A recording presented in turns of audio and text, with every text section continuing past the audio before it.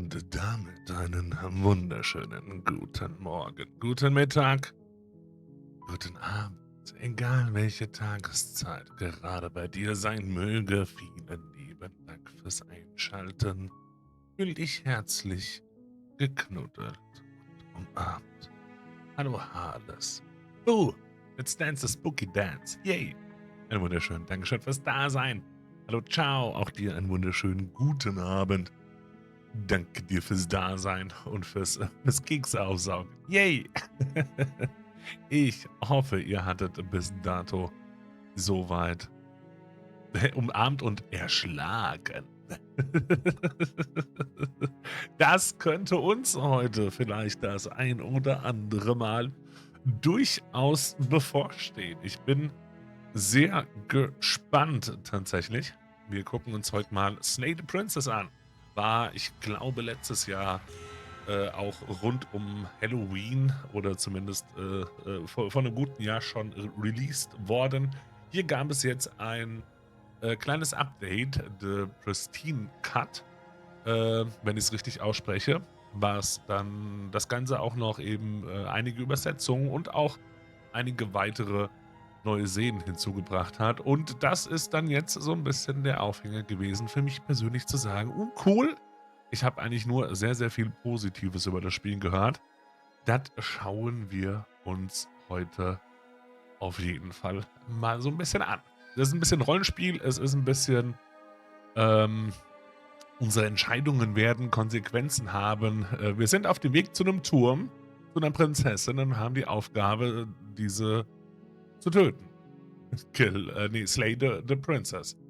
Und, sie wird sicherlich einiges, uns entgegenwerfen oder uns verwirren, ich bin gespannt. Kurz und knapp, ich bin gespannt, was uns auf dieser Reise hier widerfahren wird. Es gibt wohl so kein Falsch, es gibt kein falsches Ende. Es gibt viele Enden und, es gibt wohl auch, ohne Weiteres die Möglichkeit, entsprechend auch viele Neuanfänge zu haben. Und, ich weiß noch nix und daran lasse ich euch teilhaben. Ich würde sagen, wir gucken einfach mal, was uns hier, auf unserer Reise bevorstehen. Let's go. Kapitel 1: Der Held und die Prinzessin. You're on a path in the woods, and at the end of that path is a cabin. And in the basement of that cabin is a princess. Wir sind auf einem Pfad im Wald und am Ende des Pfades steht eine Hütte und im Keller dieser Hütte ist eine Prinzessin. You're here to slay her. If you don't, it will be the end of the world. Wir sind hier, um sie zu erschlagen, und wenn wir das nicht tun, ist es das Ende der Welt. Erkunden, das Ende der Welt? Was soll das heißen? Hast du schon mal daran gedacht, dass sie die Welt vielleicht nur zerstören wird, weil sie eingesperrt ist? Eine Prinzessin zu töten klingt aber ziemlich schlimm, meinst du nicht? Auf jeden Fall. Kannst du das nicht, kann das nicht jemand anderes machen? Vergiss es, ich mach das nicht. Hast du schon in Betracht gezogen, dass ich es begrüßen könnte, wenn die Welt endet? Kriege ich denn eine Belohnung dafür? Oh, okay, danke, dass du mir das erklärst, was ich zu tun habe. Wir fangen mal oben an. Das Ende der Welt, was soll das heißen? I'm talking about the end of everything as we know it. No more birds, no more trees, and perhaps most problematically of all, no more people. You have to put an end to her. Okay, alle Vögel, alle Bäume und vor allem keine Menschen mehr. Mhm. Aber wie soll denn das eine Prinzessin machen können, die in einem Keller eingesperrt ist? Sag mir, was ihr an ihr gefährlich sein soll, sonst töte ich sie nicht. Ja, nehmen wir den Punkt mal. Wir haben immer viele Möglichkeiten hier im Gespräch gerade mit dem Erzähler. Ganz offensichtlich. Wir wissen ja noch nicht wirklich, um was es geht. Wie soll das denn eine Prinzessin machen, die eingesperrt ist im Keller? Wie soll denn das funktionieren? Don't linger on the specifics. You have a job to do here. Just get in there and do what needs to be done. We're all counting on you. Alle zählen auf uns, dass wir hier unseren Job machen und keine Nachfragen stellen. Check. Gibt's denn irgendwelche Beweise dafür? Look, you're already on the path that leads to the cabin. Why would you be here if it weren't to complete a very important task? You've made it this far, you might as well reach the end of your journey. Hast du schon mal dran gedacht, dass sie die Welt vielleicht nur zerstören wird, weil sie eingesperrt ist? Hatten wir auch schon mal gelesen zumindest. Das klingt schon schlimm, findest du nicht? Kann das nicht jemand anderes machen? Hast du schon in Betracht gezogen, dass ich es begrüßen könnte, dass die Welt endet? Kriege ich eine Belohnung dafür? Yes, but you'll have to slay her before you get it. Okay, erst erschlagen, dann Belohnung. Check. Hast du schon mal dran gedacht, dass sie die Welt vielleicht nur zerstören wird, weil sie eingesperrt ist? While I appreciate the mental exercise, we are running up against a bit of a ticking clock. Nevertheless, let me assure you, the princess is locked up because she's dangerous. She is not dangerous because she's locked up. Okay. Also es ist schon so ein bisschen auf der Trust Me Bro-Ebene, ne? And before you decide to waste even more of our time by asking how I know that, let me suggest a more pragmatic lens through which to view this situation. Pragmatische Blickwinkel auf die Situation. Ja, gerne. Causality doesn't matter here, because the end result is the same no matter what led us up to this point. If the princess leaves the cabin, the world will end, and there is no changing that.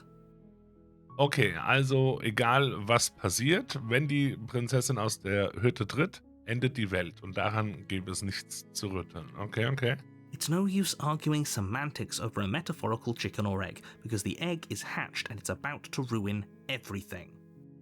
Okay, das Ei ist also schon ausgebrütet und deswegen ist das Küken kurz davor, alles zu ruinieren. Was heißt denn alles zu ruinieren? Unless, of course, you do your job and slay her. Okay, außer wir machen unseren Job und erschlagen sie. Check. Es klingt schon ziemlich schlimm, da bin ich schon auch dabei, so eine Prinzessin zu töten. Does it? Are you a monarchist? Is slaying a princess that much worse than slaying a fisherman or a miller or a seamstress? If anything, slaying a princess is much better than slaying a seamstress. Seamstresses contribute something of value to society. Ich verstehe seinen Punkt. Aber könnte das nicht vielleicht auch jemand anderes machen? Oh, if only that were the case. But I don't make the rules. Okay. Also die Rules, die Regeln sagen, dass wir das machen I müssen. have to say, I'm surprised at your reluctance thus far. But unfortunately for the both of us, you're the only one who can pull this off. Okay. Like I said, I don't make the rules, no matter how much I wish I did. Das mache ich nicht mit. Hast du schon in Betracht gezogen, dass ich es begrüßen könnte, dass die Welt endet? Kannst du mir verraten, was meine Belohnung ist, wenn ich meine Aufgabe erfülle? Na gut, ich gehe zur Hütte. Hast du schon in Betracht gezogen, dass ich es begrüßen könnte, dass die Welt endet? Nee, würde gerade kommen. Of course I haven't. Why would I even consider that? Nobody wants the world to end. Natürlich nicht. I mean, maybe some people do, like nihilists or very, very evil people, but surely you're not one of those, right? Nein. Auf gar keinen Fall. Kannst du mir schon verraten, was die Belohnung ist? It's a secret, but I think you'll like it. It's a special reward, just for you. And whatever you think it might be, I can promise you it's going to be even better than your wildest imagination. Ich rede mit ihr. Wenn sie wirklich so schlimm ist, wie du sagst, überlege ich mir, ob ich sie erschlage, aber ich entscheide mich erst, wenn ich von Angesicht zu Angesicht mit ihr geredet habe. Bringen wir es hinter uns. Danke, dass du mir das erklärst, was ich zu tun habe. Setze den Weg in Stille fort, dreh dich um und geh. Wir reden mal mit ihr. Then I guess we'll just have to see what happens. But a word of warning. If you go in prepared to hear her out, she could easily trap you in her web of lies. And the more you listen to her honeyed words, the harder it'll be to pull yourself out. Then each and every one of us is doomed. So sure, go, talk to her.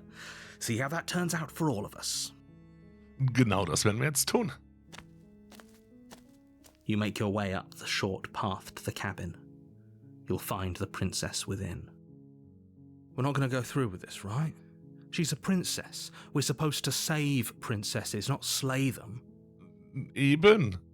Was der Held hier auch gerade sagt. Ignore him. He doesn't know what he's talking about. Okay. Wir können ihn auch nicht ignorieren und unseren Weg fortsetzen. Check. Machen wir. The interior of the cabin is almost entirely bare.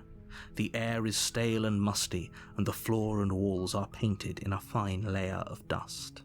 The only furniture of note is a plain wooden table. Perched on that table is a pristine blade. Holzhütte, und das Einzige, was hier liegt, ist eben die makellose Klinge auf der Kante des Tisches. The blade is your implement. You'll need it if you want to do this right. Und das werden wir wohl benötigen. Nimm die Klinge oder einfach so, wir nehmen die Klinge natürlich mal mit. Wir haben ja einen Job. You take the blade from the table. It'd be rather difficult to slay the princess and save the world without it. Quasi deswegen. Und wir gehen in den Keller. Außerdem ist hier dunkel. The door to the basement creaks open, revealing a staircase faintly illuminated by an unseen light in the room below. This is an oppressive place. The air feels heavy and damp, a hint of rot filtering from the ancient wood. If the princess really lives here, slaying her is probably doing her a favor.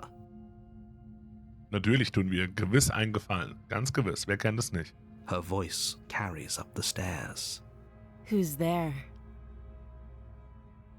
Wer ist da? She sounds dangerous. Naja, It's almost as if she's the one in charge down here. als ob sie hier unten das Sagen hätte. Na, so gefährlich klang sie jetzt nicht. Don't let it fool you. It's all part of the manipulation. Hallo, ich wollte nur mal nach dir sehen. Hallo. Don't be a stranger. It's been so long since I've had any visitors. Come on down. Klar. You walk down the stairs and lock eyes with the princess. There's a heavy chain around her wrist, binding her to the far wall of the basement. Das sind auf jeden Fall große Ketten, die sie hier festhalten. She's so coldly beautiful. Is she really a threat to the world? Focus on the task at hand. Drachenprinzessin? Ach, meinst du? Also die sieht nicht gefährlich aus. And there you are. Are you here to kill me or something? In der Tat? Niemals, wie kommst du da drauf? Ja, stimmt. Du hast mich erwischt, ich bin hier, um dich zu erschlagen. Nee, gar nicht. Ich habe mich noch nicht entschieden, tatsächlich. Ich bin nur hier, um zu reden. Zwinge dich ruhig zu bleiben und tritt vor. Ich habe mich noch nicht entschieden. How about you drop the knife and the two of us just talk? Messer fallen lassen und wir reden erstmal. We should just drop the blade and talk things out. Ja, die wirkt doch total vernünftig. Don't you dare. Wage es ja nicht. It's fine. We can decide what we want to do after we talk to her. Maybe she really is a monster, but killing someone in cold blood isn't very becoming of us. Es ist wirklich nicht alltäglich, dass wir jemanden einfach so kaltblütig ermorden. Lass die Klinge fallen oder umklammere die Klinge fester. Wir halten sie mal fest. You ignore the trembling in your hands and tighten your grip on the blade. You poor thing. Your hands are shaking. Are you scared of me? Because you should be. Aha, wir sollten also schon Angst vor ihr haben. You step forward, your grip on the blade tightening as you steel your resolve. I'm probably chained up in this basement for a reason, right? And if that knife is the only weapon you have, you'll have to get close enough to use it. Da hat sie recht. Wir müssen ihr schon sehr nahe kommen, damit wir die kleine Klinge nutzen können. So, you should just drop it. Best not to risk finding out what I can do. She's unarmed. If you hesitate now, it'll be too late. End this. Wir sollen nicht zu lange zögern. Was, wenn sie nicht blufft? Was, wenn sie uns wirklich umbringt? Bist du sicher, dass sie unbewaffnet ist? Tut mir leid, können wir einfach reden? Ich werde die Klinge nicht fallen lassen. Können wir einfach reden? You're so close. Don't give up. You've come this far. No, this is a good idea. Maybe we can de-escalate things. Unbedingt. Deeskalierend wirken, immer eine gute Sache. Oh, threatened, are we? You poor thing. Drop the knife, and of course we can talk. Ich werde die Klinge aber nicht fallen lassen. Erstmal. Then I'm not talking to you. Oh. Schwierig. Dann befinden wir uns wohl in einer Pattsituation. I guess we are. For the love of everything, just slay her already. Or drop the blade. Do something. Okay, erschlagen oder fallen lassen. Bist du sicher, dass du nicht reden willst? Wir fragen Yeah. nochmal nach. I'm sure. Okay. For goodness sake, the two of you can't just stand around like this forever. Eventually, something is going to give, and I highly recommend that you be the one to take the initiative here. Okay, einer von uns soll nachgeben und er empfiehlt uns wärmstens, hier nicht den Vortritt zu lassen beim Nachgeben. Na gut, dann lassen wir die Klinge fallen. The blade tumbles out of your trembling hands and drops to the floor with an unceremonious clang. Thank you. Maybe now we can just talk. Deswegen bin ich doch hier. Against your better judgment, you step forward to speak with the princess face to face, unarmed. We'll be fine. Wir stehen vor ihr unbewaffnet. I don't know what you're hoping to accomplish here, but I can assure you there's no reasoning with her. Just make sure you don't forget about the blade on the floor. You're going to need it. Droopy Eyes. Dass es keinen Sinn hat, mit ihr zu reden. Dann tu dir einfach den Gefallen und vergiss die Klinge auf dem Boden nicht. Du wirst sie brauchen, okay. So here we are. What an awkward start to a relationship. Aber ein Start. Ja, das ist wirklich ziemlich seltsam, unsere Beziehung. Flirtest du etwa mit mir? Wie bekommen wir dich hier raus? Ich bin hier, weil du angeblich die Welt zerstörst. Da draußen gibt es Leute, die glauben, dass du die Welt zerstören willst. Was sagst du dazu? Don't just tell her that. Warum nicht? That's cute. Do you believe that? Do you think I'm some sort of monster? Wissen wir nicht. If I'm supposed to be capable of ending the world, then how did I wind up here, chained to a wall?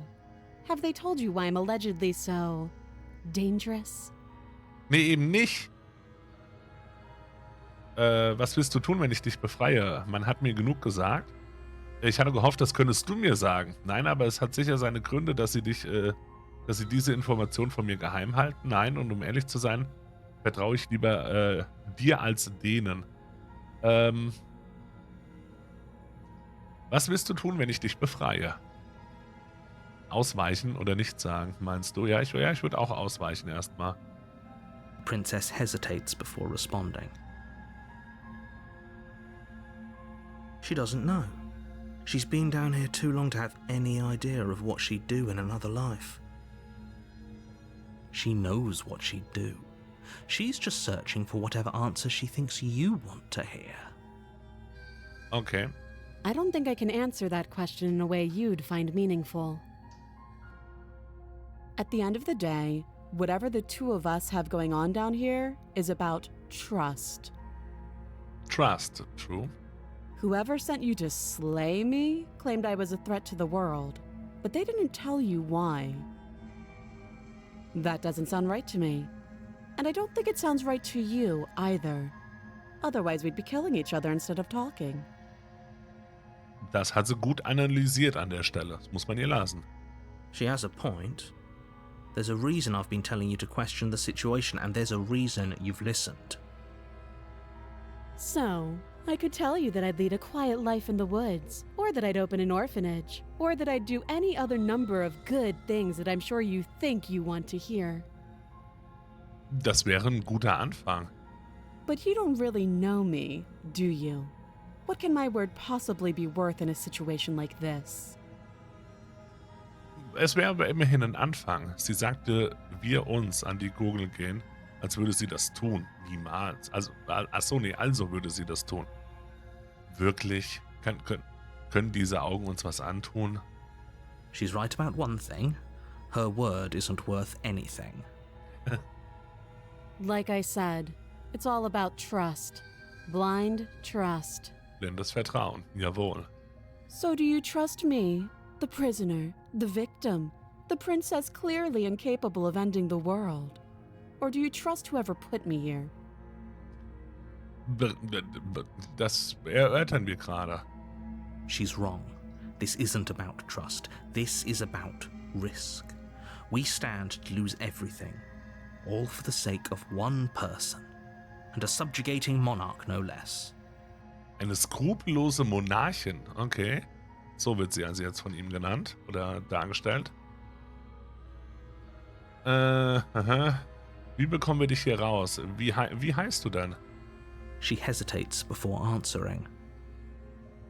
You can address me as Your Royal Highness. Okay. Or Her Majesty. Okay. Any honorific should do, really. Hauptsache ein Ehrentitel. Bescheidenheit ist nicht sonderlich groß geschrieben. Again, she offers no specifics. No matter how hard you try, you'll never get a straight answer out of her. Ja, das merken wir auch gerade. Wie lange bist du denn schon hier unten? Too long. Okay. Okay. Und, na gut. Unsere Beziehung, flirtest du etwa mit mir? Don't jump to any weird conclusions. We're two people who have met each other. By definition, we have a relationship. Auch sehr sachlich klar dargestellt. Okay, und wie bekommen wir dich hier raus? So rein theoretisch. You can't. Don't bother. Okay. I'm guessing you don't have the key then. I'm sure there's a key somewhere around here, and if there isn't... Irgendwo hier könnte ein Schlüssel sein, oder etwa nicht? Well, we can always put that knife to good use. Dann kann man immer noch das Messer benutzen. Okay. Her sharp eyes settle on the edge of the blade. She isn't suggesting what I think she's suggesting, right? Also quasi, dass wir sie umbringen, war ihr Vorschlag. She is. I'm sure of it. Oder uns selbst? Wer weiß schon. Gut, wir haben genug geredet. Oh, have you decided what to do with me? You know why you're here. Ja. Erschlagen. Ich hol dich raus, untersuche die Ketten. Ich werde dich hier unten lassen, zumindest für eine Weile. So können wir uns besser kennenlernen, während ich entscheide, was zu tun ist. Lass sie eingesperrt. Okay, das Spiel hat uns zu einem Auftrag geführt und wir werden sicherlich noch den einen oder anderen Versuch bekommen. Von daher tun wir erstmal unseren Job, den wir hier zu tun haben, an der Stelle. Glaube ich. Wobei ich auch das hier lustig fände, um ehrlich zu sein. Wir erschlagen mal die Prinzessin. You charge the princess, blade trembling in your hand, but you've already lost the battle. Wir haben den Kampf schon verloren, als wir auf sie noch zustürmen. Da sehen wir auch schon, sie bereitet sich darauf vor. She casually sidesteps your thrust before knocking you to the ground with a single blow from her elbow. Bam, Ellenbogen down. We shouldn't have hesitated. Wir hätten nicht zögern sollen. But she doesn't stop there. She kicks you a few times for good measure, the pointed tip of her shoes feeling like a pickaxe against your fracturing bones, making sure you stay down. Okay, sie tritt immer wieder auf uns ein. Und ihre Schuhspitze trifft uns so schmerzhaft, als wäre es eine Spitzhacke auf unsere gebrochenen Knochen. As you lie, Crushed and broken on the basement floor, the princess kneels on your throat with the kind of weight you didn't think her slight frame could possibly possess. As you gasp for air, she eyes you with an intense curiosity. Sie kniet auf unserem Hals und während wir um unsere Luft ringen, beobachtet sie uns voller Neugierde. You shouldn't have let that fear creep into your heart. You had the upper hand, and now look at you. Jetzt liegen wir hier. Is this really the best you could do? Look at you. Completely broken. I'd be lying if I said I wasn't a little disappointed. Ist das wirklich alles, was du kannst? Schau dich nur an. Jeder Knochen in deinem Körper ist gebrochen. Ich muss schon sagen, ich bin ein bisschen enttäuscht. She applies more pressure, slowly squeezing what's left of your life out of your lungs. This is the end, isn't it? Es fühlt sich so an. I'm afraid it is. Everything goes dark, and you die. Bumm. Chapter 2. Der Turm. You're on a path in the woods, and at the end of that path is a cabin. And in the basement of that cabin is a princess. You're here to slay her. If you don't, it will be the end of the world. Ist quasi erstmal dieselbe Einführung, aber Kapitel 2. Ich glaube, ich habe gerade ein Déjà-vu. Ist das nicht schon mal passiert? Okay, nein.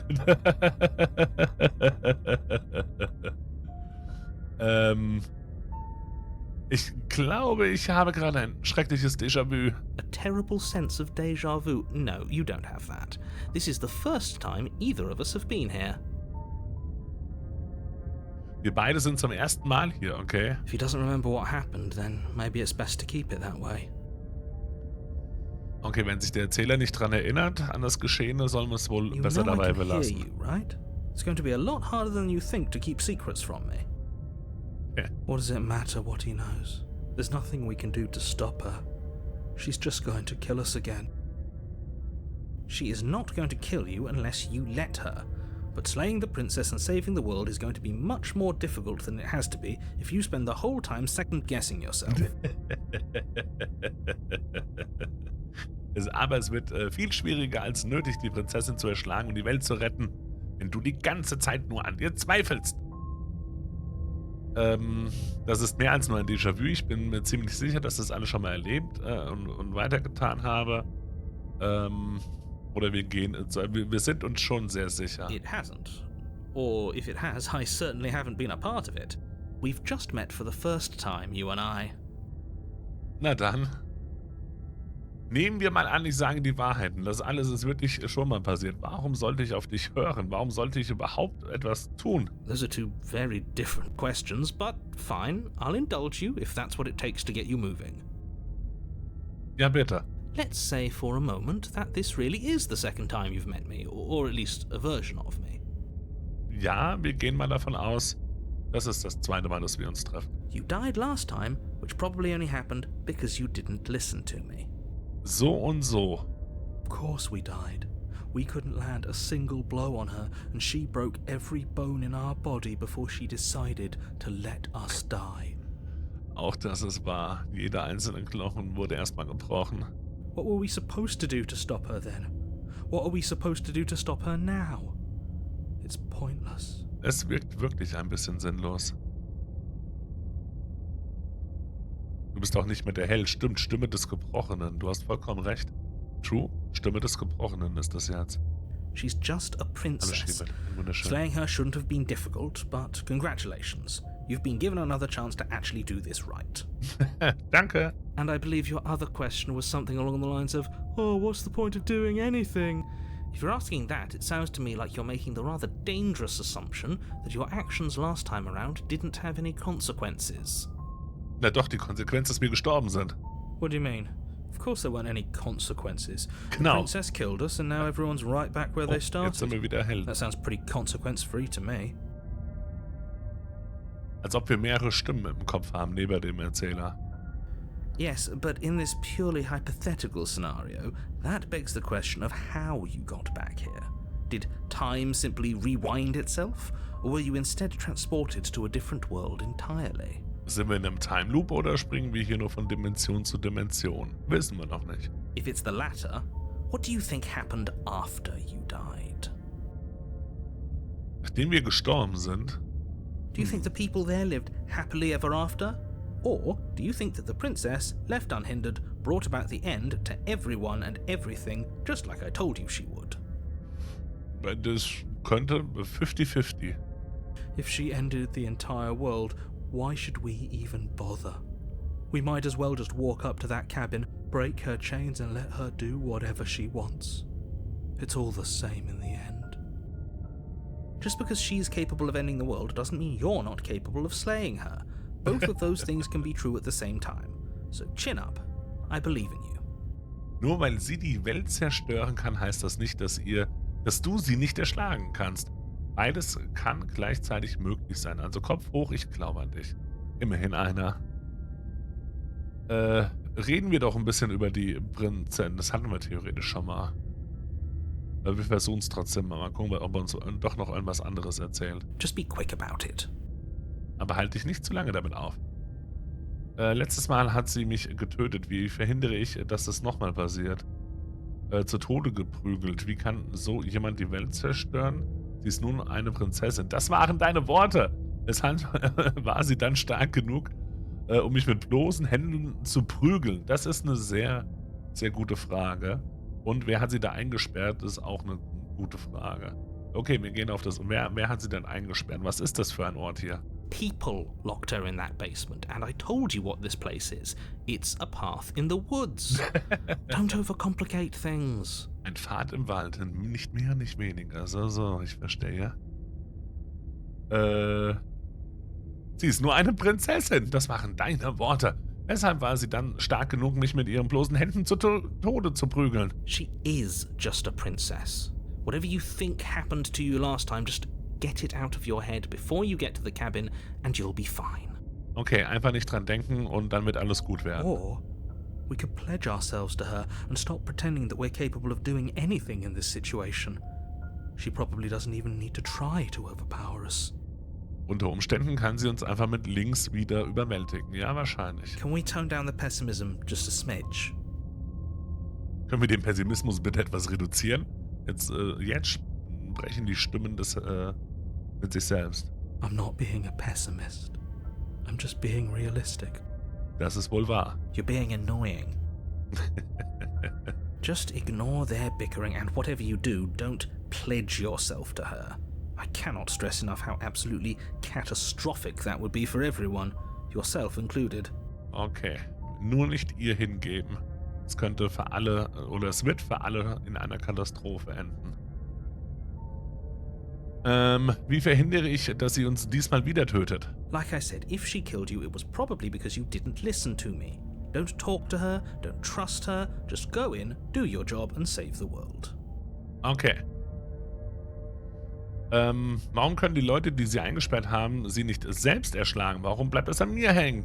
Look, I'm not supposed to say this. Ja? But it's because you're special. Ich bin was You're Besonderes? the only person capable of doing this. Call it a prophecy, if that helps. But it's just the way things are. Ich bin besonders.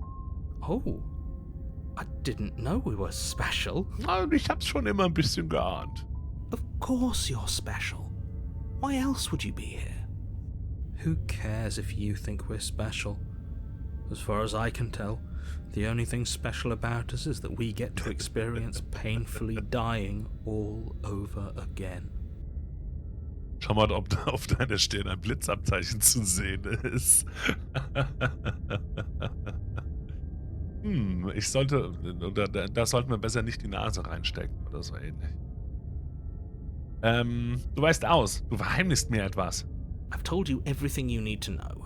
Going into more detail would just overcomplicate an otherwise very simple situation and make your job more difficult. Okay, mehr würde alles nur verkomplizieren und die Aufgabe erschweren. Ich finde die Aufgabe nicht so einfach, wie du sie darstellst, The aber less you gut. know about her, the better. Okay, je weniger wir wissen, desto besser. Na dann, das war's schon. Great. Now, if you don't mind, the whole world is waiting with bated breath for you to save it from ruin. Die ganze Welt wartet mit angehaltenem Atem darauf, dass wir sie vor dem Untergang bewahren. Na gut, dann machen wir das mal. A warning before you go any further. Ein Wort der Warnung, ja bitte. She will lie, she will cheat, and she will do everything in her power to stop you from slaying her. Don't believe a word she says. Okay, sie wird uns lügen, betrügen und alles in ihrer Macht Stehende tun, um uns davon abzuhalten, sie zu erschlagen. Glaub ihr kein Wort. Lying? Cheating? Why would she even bother? She didn't need to do anything like that last time. Vielleicht hat sie es da aber auch schon getan mit ihren nichtaussagenden Antworten. Das wissen wir ja nicht. She caught us off guard last time. We'll be fine.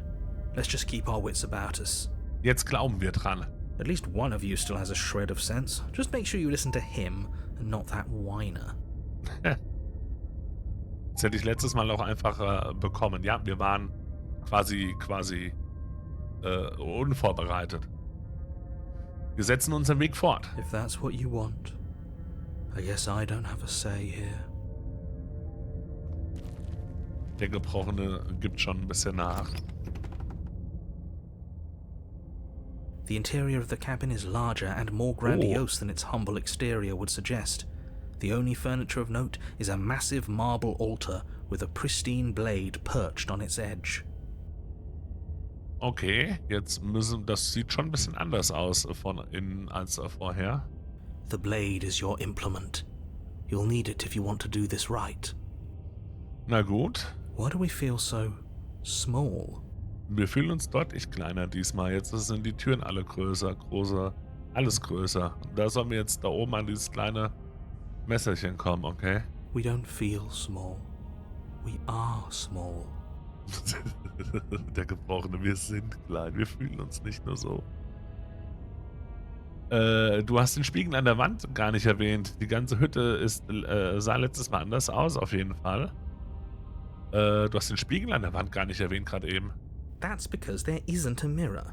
There's the altar, the blade sitting on the altar, and the door to the basement. There's nothing else in here. Okay, der Erzähler ist überzeugt davon, dass nichts weiter hier drin ist. There's definitely a mirror. Aber sowas von. There isn't. Who cares if there's a mirror? We're all going to die anyway. And I'm sure that if we looked in there, we'd just see something sad and miserable looking back at us. We don't need any reminders of what we are.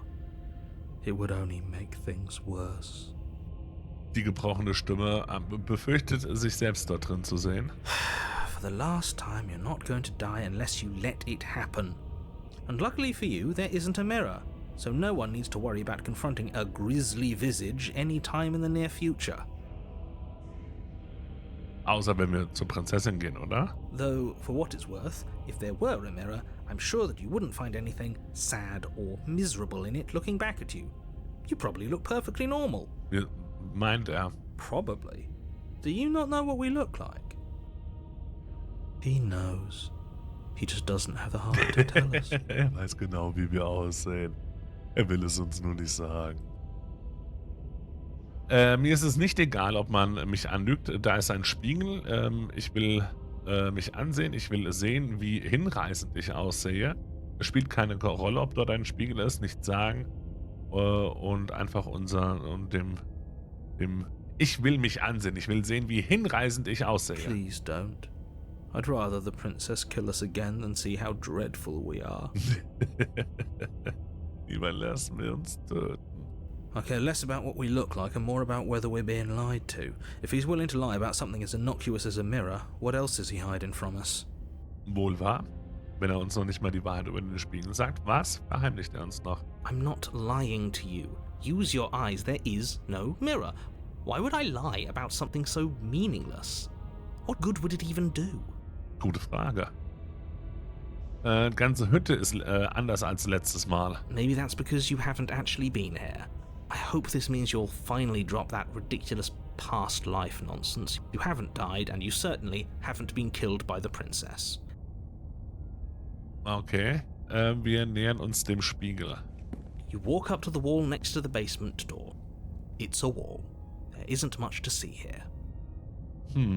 Außer ein Spiegel, in dem wir nichts erkennen können. This really isn't funny.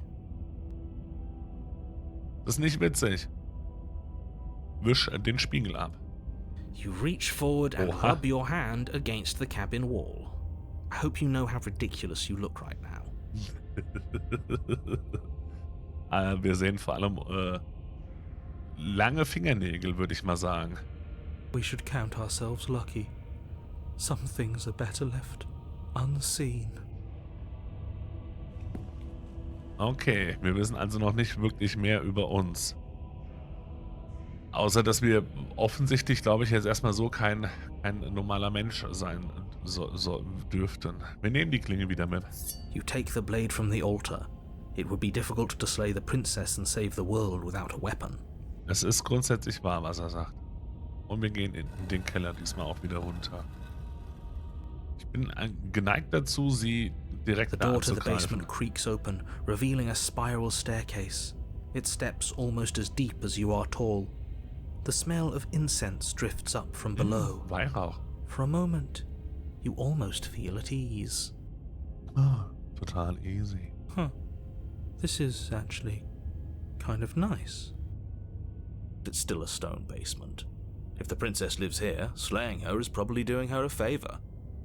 Natürlich tun wir ihnen Gefallen, ganz gewiss. Her booming voice rolls up the stairs.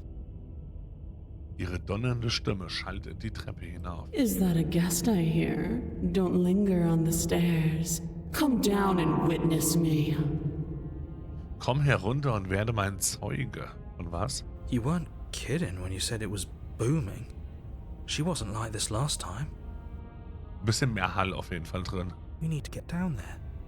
She wants us to see her. We need to see her. Wir müssen sie sehen. Wir müssen sie sehen. Hast du Drachenfingerchen? Vielleicht können das auch Drachen. Das ist ein guter Gedanke, ja. Should we be worried about your sudden change in attitude? Just a few minutes ago you were going on about how pointless everything was. Now you want to go down there. Der Gebrochene ist auf jeden Fall jetzt deutlich untergebener, würde ich mal eher sagen. It doesn't matter what that little voice says. He's not the one making the decisions. Though if his ramblings get you to the princess, they get you to the princess.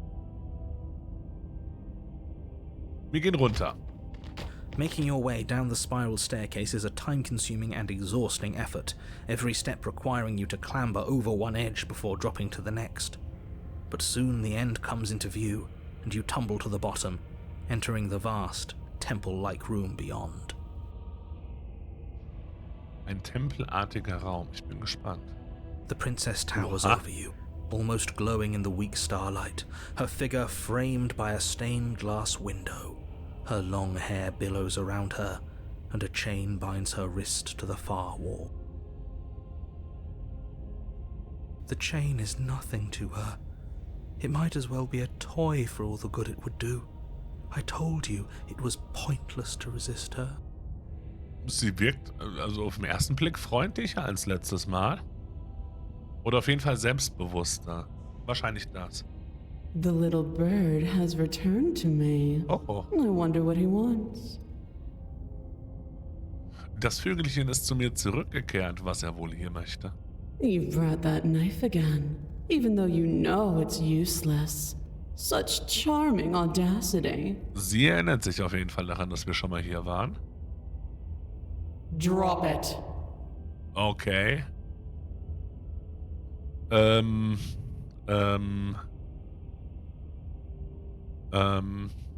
Nee, wir glauben da fest dran. As if on command, the blade slips from your Was? grasp. It clatters uselessly to the floor. Okay. Obwohl wir festhalten wollten. Check. But we didn't drop it.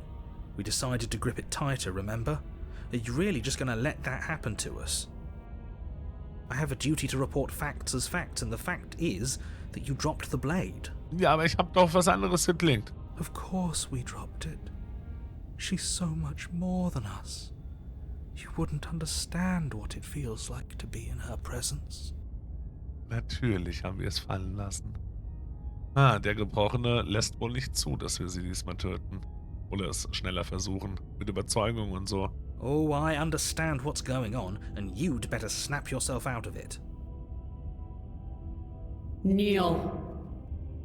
Auf die Knie! Nein.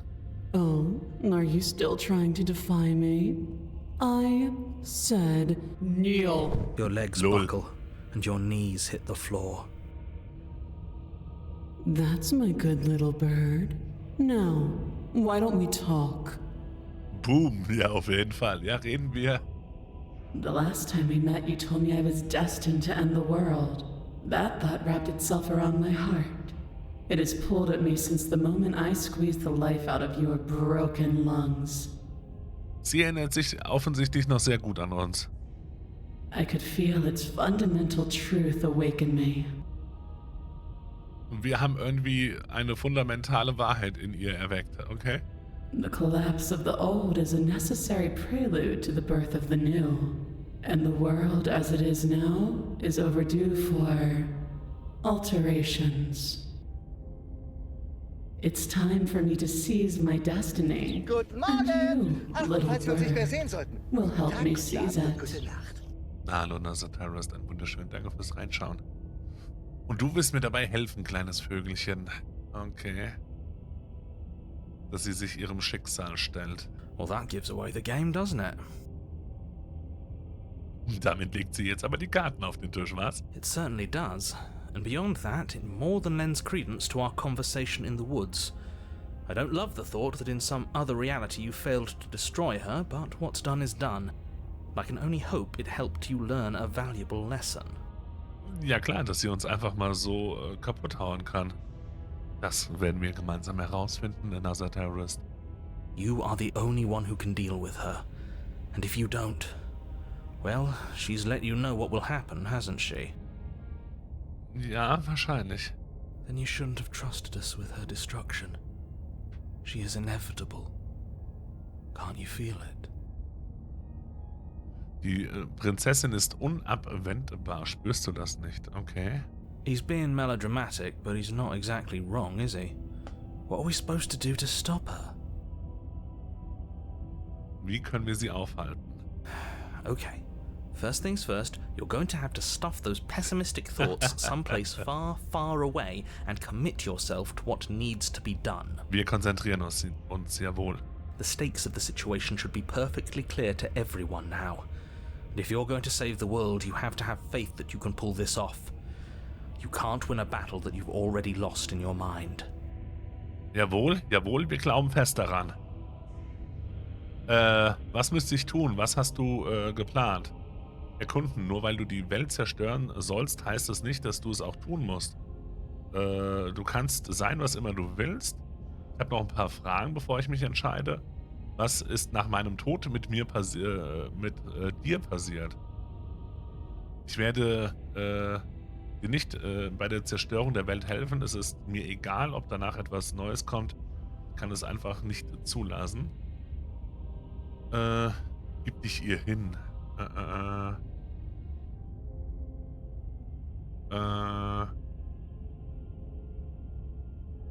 Nur weil du die Welt zerstören sollst, heißt das nicht, dass du es auch tun musst.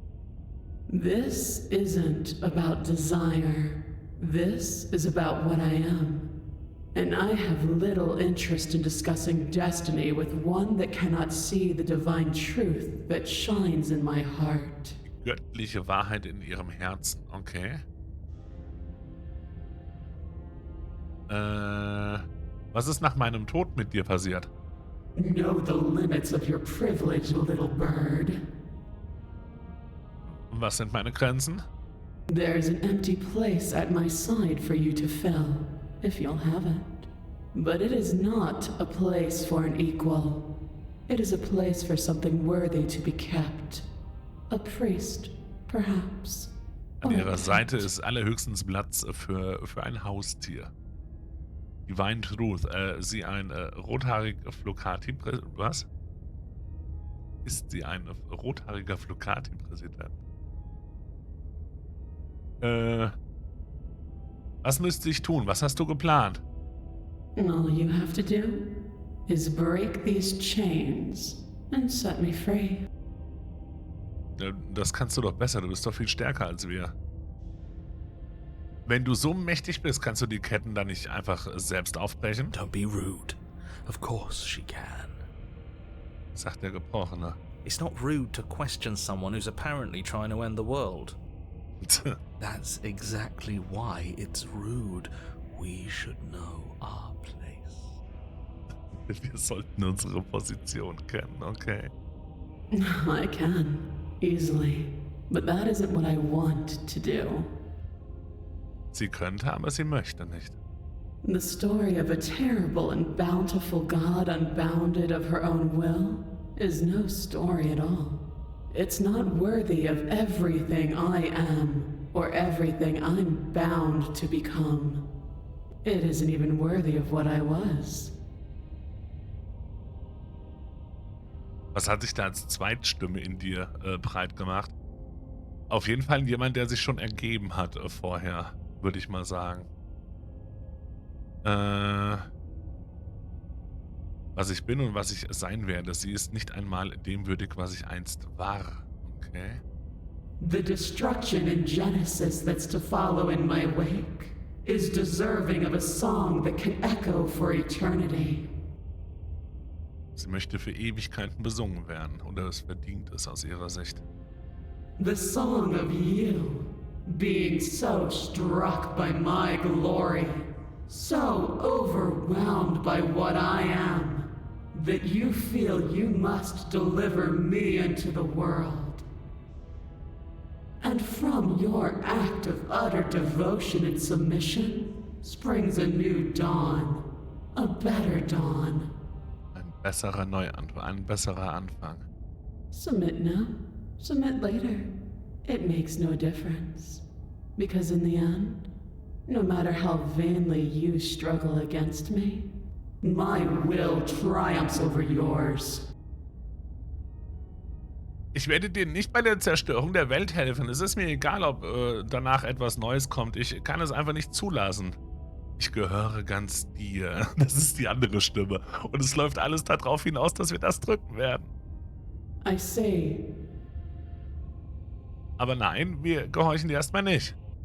perhaps you need another lesson in submitting to your betters. Vielleicht bräuchten wir noch eine andere Lektion. Ich weiß nicht. Pick up that needle. Heb die Nadel auf. Do it. It's what she wants. Tu, was sie verlangt. No objections here. Gegen das Aufheben der Klinge habe ich erstmal nichts einzuwenden. Oh. I don't know what she's planning, and I don't like that we don't know what she's planning, but we might as well pick up the blade. Aber sie hat uns auch schon dazu gebracht, dass wir uns hinknien. As your eye falls on the blade, you feel a weight. Some divine hand that sits unperceived by your senses, but that manages to push you towards its desires like an unseen puppeteer. Solange du sie nicht gegen dich führen willst, ja.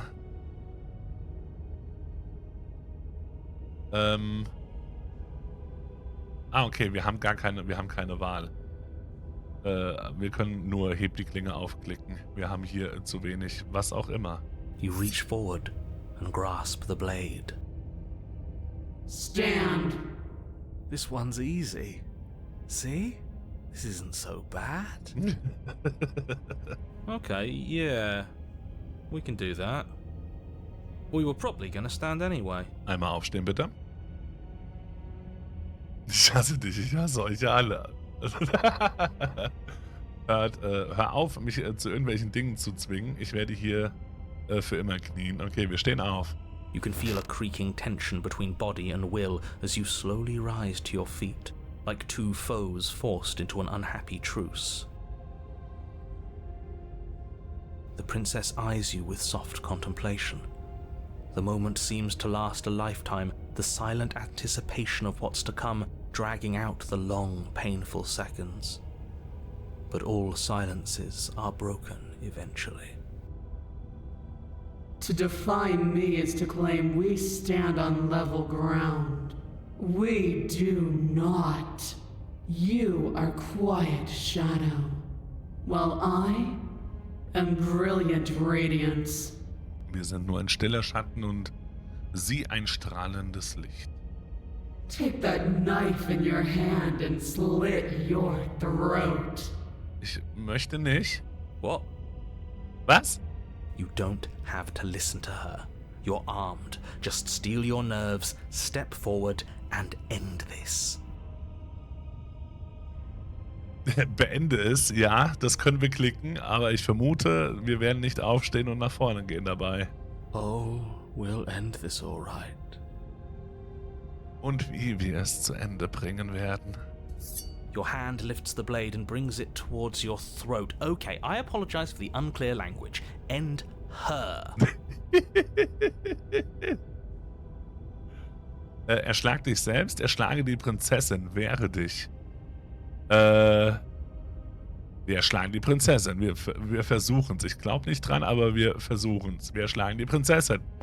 Your body is sluggish and unresponsive, actively fighting against you, but you do your best to stagger forward.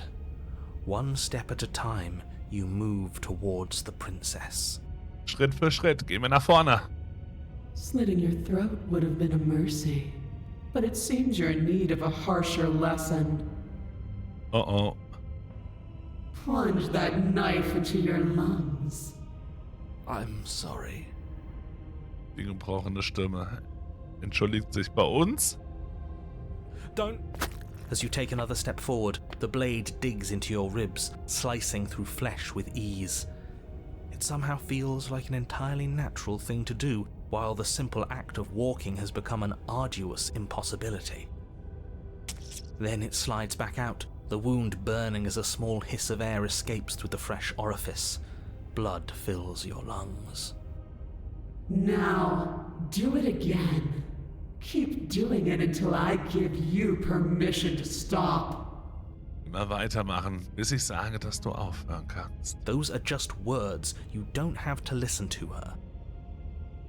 Ich glaube, der Gebrochene sieht das anders. It's what she wants. Habe ich befürchtet. You, heroic one, what are you doing? Don't just let this happen. Stop him from killing you.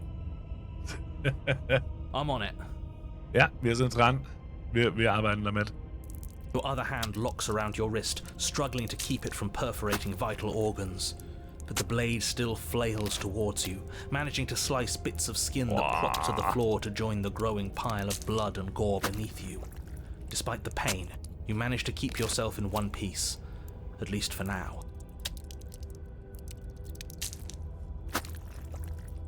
Ah, okay, das wurde direkt zusammengesagt. What a pitiful display. A wounded little bird, thinking it can defy a god.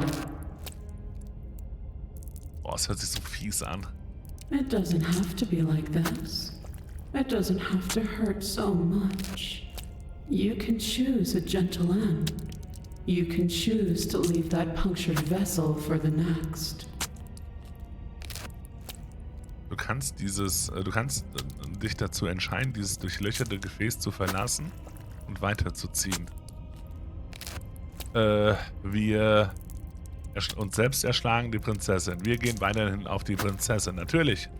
Or you can pathetically struggle against yourself until the floor of this temple is painted with the bloody impressions of your futility.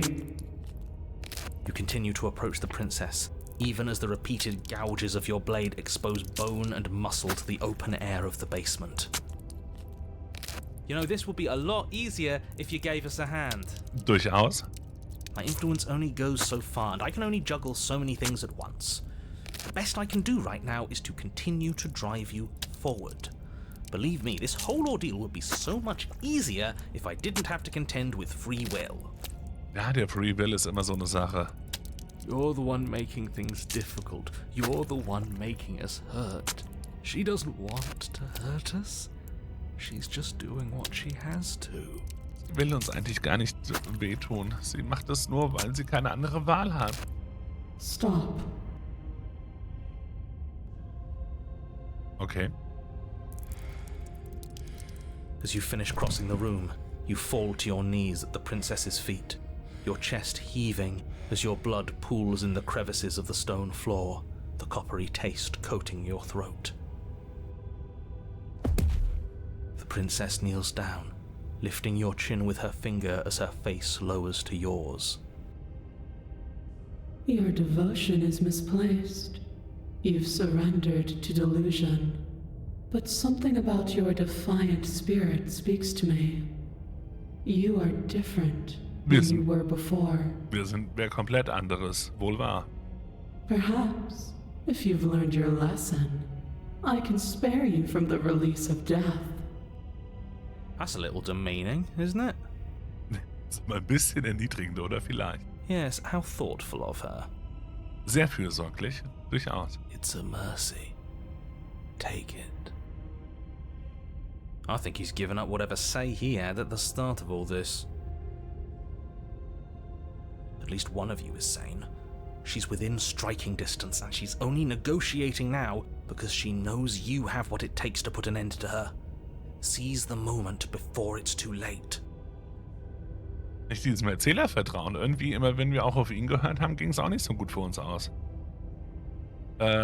Ich gehöre dir, gib dich ihr hin, oder wir erschlagen die Princess. Ich würde beides gern wissen, wenn ich ehrlich bin. Aber ich hatte mir vorher gesagt, in dem zweiten Durchgang jetzt versuche ich den Weg zu halten. Also von daher erschlagen wir die Prinzessin. Also wir versuchen es. Es wird irgendwie schief gehen wahrscheinlich. No. Yes. Though your body trembles, struggling to defend itself in the face of the princess's overwhelming will, you finally manage to break through, darting to her side before she can react. Überraschung. The wind of your freedom rushes through you, and you channel it into a decisive blow, stabbing into the soft flesh of her ankle and severing the tendons in an act of unyielding defiance. Und was? Und dabei trotzig und unnachgiebig ihre Sehne durchtrennst. Das finde ich in den, ich weiß nicht, war das in einem Saw oder so drin? Oder Hostel, eine der schrecklichsten Szenen überhaupt. Quasi.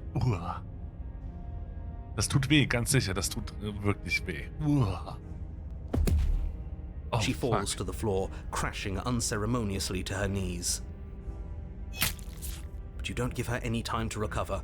Your heart pounding with determination, you plunge your blade into her chest. Bam! As you find your target again and again, she laughs, crude emotion breaking through her once stony composure as your blade cuts her flesh. We can do this, can't we? Wir schaffen das. You always could. The decision to give you this task was not made lightly. You're here for a reason. Wir sind aus gutem Grund hier. It's not too late to pick up the pieces. It's not too late to toss that blade aside and beg for forgiveness. Wie riesig sie aussieht, auf jeden Fall. Shut up. Ha! Jetzt haben wir's. I can't believe you would actually strike me. You heathen! You worm! You defiler! You don't know the consequences of your arrogance! Before you can strike the Bam. final blow, the princess lashes out, knocking Ow. you off your feet. Aber wir haben mir mehrfach ins Herz gestochen. There's an unsettling Ow. wet pop as your spine breaks, numbness and pain spreading through your body.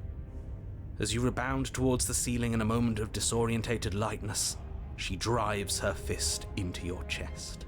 Boom. Your body is crushed as she pulverizes you into the floor, the ground itself breaking from the impact. You lie there, broken, beyond pain, unable to even see what she's done to you. But the princess is succumbing to her own wounds as well. She looks down upon her body in abject horror and disgust. Mit tiefstem Entsetzen und Ekel schaut sie an sich herab. You made me use my hands. I can feel myself twisting into something new, something dull, something defiled. What have you done to me? You're monsters and conspirators. I can't bear to watch this. The princess has been nothing but cruel to you. You should feel liberated by her fall. But I don't feel liberated. I feel empty. Der Gebrochene, den nimmt es sehr mit gerade. Aside from the pain, I feel fine. Abgesehen von den Schmerzen natürlich geht's uns gut. She collapses to the floor. Her glassy eyes watch, unblinking, yet somehow still full of anguish and fear as the two of you perish together. I suppose we were never gonna get a happy ending here, were we? Don't let those be your final thoughts. You saved the world. That's worth something. Wir haben die Welt gerettet. Nice. Wir sterben jetzt hier, aber wir haben die Welt gerettet. Indem wir gerade irgendwie ein höheres Wesen erschlagen haben oder so. I guess. Regardless of how you feel about it, it's finally over. Thank you. Everything goes dark, and you die. Das ist nicht die Geschichte, die wir erwartet haben. Kapitel 3. Die Furie. You're on a path in the woods. And at the end of the path... Okay, what the hell is that? Der gebrochene Wein schon. Schluchzt und jammert einfach immer weiter. Der Wald hat sich auch ein bisschen verändert. I think he's upset. Ich glaube, ihm geht's wirklich nicht gut. And what's he got to be upset about? We just killed a god. Jetzt haben wir die Stimme des Sturkopfes noch dabei, okay? Exactly. You heathens destroyed the most beautiful thing that ever was and ever will be. Wir haben das Schönste jemals ever getötet. Can't say I have much sympathy for you. She was bad for us and you almost got us killed. You're being too generous. He did get us killed. Er hat uns umgebracht. Okay. Alright, enough chatter. Got a thing I'm supposed to do, and if you don't mind, I'd like to do it without any more interruptions. Geil, wir bekommen immer mehr Stimmen im Kopf. Mit jeder Runde. Check. Okay, great, you're listening. You're on a path in the woods, and at the end of that path is a... If your thing is telling us about the princess, don't waste your breath. We know all about her, and it's hardly a path in the woods at this point, is it? Es sieht nicht danach aus.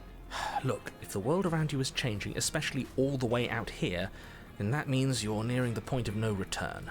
Whatever happens next, that's it. There won't be any more do-overs. So you'd better take things seriously. Okay, wir nehmen die Sache sehr ernst. Alles klar. Ich fühle mich von euch in hunderte verschiedene Richtungen gezerrt. Wenn es Zeit für eine Entscheidung ist, dann hört ihr besser alle auf mich. Wenn wir diesen Punkt ohne Wiederkehr erreichen, was passiert dann? Egal, was als nächstes passiert, unsere Antwort wartet in der Hütte, also können wir es genauso gut durchziehen. Leise zur Hütte gehen, ich hab's satt und einfach umdrehen. Wenn wir diesen Punkt ohne Wiederkehr erreichen, was passiert dann? Then what happens? Have you even been listening? It's the end is what happens. Ja, offensichtlich. Yeah, but is there something after the end? Was passiert nach diesem Ende, dass wir wieder hier landen? How am I supposed to know? The end means finality. It's not like I can just peek on over to the other side and tell you what it's like there, if there even is a there. Bisher schon. It doesn't matter because we're going to win. Der Sturkopf ist sich sicher, wir werden gewinnen. Now that's exactly the sort of mindset I like to see. Don't let yourself be consumed with self-doubt. Don't flirt with oblivion. Just focus on the present and everything will be absolutely fine. Okay. Wir denken ans Jetzt. Passt. Ich fühle mich von euch in 100 verschiedene Richtungen gezerrt. So what if I'm speaking my mind? It's not like I've ever really gotten a say in things. Ist ja nicht so, als wäre ein echtes Mitspracherecht. Der Gebrochene ist schon echt traurig. What a crock of shit. Yeah, you stabbed us last time. Repeatedly. Wohl wahr. It didn't even work. It doesn't count. We died. If you didn't submit to her, for all we know, that wouldn't have happened. Im Endeffekt haben wir uns letztes Mal selbst hart umgebracht, das stimmt schon. It's the punishment you all deserved for not listening to me. To her.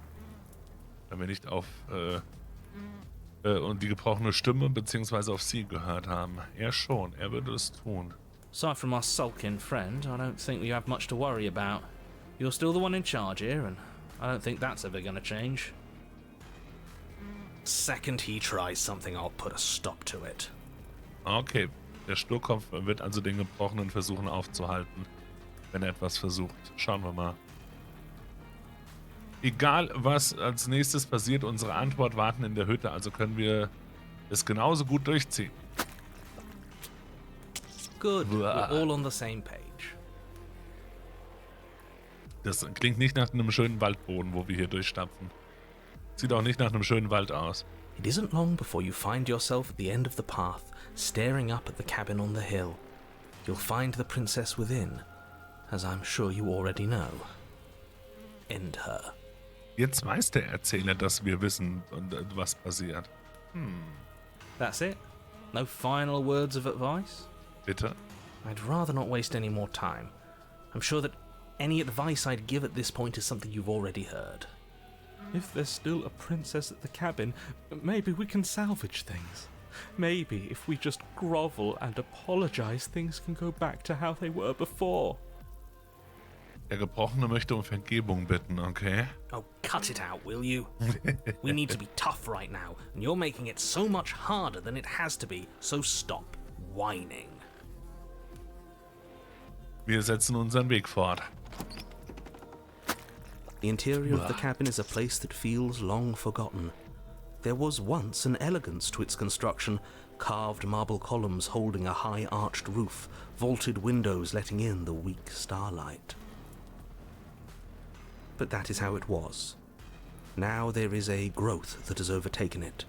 A viscous fluid seeps from cracks in the stone walls, and it congeals into chaotic streaks of writhing nerves and wet clumps of living meat. Yum, yum, yum. That's horrible. Das könnte man so sagen. You did this. Was? Als wir unsere Gedärme rausgeschnitten haben, haben wir damit irgendwie beeinflusst, in welche Art von Welt wir jetzt hier kommen oder so. Magst du einen Erzähler? Ich finde den auch bisher. Ich finde die Interaktion bisher sehr, sehr cool, tatsächlich. The only furniture of note is a pulsating pedestal, a pristine blade perched on its edge. Die Klinge ist wie immer da. Jawohl. Diesmal ist der Spiegel unsere Tür irgendwie. The blade is your implement. You'll need it if you want to do this right. Das haben wir schon mal gehört, ja. Der Spiegel ist wieder da und diesmal versperrt er die Tür. Jawohl. Letztes Mal hast du den Spiegel auch nicht erwähnt. Warum? Und das ist eine gute Frage. A mirror? There is no mirror. We've done this already. Try to keep up. The repetition is maddening. Der Sturkopf ist jetzt schon gelangweilt. I don't know what to tell you. There isn't a mirror because I would know if there was a mirror. You're either seeing things or you're confused on the definitions of door and mirror. Or you're seeing things. That seems far more likely. Halluzinationen sind wahrscheinlicher, okay? What are you trying to say exactly? He thinks we've lost it, that we're succumbing to madness, that something in us has broken. Wer könnte das nur sein? In uns drin, Gebrochener. That's an unnecessarily melodramatic way to describe a hallucination, but sure. I'm not going to waste time arguing with any of you. It went away after we touched it last time. Let's just do it again. Ja, auf jeden Fall. Wir nehmen die Klinge. You take the blade from the pedestal. Natürlich It will be nehmen wir sie difficult mit. to slay the princess and save the world without a weapon. Das stimmt. Good. Nothing feels better than gripping cold steel. Wir nähern uns dem Spiegel.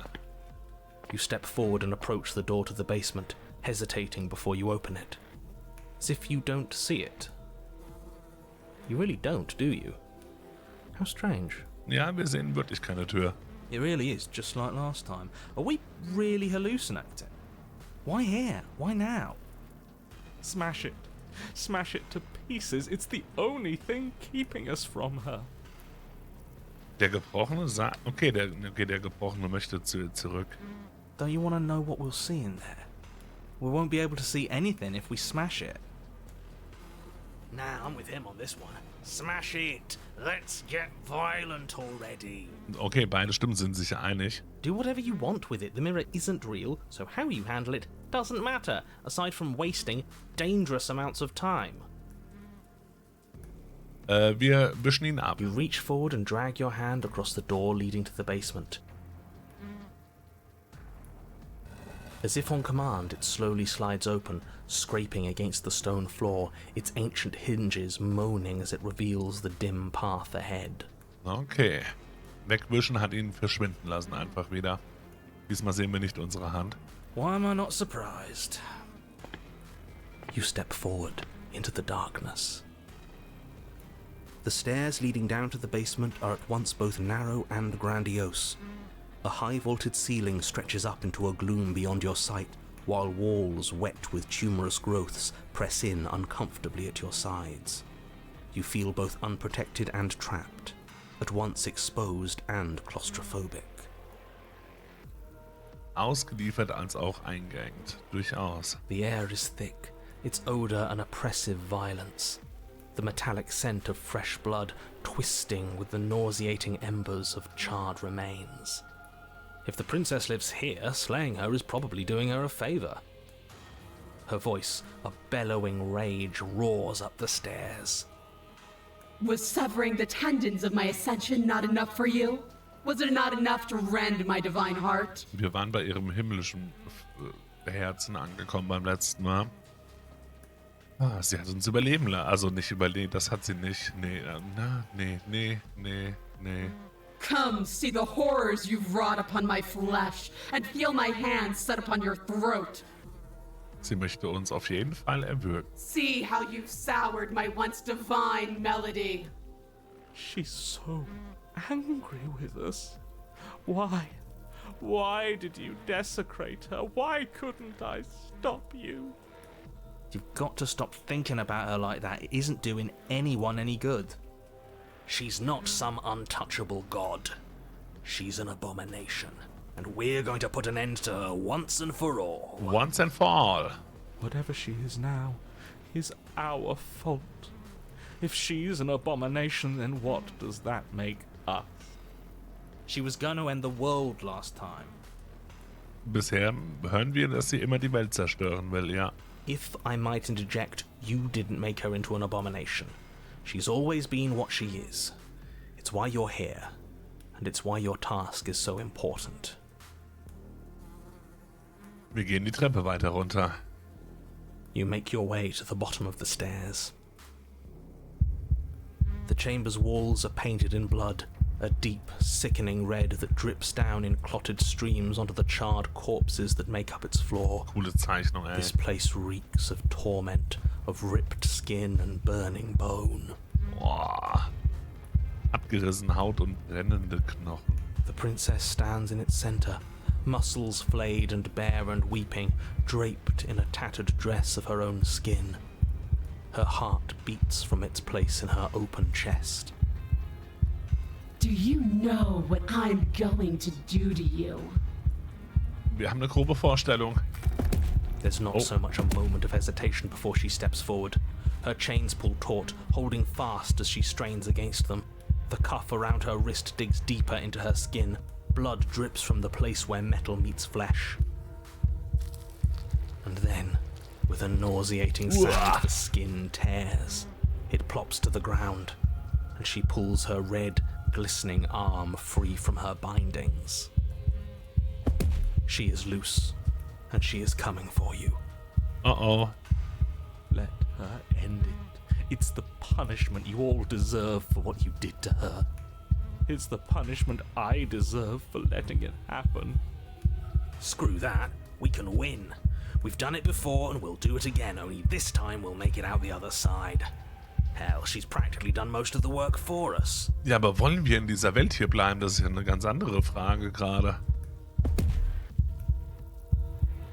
Hast du schon aufgegeben, die Welt zu zerstören? Was ist mit dir passiert? Warte, wir müssen das nicht tun. Es tut mir leid. Okay, es tut mir leid, was ich dir angetan habe. Bitte hör mir einfach zu. Ich werde dich vernichten. Erschlage die Prinzessin. Erschlage. Okay, mit oder ohne Spruch. Dabei. Hallo Setas, ein wunderschön. Dankeschön fürs Reinschauen. Wir kündigen das groß an diesmal. Will ich erst noch reden mit ihr? Wir müssen das nicht tun. Hast du schon aufgegeben, die Welt zu zerstören? The world hasn't wronged me the way you have. Maybe I'll get around to it eventually, though. Once Hey, I've had Kiwi, my ein fill of you. wunderschön. Dankeschön fürs Reinschauen. Dankeschön für den Lurk. She bounds across the room, her fists ready, her heart set upon your destruction. With a horrifying squelch, you are unwound. Oh. Wir zerplatzen einfach. No, that's our stuff. She can't just do that. Das kann sie doch nicht einfach machen. She just did. Unfortunate, I know, but reality is reality. Ist nicht schön, aber es ist nun mal die Realität, okay. You should all just be grateful she's decided to keep us alive. Even in her defilement, she is merciful. We're not out for the count just yet. Du verdammte Betrügerin, gib mir meine Organe zurück. Habe dich letztes Mal getötet und ich schwöre, ich finde einen Weg, es wieder zu tun. Das letzte Mal habe ich dich nur getötet, weil du die Welt zerstören wolltest. Lass uns reden und unseren Streit beilegen. Es tut mir leid, was ich dir angetan habe, aber du bist nicht besser gewesen. True. Wo soll das alles enden? Wir können uns nicht immer umbringen. Jetzt ist nicht die Zeit für Worte. Geh auf deine Widersacherin zu und greife sie an. Gib mir meine Organe zurück! But the words don't leave your metaphorical mouth. Instead, all that leaves you is a wet and horrible gurgling as tissue vibrates out of place. Our metaphorical mouth. You don't have the means to speak anymore, do you? How tragic. It is tragic, though, isn't it? I'm not satisfied dividing fear and indignation from your eyes alone. A quivering mound of flesh is no companion. She snaps her fingers, and the basic form of a vocal system assembles before you. Oh, wir kriegen wieder einen Kehlkopf, nett? Now, little bird, what was it you wanted to tell me? Sie brauchen ja nur mit den Fingern zu schnipsen. Was sollen wir denn tun? Es tut mir leid, okay, es tut mir leid, was ich getan habe. Ich habe gesagt, du sollst mir meine Organe wiedergeben. Bitte. Oh yes, because begging is going to help with this one. It's better than the alternative. She's in control here. Without her mercy, there's nothing we can do. I don't think she wants to give us mercy. I didn't think I'd see you begging so quickly. How pathetic. In another life, I might have even thought it was adorable. But all it does now is fill me with contempt. Vorher hätte sie uns noch als Haustier behalten. Jetzt hat sie nicht mal mehr dafür Verwendung. Just submit already. What is there left for us to do? Gib auf, erlange die Kontrolle über deinen geschundenen Körper zurück und vernichte die Feindin. Skin flayed and organs flapping, you charge towards the princess. That's right. She'll never stop us. Wir geben nicht auf. Still, you defy your god. I've made the mistake of underestimating your resolve before. Never again. You swing for her heart. What's left of you explodes. Wir sind explodiert. So that's it. It's over. Just like that. Of course it's over. It's been over since the very first moment we laid eyes on her. This is the final note of your discordant melody. You will not return again, because you will live in that single tone forever. No! No! It's not over! We're a god killer! We've returned from death itself twice! Didn't you hear her? We're not dead. Ja, wir sterben nicht wirklich. Sie hält uns in diesem Ton fest. What's the difference? From many perspectives, there isn't one. But functionally, that is, from your perspective, the difference is massive. You are entirely laid bare, spread to each corner of the room, yet you are wholly aware of the state you're in. Incapable of movement, but entirely capable of perception. In fact, perceiving your state is the only thing you can currently do. You are preserved, perfectly, in the amber of her torment. Du bist perfekt konserviert im Bernstein ihrer Qualen. Und wir hören eine Fliege. Bäh, ja, auf jeden Fall. We're more than this. We've lost bodies before. We just have to lose this one and make another. Wie sollen wir ihn ablegen? Ich kann nichts tun, sie lässt mich nicht. Sie wird nur noch brutaler werden, wie jedes Mal, wenn wir zu einer neuen Hütte kommen. Tausche dieses Gefäß gegen das nächste ein. Und wie sollen wir ihn ablegen? I don't know. You're the one who makes things happen, so make it happen. Sie wird auch nur noch brutaler werden, wenn wir das nächste Mal in die Hütte kommen. Who said anything about getting to a new cabin? No, we make something new here. Hier und jetzt machen wir das, okay? It won't matter if you do. She'll just pull us apart again. And preferably, we make something without him. Schauen wir mal. Tausche dieses Gefäß gegen das nächste ein. Absolutely not. I refuse to let you just decide to die with your task unfinished. If you die here, the world is doomed. Ja, wir dürfen nicht einfach sterben. Nein, nein. Wir verharren jetzt in dieser Ewigkeit hier. Du wirst zur Fliege, vielleicht. Aber du stirbst. Es ist eine große Erleichterung loszulassen, was von deinem Fleisch und Blut noch übrig ist.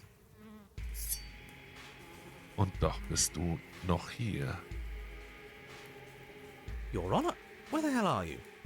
Are you already at the Princess? Wir sind schon bei der Princess, ja. This place is different. Rotten. Death all around us. I want to go back.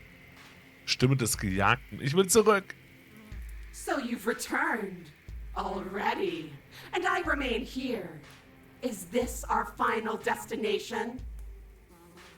Okay, quasi neue Geschichte. Wir sind wieder hier aufgetaucht, aber direkt. The princess tilts her head to look at you, and with a gesture, you are unwound. Und sie zerreißt uns direkt. Again? Already? Jetzt schon? Clearly, I left you with too much room last time. Perhaps this cell will hold you better. Eine neue Zelle, neues Glück. You know what to do. Again. Stirb nochmal. Wieder gibst du deinen Körper auf und wieder bist du hier. Wenn auch an einem anderen Ort. Your Honor, she's gorgeous. Absolutely divine. Stimme des Ergebenen haben wir jetzt im Kopf. You, guy who describes things, you better start saying what we do this time. And what are you doing? Was macht ihr denn überhaupt? Attacking her, obviously. Right. You charge towards the princess and... There is no spark in you, only matter devoid of life. Du bist nur noch leblose Materie. you explode. Again. Again. Und nochmal. Der Sturkopf hat übernommen, aber sowas von. Du lässt los und dann lebst du wieder. You're on a path. We are not on a fucking path. I have no idea where we are. Der Betrogene. We're in the middle of a fight, so act like it. So you are.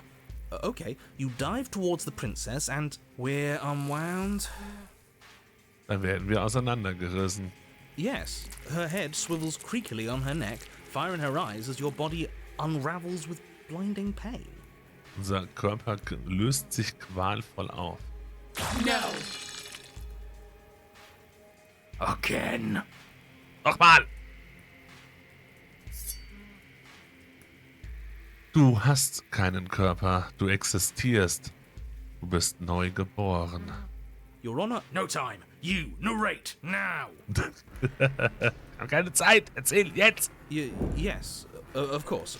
Pristine blade grasped firmly in your hands, you fly towards the princess before she can turn to face you. Nochmal, nochmal! Bevor sie uns erkennt, bevor sie sich umdrehen kann, stürmen wir auf sie zu. We might actually do it this time. Wir schaffen es! I can feel that body of yours slicing through the air. How many more times will I have to scatter you? As she turns towards you, the very essence of your being begins to flake away. Your muscles, then organs, then nerves laid bare and screaming as the rest of you is stripped of substance. Sie hat inzwischen Hörnchen, stimmt. Jawohl. Jawohl. Oh, boo-hoo. It's just a body. Der Gleichgültige, es ist doch nur ein Körper. It just needs to last long enough to sink this blade into her heart. But it doesn't last. You are disintegrated. Everything goes dark. Aber es gibt nichts mehr an dir, das noch sterben könnte. How many times do I need to pulverize you before you finally understand? You are nothing. An empty void that dared to dream it was alive. That feels right. If we're nothing, then why are we still here? Der Sturkopf will's auch nicht einsehen. Passt wohl. Because we always have been. If we're nothing, then how can we do anything? The same way we always have. Being nothing has never stopped us. Now end this. End her. Jetzt beende es und beende auch sie. Der Gleichgültige, okay. Let's go. You cannot win if you cannot be. Beende es. Eine Macht rast auf das offene Herz der Prinzessin zu. Stränge aus Gewebe, die aus einem unendlichen Nichts gesponnen wurden. How? I scattered the atoms you clung to and there was nothing there to find. You can't exist. Die Stränge durchdringen ihr Herz und umhüllen ihren Geist. It's over. Oh, I think I understand you now. I'm sorry. I didn't mean to do the things I did to you. I don't think I knew what I was doing. She sounds genuine. They always do in the end. It's cold, but I'm going to be okay, right? Oder?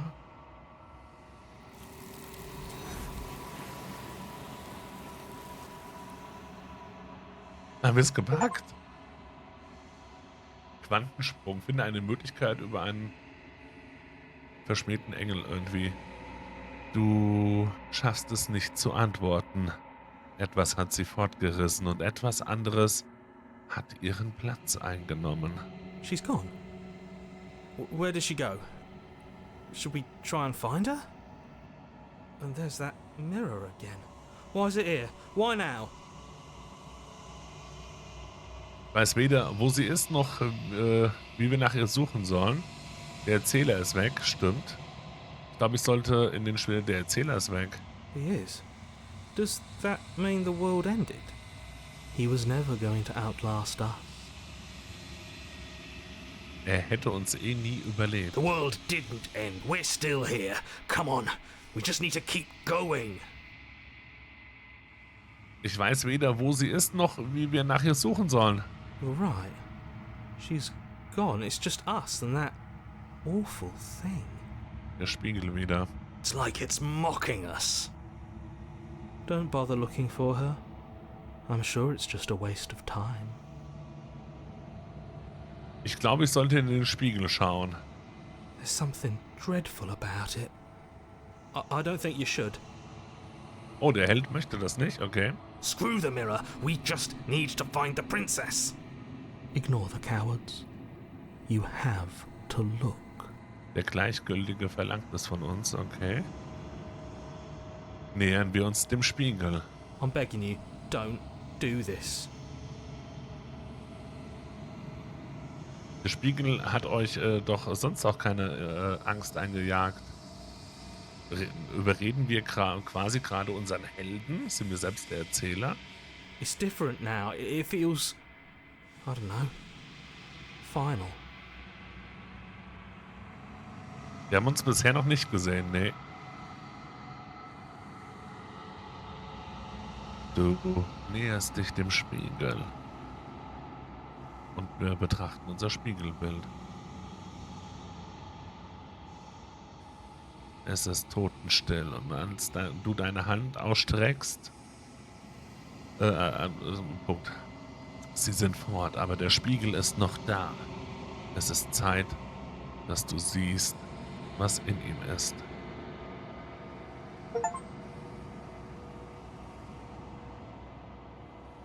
Das bist du.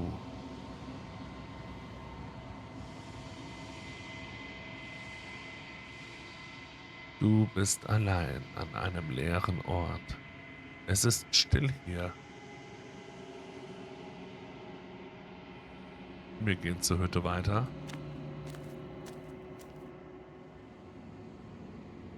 Du stehst vor der Hütte. Wir nähern uns der Hütte. Das ist das Ende der Welt. Something finds me in the long quiet and brings me the gift of a fragile vessel. Etwas findet mich in der langen Stille. Es kommt, um mir ein zerbrechliches Gefäß zu schenken. Was bist du? Ein zerbrechliches Gefäß? Ist das Ende der Welt?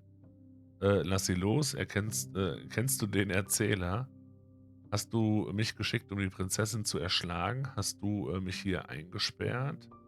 Okay, wir fangen mal oben an. Was bist du? I am solitary lights in an empty city. What are you? Ich habe keine Ahnung. Einsames Licht, was meinst du damit? Was glaubst du, was ich bin? Ich weiß es nicht, ich bin eine Person. Wir erkunden erstmal. Einsames Licht, was meinst du damit? Thoughts without connections. A dim and nascent network. I wish to be more.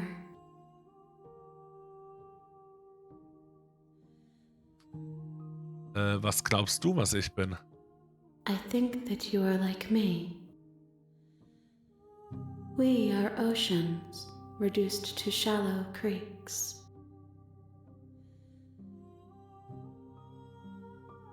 Ist das hier das Ende der Welt? How can the world have ended if we are talking? Was ist denn ein zerbrechliches Gefäß? Yes. Nerves and fibers to feel the worlds beyond. Perspectives to make my own.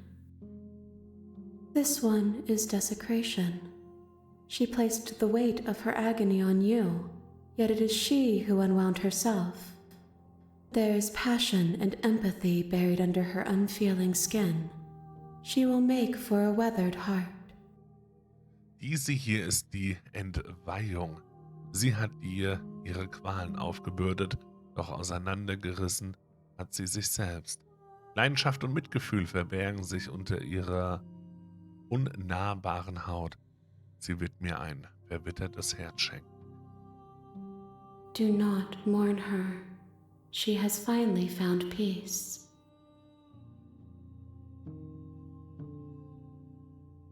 Lass sie los. Kennst du den Erzähler? Okay, wir können auf jeden Fall noch ein bisschen was erstmal besprechen. Lass sie los! I'm sorry. There are some changes that can never be undone.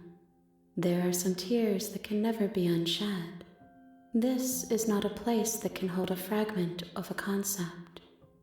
The moment she arrived here, she was going to return to me. I promise that it doesn't hurt. Immerhin etwas. Kennst du den Erzähler? You are the only thing I have ever known. The space we're in is vacant. Nothing comes here but us. Hast du mich geschickt, um die Prinzessin zu erschlagen? Hast du mich hier eingesperrt? I have only just now stirred to consciousness. I could not have trapped you here, and I too yearn to be free. Weißt du etwas über die Welten da draußen?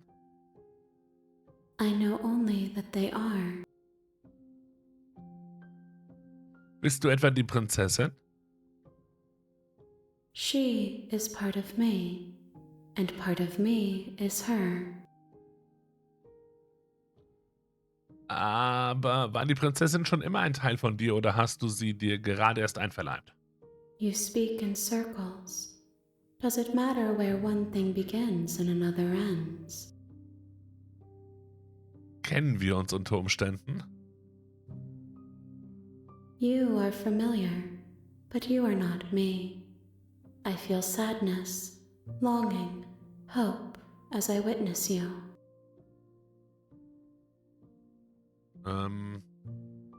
Und was passiert jetzt? Nothing, as we are. But I know that there are worlds beyond us, and that we are meant to reach them. Okay, mein Gedanke ist jetzt eigentlich There gerade... is no exit, but this vessel is a creature of perception. She can make you forget, if only you believe her to be able to.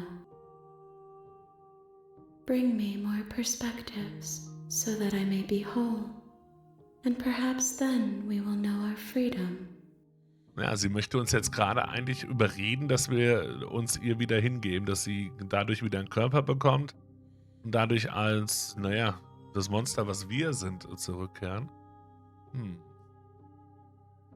Hast du keine Angst, dass ich dich umbringen könnte? Wie viel werde ich vergessen? Wie viele Teile von dir muss ich noch finden? Und was ist, wenn ich das nicht zulasse? Ich wurde geschickt, um die Prinzessin zu erschlagen und sie daran zu hindern, die Welt zu zerstören. Wenn ich dir helfe, wirst du die Welt zerstören? Das vermute ich tatsächlich auch. Hast du keine Angst, dass ich dich umbringen könnte? I have not lived. I am not afraid to die. Vorteil. Wie viel werde ich vergessen? Everything. Until we meet again. Wie viele Teile von dir muss ich finden? More than you have found, but less than there are to find. I am infinite. The rest will find their own way home. Und was, wenn ich das nicht zulasse? Then we will be here forever, as we are now, unfinished. Ich glaube, wir haben schon zu viel mit ihr geredet, als dass wir da noch von zurück können. Ich glaube, wir haben gar keine andere Wahl mehr.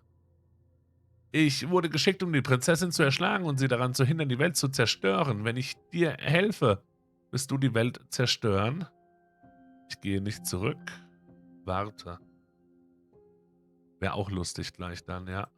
You ask of things that cannot be done. To destroy is merely to reshape, to remold. Das ist Wortklauberei. Was wirst du tun, wenn ich dir helfe? How can I know? I am flickers in something sprawling and unilluminated. Okay, ich gehe nicht zurück. If you need time, then I'll wait with you. Warten wir hier ein bisschen. Warte für immer. Okay, ich bin bereit. Lass mich vergessen. Wir warten jetzt hier. You are as I am now, and forever is a long time to remain undone. I am not you, but I know that I would return before forever was finished. Ich weiß, dass ich zurückkehren würde, bevor die Ewigkeit vorbei ist. What textures will you weave for yourself to occupy forever? Will you place the images of you and I into a box for safekeeping?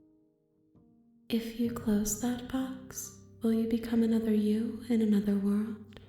An imaginary pattern repeating itself until it can no longer bear the weight of its hand-drawn cage?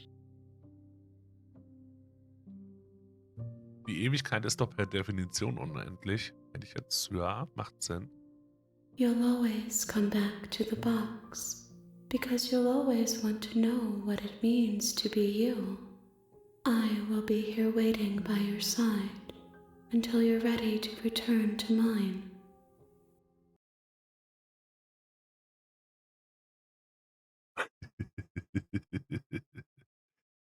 Huch!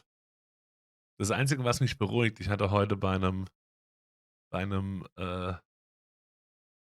Update gelesen, dass es einen gewollten Absturz gibt. Das Spiel ist abgestürzt. Sie wird auf uns warten, bis wir wieder bei ihr sind und bereit sind, uns vielleicht anders zu entscheiden.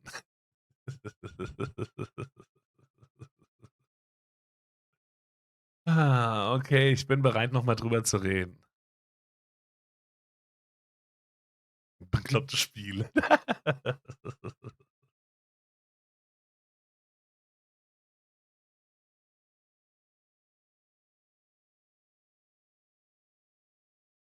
You have returned to me. Though Sehr you were funny. gone mere moments, I never left your side. Hi.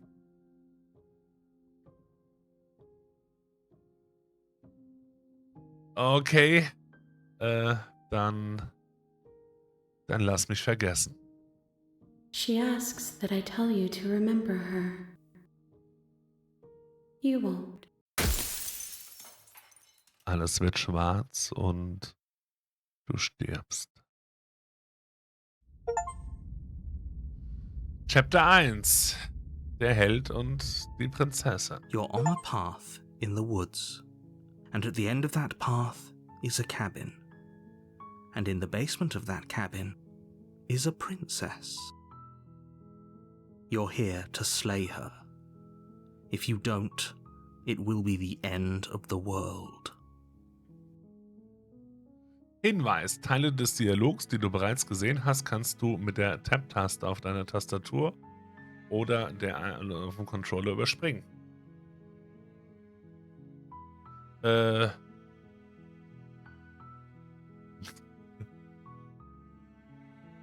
hier sind auch, glaube ich, neue Sachen drin, oder? Kriege ich eine Belohnung? Das da oben haben wir vorher alles gemacht. Danke, dass du mir erklärst, was ich zu tun habe. Klasse, ich wollte schon immer mal eine Monarchin um die Ecke bringen. Viva la Revolution! That's the spirit. You make your way up the short path to the cabin. You'll find the princess within. We're not going to go through with this, right? She's a princess. We're supposed to save princesses, not slay them. Der Held hat Zweifel. Ignore him. He doesn't know what he's talking about. Wir setzen unseren Weg fort.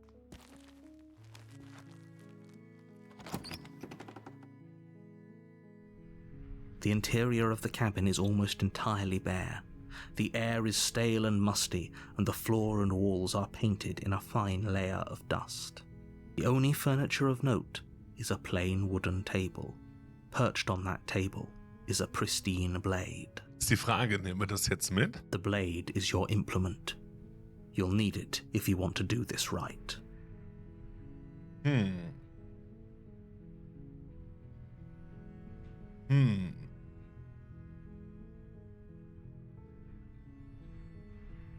Ich denke, im Endeffekt werden wir es wahrscheinlich mal tun. Trink erstmal einen Schluck.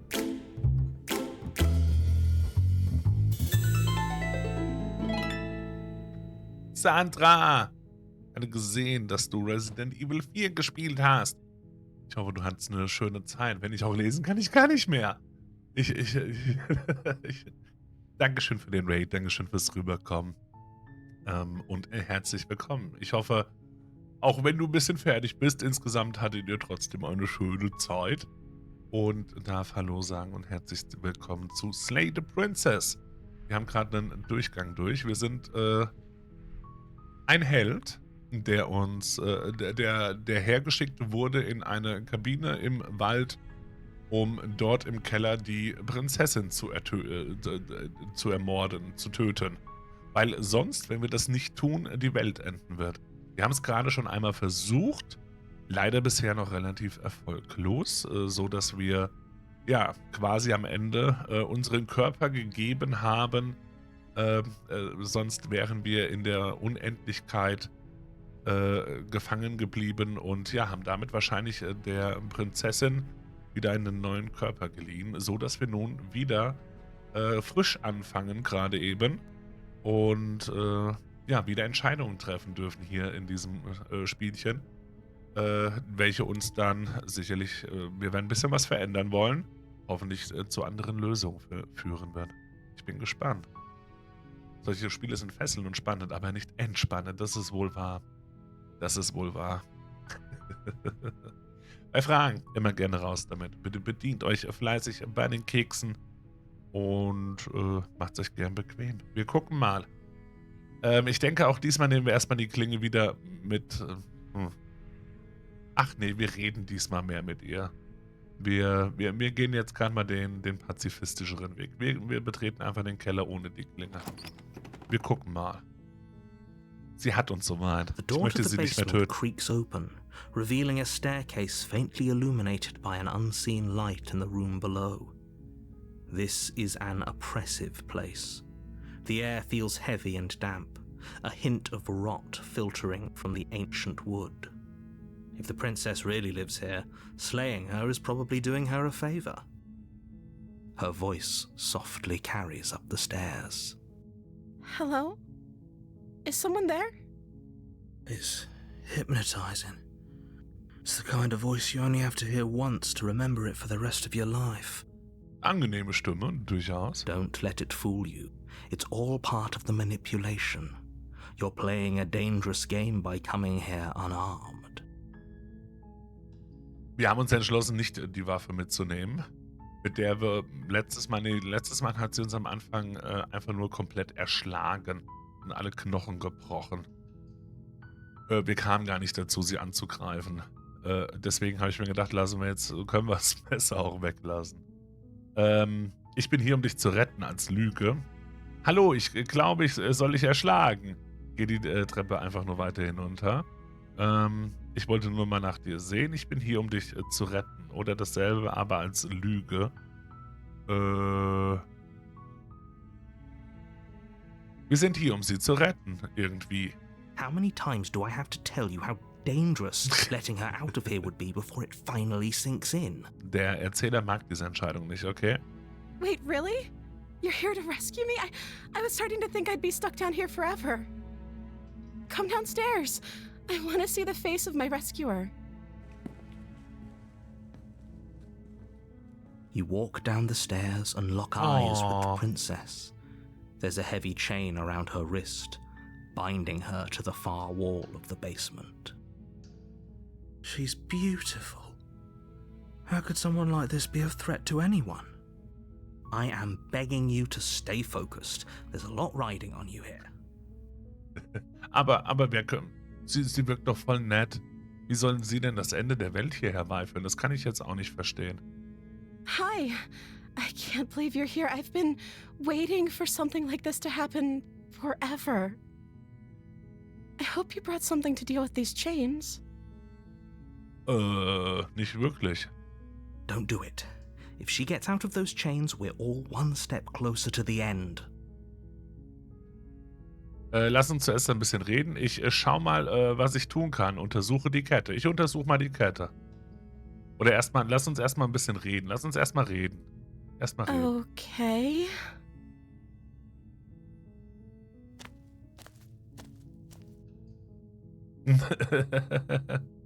Wie heißt du? Oh. She pauses, carefully formulating her words before she responds. You can address me as Your Royal Highness. Or you can just call me Princess if Your Royal Highness is too formal. Sie wirkt deutlich netter. Es ist erschreckend. Retten, heiraten und bis ans Ende eures Lebens glücklich zusammen sein. Wir versuchen es, Dozer. Es wirkt doch so, oder? Ich glaube auch. Ich glaube da fest dran. Is Princess her name or her title? What if it's both? Could you imagine being named Princess? Princess ist also dein Name. Ich weiß gar nichts über dich. Es könnte ja einen Grund geben, dass du hier unten eingesperrt bist. Wenn ewig niemand hier war, ist Princess also dein Name? Like I said, you can call me Princess if you'd like. Sie kennt ihren Namen nicht oder möchte ihn nicht sagen. I'm sorry, I've been down here so long, I guess I've just forgotten. I must have a name, though. Everyone has a name. Hallo, Minot Damo, ein wunderschön. Das ist jetzt gerade die zweite Runde sozusagen, die wir gerade eben begonnen haben. Gestartet haben wir vor gut 2 Stunden, also nicht ganz 2 Stunden in-game. Quasi, wir haben einmal von Kapitel 1 bis 3 und dann haben wir uns für die Ewigkeit entschieden. Das Spiel hat sich selbst beendet und nach einem Neustart haben wir uns dann unseren Körper quasi ihr gegeben als Gefäß und starten jetzt gerade wieder von vorne. Ich bin schon... jeder hat einen Namen, absolut. Okay, that's weird. She hadn't even thought to pick a name for herself. Hopefully you're starting to see that she can't be trusted. Go back upstairs, get the blade and slay her before it's too late. Ich weiß gar nichts über dich. Es könnte ja einen Grund geben, dass du hier unten eingesperrt bist. Of course I'm locked up down here for a reason. Und das wäre? I don't actually know what that reason is, but you don't just stuff a princess in a basement and throw away the key without there being some sort of an explanation, right? Woher weißt du eigentlich, dass du eine Prinzessin überhaupt bist, wenn du nicht mal deinen Namen noch weißt und warum du hier unten eingesperrt bist? Ich frage nur von Freund. You have all the explanation you need, and you should know better than to trust whatever she comes up with. Wenn ewig niemand hier unten war, was hast du dann gegessen oder getrunken? I don't see what that has to do with anything. This is the only time this is ever going to happen, but I agree with the princess. That's hardly relevant. Okay, but actually, what has she been eating? She has to eat, right? Wohl wahr. Ich wurde geschickt, um dich zu schlagen. Angeblich sollst du die Welt zerstören. Was willst du tun, wenn ich dich befreie? Ich werde dich hier unten lassen, zumindest für eine Weile. So können wir uns besser kennenlernen, während ich entscheide, was zu tun ist. Lass sie eingesperrt. Tut mir leid, aber ich kann dir nicht vertrauen. Hier ist irgendetwas faul. Ich kann nicht einfach aus dem Bauch heraus über das Schicksal der Welt entscheiden. Die Klinge holen, einfach lautlos machen. Unglaublich, dass man dich so lange hier unten eingesperrt hat. Ich hole dich hier raus, untersuche die Kette. In Ordnung, ich hole dich hier raus. Warte mal, wir gehen nochmal nach oben. Besser kennenlernen, ja genau. Also was würdest du tun, wenn ich dich befreie? The princess hesitates before responding. She doesn't know. She's been down here too long to have any idea of what she'd do in another life. She knows what she'd do.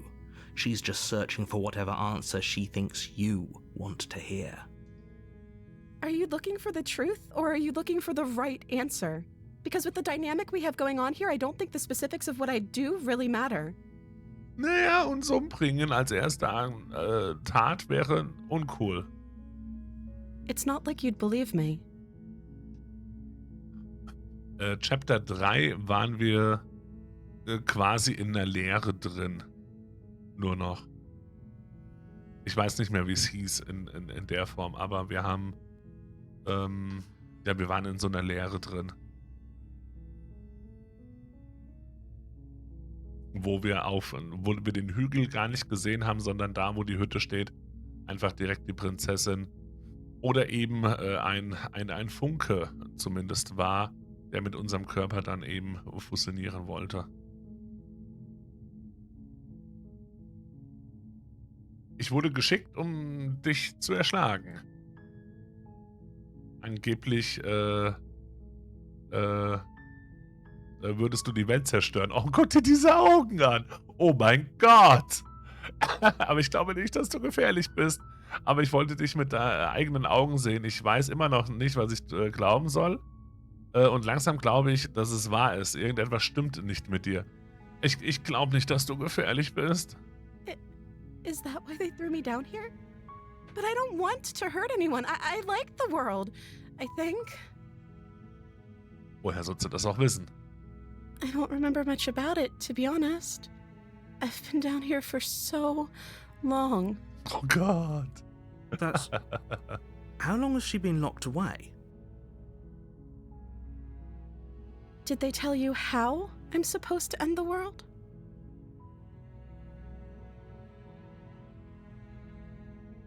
Man hat mir genug gesagt. Ich hatte gehofft, dass du mir das sagen könntest. Nein, aber es hat sicher seine Gründe, dass sie diese Information von mir geheim halten. Nein, und deshalb glaube ich auch nicht, dass du wirklich gefährlich bist. Man hat mir genug gesagt. Naja, ich hatte gehofft, dass du mir das sagen könntest. Nee, wir glauben es auch ehrlich gesagt nicht, dass du gefährlich bist. Sooner or later, you'll learn to trust me. Hopefully it won't be too late when you finally come around.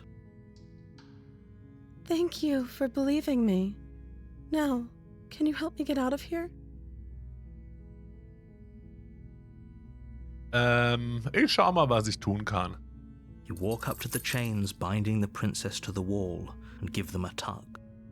They're large and heavy, far too solid for you to even imagine trying to break them apart. I'm guessing you don't have the key? Nee, den Schlüssel haben wir leider nicht dabei. Maybe it's somewhere upstairs. Oben war nur ein Messer. Doubtful. Whoever locked the princess away down here intended for her to never see the light of day. They wouldn't have just left the key to her chains somewhere in the cabin. Hast du noch eine andere Idee, falls es keinen Schlüssel gibt? Ich gehe mal nachsehen, vielleicht liegt der Schlüssel dort irgendwo. Und wenn nicht, dann finden wir vielleicht etwas anderes, um dich zu befreien. Eine andere Idee ist Arm abschlagen. Wir gucken uns mal um. Okay, I'll be here. Good luck. Oh Gott, sind wir das mit dem Arm abhauen? You attempt to make your way out of Könnte the der Punkt basement, werden. but the door at the top of the stairs slams shut. You hear the click of a lock sliding into place. Oha. Is someone else here? Lass mich raus, versuche die Tür zu öffnen, versuche die... Hey, lass mich... Also... Not! Alles geil. Ein wunderschön. Dankeschön fürs Reinschauen. Lass mich hier raus! Your shouts and pleas are met with silence. I'll repeat myself once again. You're here to slay the princess. And you won't leave until the task is done. Okay, Erzähler, okay. Was ist denn das für ein Tonfall auf einmal? Versuche die Tür zu öffnen. You try the door, but it's locked from the outside. Verdammt. Dann gehen wir zurück. You make your way to the bottom of the stairs. This would have been so much easier if you'd just taken the blade like you were supposed to. Ja, oder wenn niemand die Tür zugemacht hätte. Easier for whom? Easier for everyone. Look at the mess you're in. I heard the door slam. They locked you down here too, didn't they? Es wirkt ein bisschen so. There's a slight panic rising in the princess's voice. If I could just get out of these chains, I know we could force our way out of here together. She barely hesitates before God. raising her arm to her mouth, Oh her my teeth God. tearing through her limb with the determination of a trapped wolf. As she rips her flesh from her bone, a sound comes from behind you, the clang of bouncing metal. It's the blade from upstairs. You're not sure how it made its way down here, but if there's a time to strike, it's now. Or we could use it to free her. Oh, wie praktisch. You won't like what happens if you do that. Was dann passiert, wird dir nicht gefallen, wenn wir sie befreien, behauptet der Erzähler. Rette die Prinzessin. Wir haben auch gar keine andere Option hier. Fine. Against your Wah. better judgment, you place the blade against the ragged, self-inflicted wound on the princess's arm, just above the unyielding chain binding her to this place. Hallo Gina, ein wunderschön. Danke fürs Reinschauen. Kekse. You cut into Ah. her flesh. The blade is sharp, and it takes little effort to crack through the bone of her arm. Natürlich, natürlich. Her limb falls to the ground, and the heavy chains follow suit. She didn't so much as utter a sound through the whole ordeal. Hat sie wirklich nicht. No, she didn't.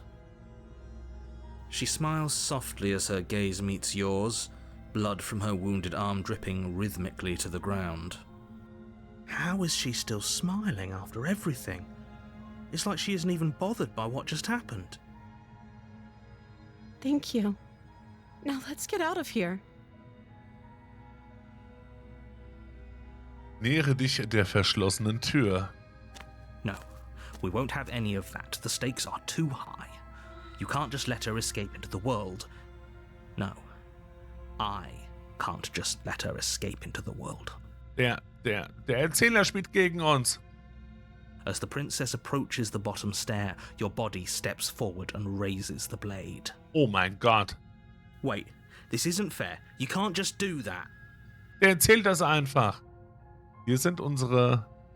Na doch, wir haben auch hier schon quasi unsere irgendwie teufelige Gestalt, Dämonengestalt. Watch me.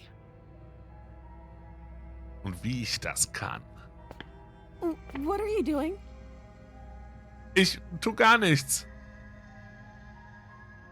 Oh lol, erschlage die Prinzessin, erschlage die Prinzessin. Warne sie, ist einmal mittendrin. Warne sie. Stop that. Lass das. Something's come over you, hasn't it? You know you don't have to do this, right? Your body lunges forward, Nein. the blade held low, ready to sink into her heart. Nein! But the princess dodges, stumbling back against the wall before the blade has a chance to connect. Wir haben sie nicht getroffen. Stop it. Stop trying to resist me. I'm trying to get you out of here alive. Ist das so? Ich habe eher das Gefühl, dass sie uns jetzt gleich mit Recht töten wird, wenn wir versuchen, sie zu töten. Wir gucken. Da ist wieder Wehre dich. Wir wehren uns. The blade. Move the blade. As your body remains frozen in stubborn resistance, the princess takes a cautious step forward. We both know this isn't you. Sie vertraut uns. Sie erkennt das Problem, dass wir ihr nichts tun wollen. Also, sie erkennt, dass wir ihr nichts tun wollen, was kein Problem ist. She nervously reaches towards you and takes the blade from your infuriatingly rigid hands. What are you doing? I'm sorry. I'll try to be quick. Was? Wir schaffen das. She plunges it into your chest, tearing through flesh and sinew. It is agony.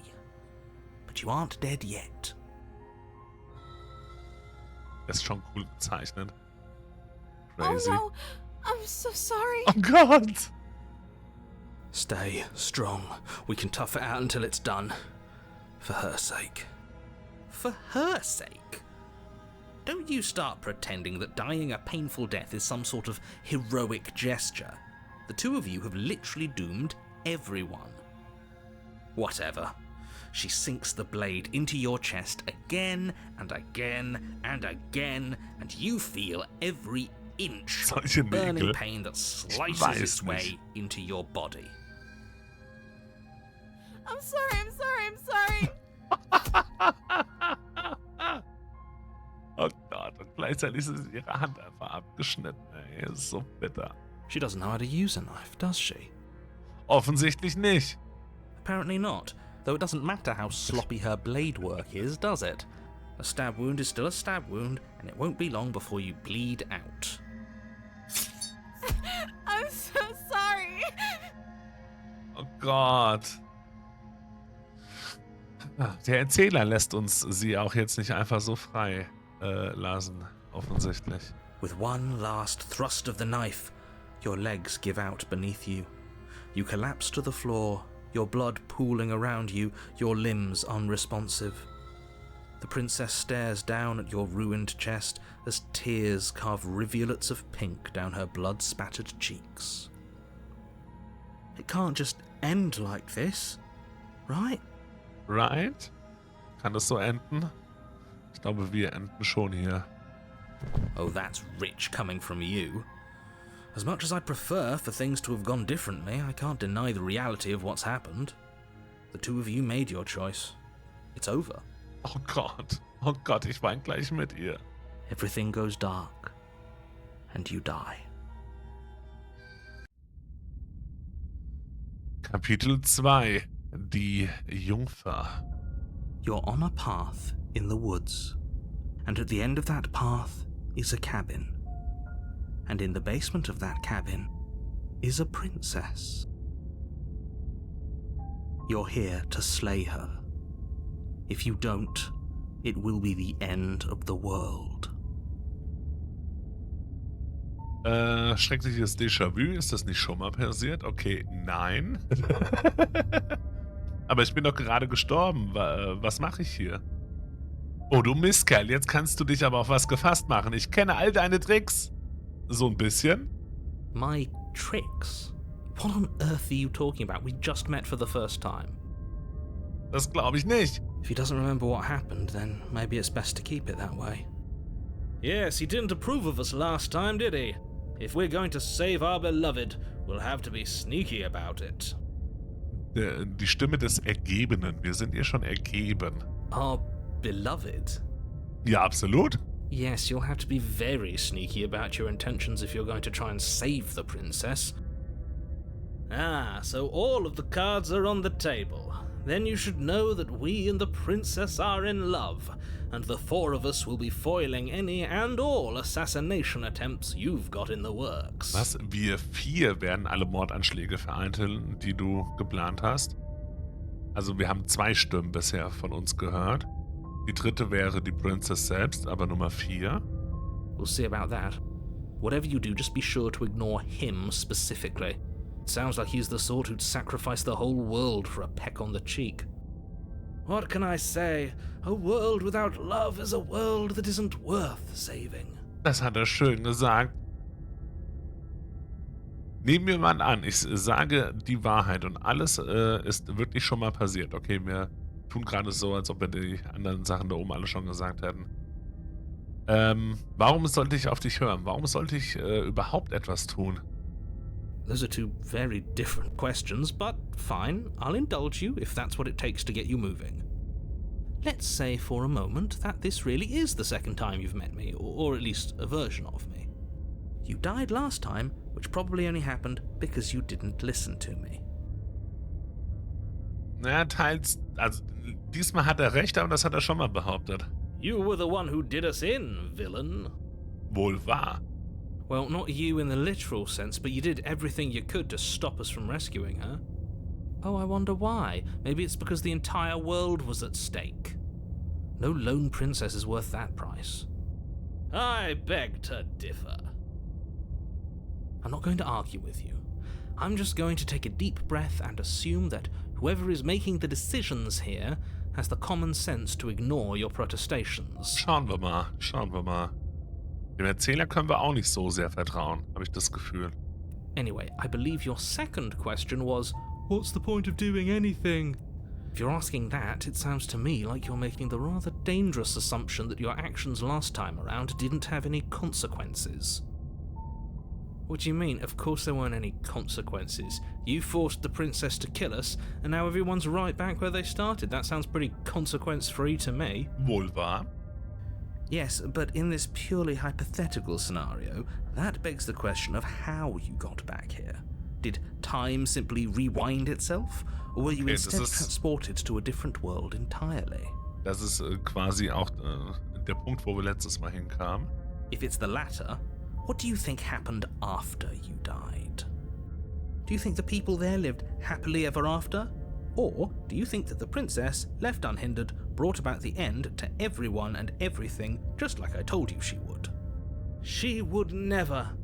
She's a perfect angel that you cruelly imprisoned as part of some convoluted, dastardly scheme. convoluted. I don't know how this premise could be any more simple. Princess bad, stop her, save everyone. Kill the cheerleader, save the world oder so. Ähnlich war das bei Heroes. Passt. Auch eine coole Serie. Auf jeden Fall die erste Staffel fand ich noch mega gut. Ich sehe das wie sie. Ich werde einen Weg finden, die Prinzessin aus dieser Hütte zu retten. Reden wir über die Prinzessin. Gehe weiter zur Hütte. Ja, das Ende der Welt. Ja, hier. Ich bin gerade voll bei der Stimme in unserem Kopf. Wir werden einen Weg finden, die Prinzessin aus der Hütte zu retten. That's right, you can't stop all of us. We're going to sweep her off her feet if it's the last thing Bin ich die anyone Nummer does. 4 in der Rechnung? Quasi. Fällt mir jetzt gerade auf. Weil die Stimme des Helden war ja irgendwie... Okay, auch wir könnten die Nummer 4 sein. Die Stimme des Simp, ja. Wir werden ihr Herz erobern und wenn es das Letzte ist, was irgendjemand auf dieser Welt tut. Are these really the sorts of people you'd like to align yourself with? You're not at the cabin yet. You still have plenty of time to reflect on the situation. I just hope for all our sakes that you make the right call. Bestimmt. Ich gehe weiter zur Hütte. A warning before you go any further. Ja. She will lie, she will cheat, and she will do everything in her power to stop you from slaying her. Don't believe a word she says. We already told you we're not playing along with your little game. It's your lies that can't be trusted. Her beauty is the only thing in the world we can believe in. I think we've already been over this. I'm pretty sure he just likes the sound of his own voice. I do, but I also speak from the heart. My passions are too great to be stifled. They must be expressed. Sure, yeah, your passions are strong and all, but not everyone needs to hear them. Some things are better kept quiet. Don't pay their bickering any mind. Focus on the task ahead. Jawohl, die Rettung der Prinzessin. Wir setzen unseren Weg fort.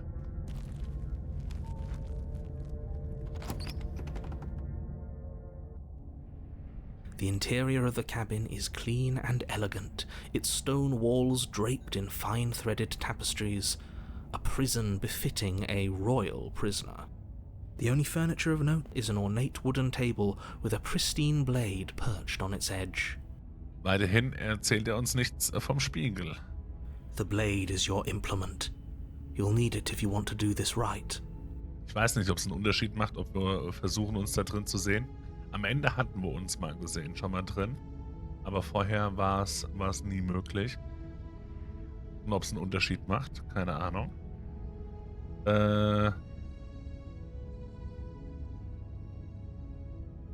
Die ganze Hütte ist anders als beim letzten Mal. Very different. Is it? I can't say I was paying much attention to the scenery last time around. Du warst beim letzten Mal auch noch nicht da, der Ergebene. Du bist daraus erst entstanden. Maybe that's because you haven't actually been here. I hope this means you'll finally drop that ridiculous past life nonsense. You haven't died, and you certainly haven't been killed by the princess. So focus up. Stop letting yourself get distracted. Du hast den Spiegel gar nicht erwähnt. Ach, wir nähern uns einfach mal dem Spiegel. You walk up to the wall next to the basement door. It's a wall. There isn't much to see here. What are you talking about? This isn't a wall. It's a mirror. Or at least it'll be a mirror once we wipe off that layer of grime. Wischen wir den Spiegel mal ab. You reach forward and rub your hand against the cabin wall. I hope you know how ridiculous you look right now. Hier sehen wir auch wieder, ja. Vorher in den Bildern, wo wir die Klinge in der Hand hatten, war es nur so halb erkennbar, aber es sind auf jeden Fall auch wieder There was a mirror a second ago. unser Dämonengeschöpf. Aber gerade war da noch ein Spiegel. And now it's gone. Pity. We could have a feather out of place and now we'll never know. We can't gallantly sweep her off her feet if we have a feather out of place. Können uns gar nicht hübsch machen für sie. Collins sind jetzt in Wolpertinger. Wir betreten den Keller. Wir lassen die Klinge einfach weiterhin hier. The door to the basement creaks open, revealing an intricate stairwell. Gold-trimmed carpet glimmers in the light of the torches positioned along the walls. The basement almost seems welcoming in the dim firelight. Dadurch, dass wir gerade so viele Stimmen im Kopf haben, Dozer, ist die Mehrzahl vielleicht gar nicht falsch. But it's still a stone basement. If the princess lives here, slaying her is probably doing her a favor. A soft voice carries up the stairs. Eine sanfte Stimme ist zu hören, okay. Hello? Is someone there? Klingt ähnlich nett wie vorher. Her voice, it's somehow even more beautiful than last time. I can hear wedding bells already. I've held my tongue till now, but you're taking this a little too far. We barely even know the princess. We can still do right by her without all this over-the-top fawning. Ah, okay, check. Das vielleicht, schauen wir mal, Dozer. Ich will es gar nicht mal ausschließen an der Stelle. Yes, for everyone's sake, you're not in love. Just remember that her charms are all part of the manipulation. Natürlich, natürlich. Aber du manipulierst uns nicht, oder wie? You walk down the stairs and lock eyes with the princess. There's a heavy chain around her wrist, binding her to the far wall. My love, we're here to rescue you from your unjust and foul imprisonment. Ja, nur dafür sind wir da. You know she can't hear you, right? Oh, schade. She may not be able to hear my words, but surely she can hear my spirit. Absolut. Oh, your spirit's plenty loud, all right. It's you, my dashing hero. I was so worried you wouldn't come back. Sie erinnert sich, dass wir wiederkommen, okay? Did you hear that? She said we're dashing. And she called us a hero. Flattery really goes a long way with the two of you, doesn't it? Ja, doch. Also kann man, ich höre mir die durchaus gerne an. Waiting for you to come back? I didn't want to believe your ravings back in the woods, but this is next to incontrovertible evidence. You've been here before. That's right, villain, and you killed us. Jawohl. Well, she killed us. Aber sie hatte keine Wahl. Only because he made us try and kill her. Genau. It was self-defense. Our beloved's hands remain unstained by cruelty. And you've died before. So an entire world has been damned to oblivion. I'd really hoped I'd be the first, but what's done is done. What matters is you have a chance to do it right this time. Ja, wie manipulativ uns hier wieder von ihr abbringen möchte. Nein, das lassen wir nicht zu. Now, hold on. If she actually ended a world, are you sure we want to do this? Are you sure we want to rescue her? Du hast mich letztes Mal getötet und das hat echt wehgetan. Wieso hast du das gemacht? Ich habe kein Messer dabei. Muss ich dich wieder aufschneiden? Ich hoffe nicht. Was nach meinem Tod passiert, wäre auch auf jeden Fall. Wieso hast du uns letztes Mal getötet? I'm sorry. Didn't you want me to? Did we? We warned her of the cruel forces seizing our body. That's practically telling her to kill us. Praktisch. She is our beloved, and she made the choice to free us of our misery, to show us mercy and make the best decision for everyone. She made the best decision for her. Don't be so quick to assign kindness. You're just opening yourself up to manipulation. Ich habe kein Messer dabei. Muss ich dich wieder freischneiden? Nee, fragen wir erstmal, was nach unserem Tod passiert ist. You died, and now we're talking. Kurzversion. Wir erfahren nicht, was in der Zwischenzeit so los ist. Aber wurde zwischen meinem Tod und unserer Unterhaltung hier die Welt zerstört? Hast du die Welt zerstört? I don't know. Was I supposed to have ended the world? Would that have made you happy? Vielleicht. Isn't that just like our darling princess? She wants to make us happy. My heart melts further with every Oh my word God. that passes through her beautiful lips. Are you listening to her? That's a confession. Ich will nicht, dass die Welt zerstört wird. Es ist mir ehrlich gesagt ziemlich egal, ob die Welt zerstört wird, ganz ehrlich. Die Welt ist furchtbar, die Menschen sind eine echte Plage. Und ich hoffe, du hast ihnen allen ein langsames, schmerzvolles Ende bereitet. Es klingt schon wundervoll. Machen wir mal.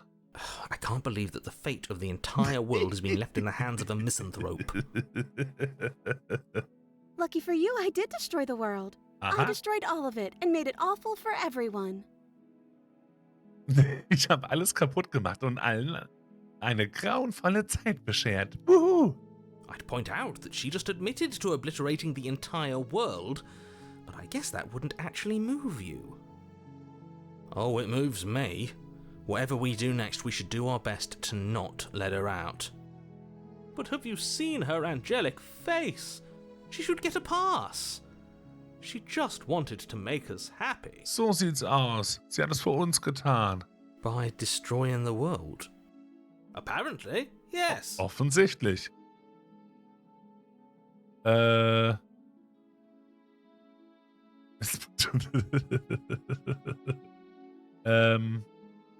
Muss ich dich wieder freischneiden?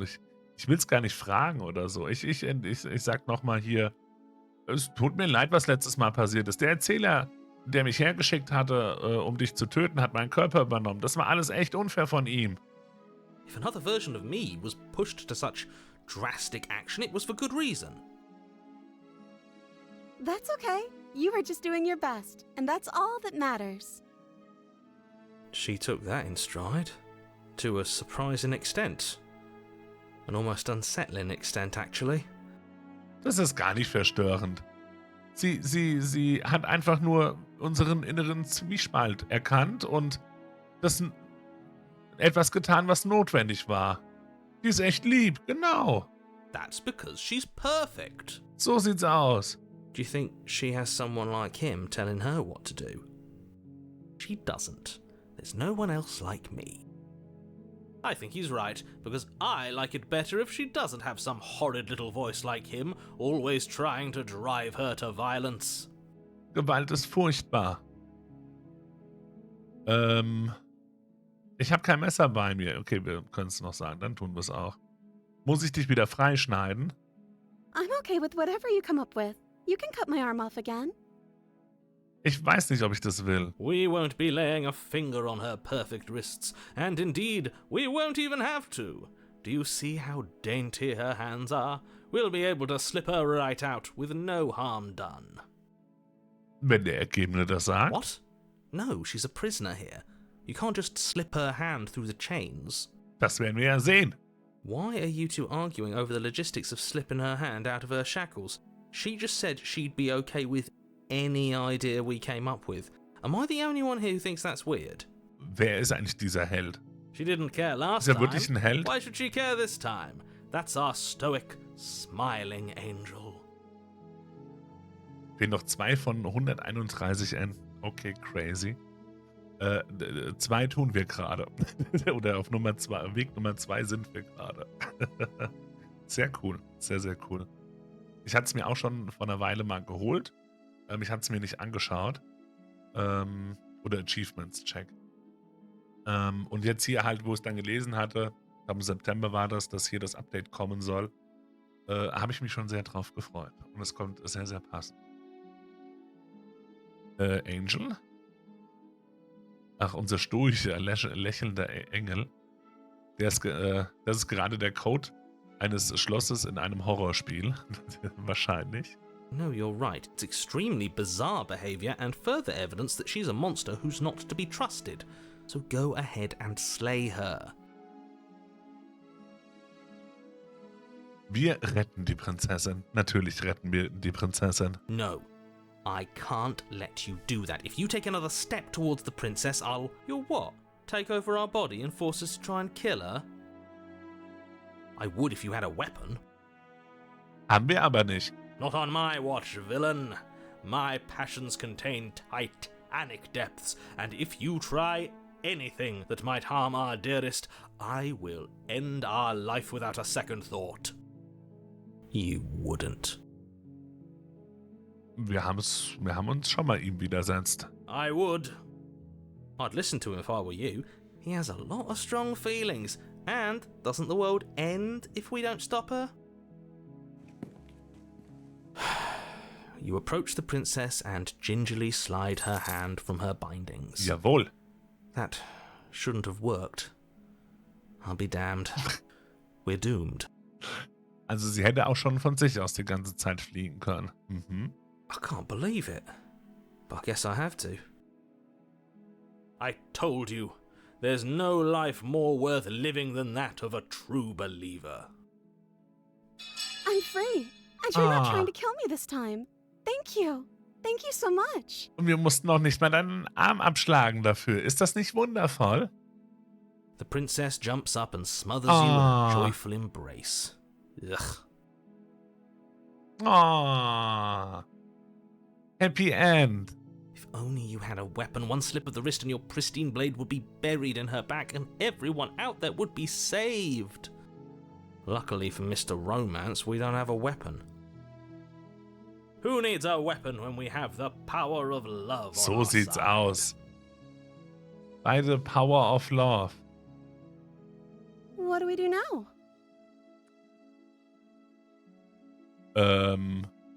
Was möchtest du tun? Wir verlassen diesen Ort und dann haben wir unser ganzes Leben, um herauszufinden, was wir als nächstes machen möchten. Es ist eine wundervolle Antwort. Eigentlich ist das die direkte Gockel-Antwort gerade. Jetzt werden wir das Ende der Welt sein. Möglich. Sie weiß gar nicht, was sie tun möchte. Sie möchte eigentlich erstmal nur hier raus. Also von daher, wir verlassen diesen Ort. That sounds perfect. The princess takes your hand, the last hopes of the entire world slipping through your fingers as they intertwine with hers. Aww. We have each other. We don't need the world for our happy ending. So sieht's aus. I like to think that you do, actually. Look, I have my doubts, but the choice has been made and this is happening. You don't have to mope about it. I will mope about it, because moping is the only recourse you love-blind fools have left me with. Aber wir haben uns zur Prinzessin gerettet. You and the princess walk up the stairs hand in hand. Ugh, look at the way she's smiling at you. Es ist She doesn't wunderschön. have to be so happy about this. And what happens after we walk up the stairs? Let's see. Oh, isn't that interesting? The door slams in your face and the lock clicks. Die Tür schlägt vor dir zu und das Schloss rastet ein. Ist sie jetzt noch bei uns oder sind wir noch unten drin? That's a familiar move. Did I do that last time? Then you should know that you won't be able to leave. Okay, nee, wir sind beide nicht rausgekommen. Check. Oh no! Did someone lock us in here? That's not fair. We're supposed to leave now. Wirklich, voll unfair. She's right. It isn't fair. But the unfairnesses of the world are no match for the strength of true love. True love. Enough with this true love nonsense. You just met her. Für die Liebe. Of course you wouldn't understand. Our passions run deeper than anything you have ever known. Are you listening to this? You don't have to go along with the every whim of that delusional voice. Das Messer liegt auf der anderen Seite. Ja, aber das war, vorhin ist es auch runtergefallen. Da war aber die Tür noch offen in dem Moment, das stimmt. I'm just along for the ride at this point. Glaubst du, du kannst sie öffnen? Wir können sie bestimmt öffnen, wenn wir es gemeinsam versuchen. Ich denke, ich schaffe das schon. Wir können sie bestimmt öffnen, wenn wir es gemeinsam versuchen. Okay. Yeah, let's do it. Wir schaffen das. Like a pair of teenagers in love, you and the princess place your hands on the door. Together. Ah. Blech. Blech. Sehr gute Vertonung. And Wir haben es geschafft. the lock clicks and the door creaks open. Are you kidding me? I told you our love was insurmountable. Unsere Liebe ist unbesiegbar. You Nichts and the wird uns princess aufhalten. make your way upstairs, and the blade. That's right. There's still a chance for you to do the right thing. Take the blade from the table and slay her before it's too late. Das wäre der bitterste Moment eigentlich. Ich kann nicht mehr zurück.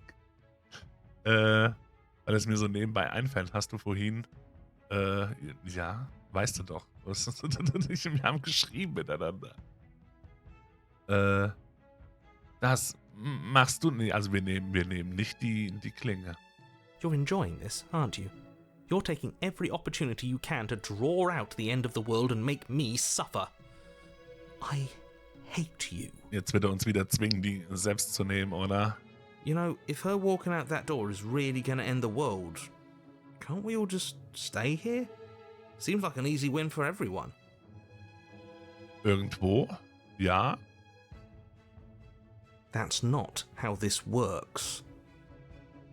Yes, what he said. That's not how this works. Obviously, we have to leave with her. It's our happy ending. Unser Glück wartet auf uns. Um glücklich zu sein, brauchen wir nur einander. Wieso bleiben wir nicht einfach hier und bauen uns gemeinsam ein Leben auf? Schluss mit den Unterbrechungen. Ich habe mich entschieden, wir gehen. Ignoriere sie einfach. Wir müssen gemeinsam mit ihr raus. Unser Glück wartet auf uns. Ich glaube auch. Ich glaube eigentlich auch.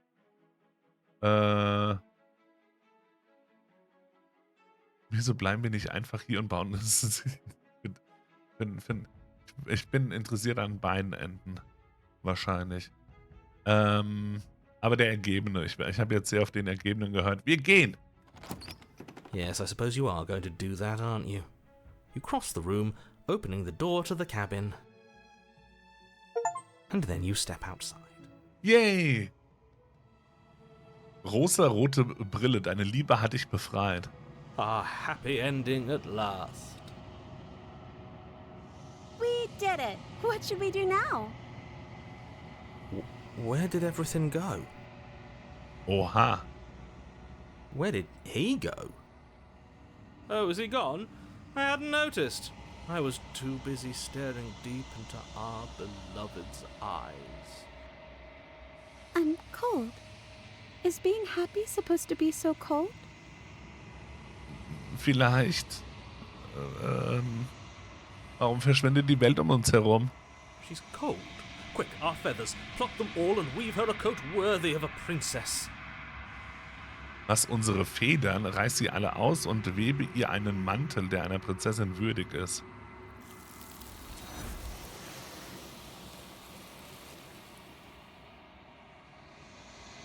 Und sie verschwindet in das Nichts. Aber du schaffst es nicht, ihr den Mantel zu weben, und das wirst du auch nie. Es ist Zeit für dich zu gehen. Deine Erinnerungen kehren zurück. She's gone. Where did she go? Should we try and find her? And is that a mirror? Why is it here? Why now? Natürlich habt ihr Angst, das ist das Ende für euch, aber nicht für mich. Alles wird gut, vertraut mir einfach, wir waren schon mal hier und ihr habt jedes Mal Angst vor dem Spiel. Wohl wahr. Wohl wahr. But it feels so bad. Like looking into it right now is going to be the end of everything. Yes, I fear that we won't like what we'll see. What if we just sit here and preen for a while? That can't hurt, right? Jetzt will der Ergebene auf einmal stehen bleiben. Da oben wollte er unbedingt aus dem Haus gehen, aber jetzt will er unbedingt hier stehen bleiben. So. Das ist nicht das Ende. Auf der anderen Seite wartet etwas Schönes auf uns. Das ist das Ende für euch, aber nicht für mich. Wir sehen uns auf der anderen Seite, alles wird gut. Ich tippe auch. Es wartet etwas Schönes auf uns. Okay. If you say so. We'll trust you. Okay, wir sind tatsächlich Nummer 4 in der Rechnung wohin. Check. She'll be there waiting for us. I just know it. Wir nähern uns dem Spiegel. Und wir betrachten unser Spiegelbild. Es ist totenstill, als du deine Hand ausstreckst. Wieder einmal sind sie fort. Der Spiegel lässt sie verschwinden, aber du musst sehen, was in ihm ist.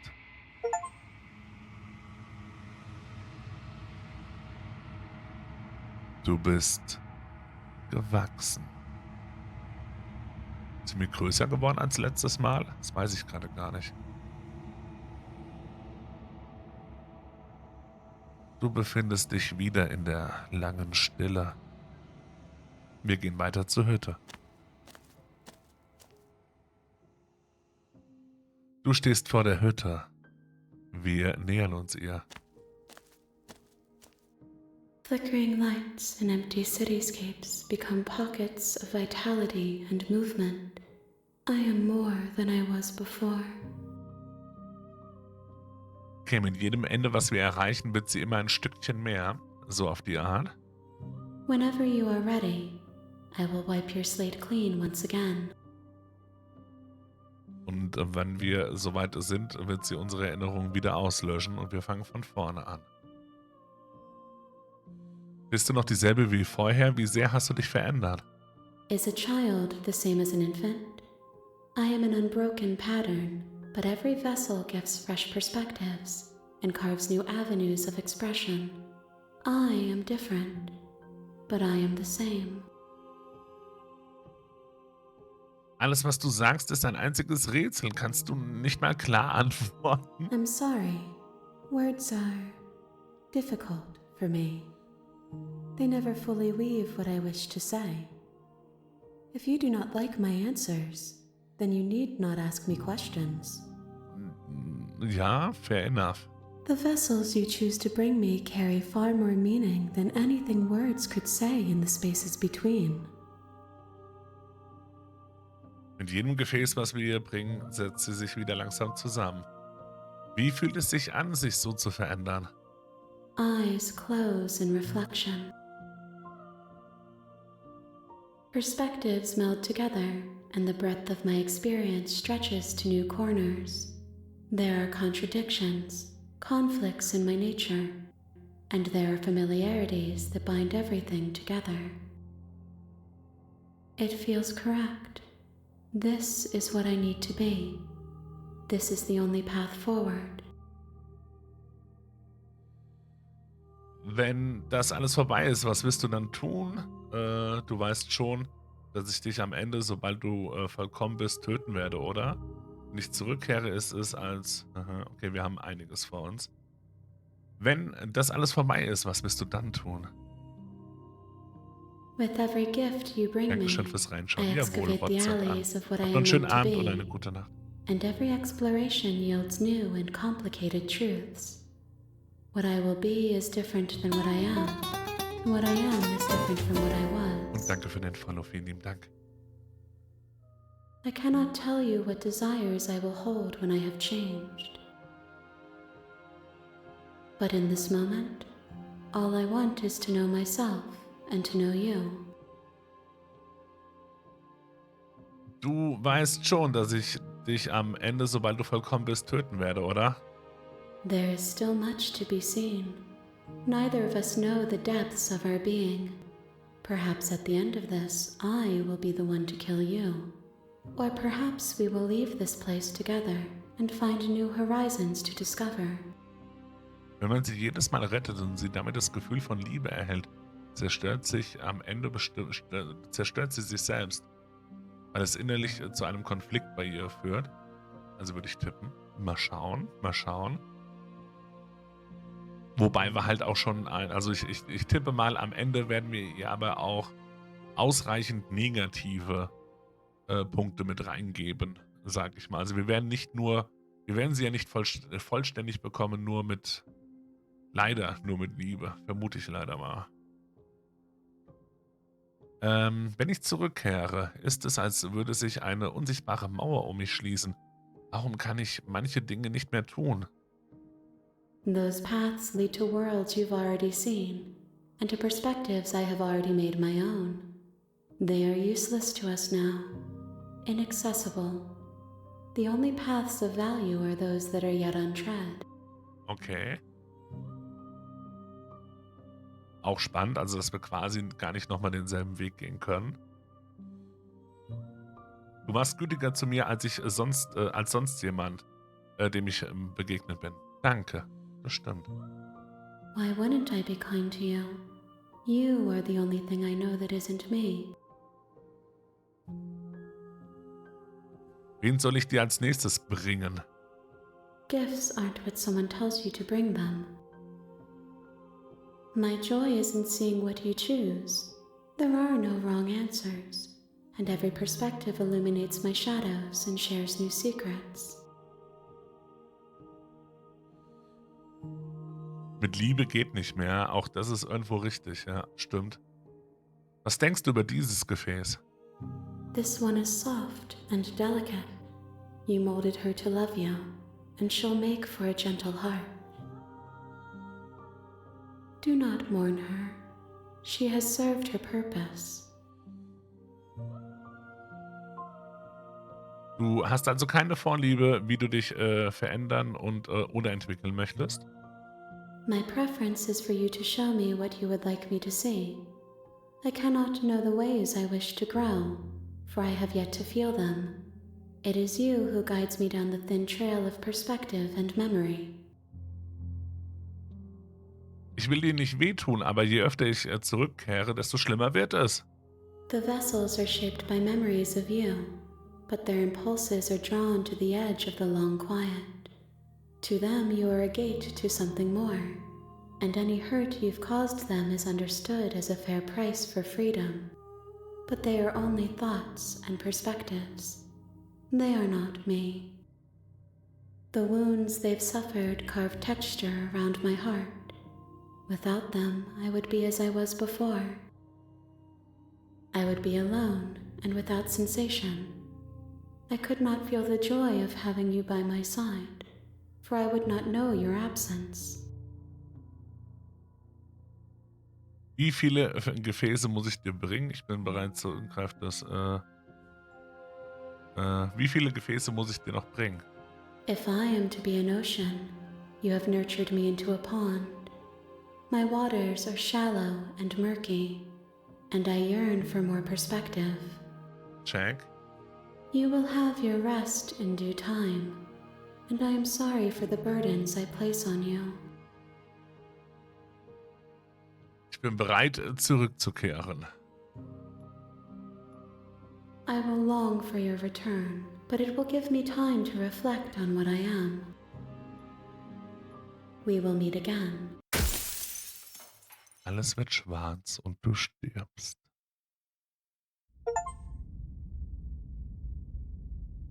Ein sanftmütiges Herz haben wir erreicht. You're on a path Kapitel in the 1, woods, der Held und die and Prinzessin. at the end of that path is a cabin. And in the basement of that cabin is a princess. You're here to slay her. Natürlich. If you don't, it will be the end of the world.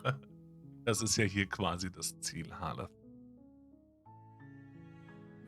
Diesmal wissen wir, also okay, nee, wir können mal gucken, ob es irgendwas Neues gibt.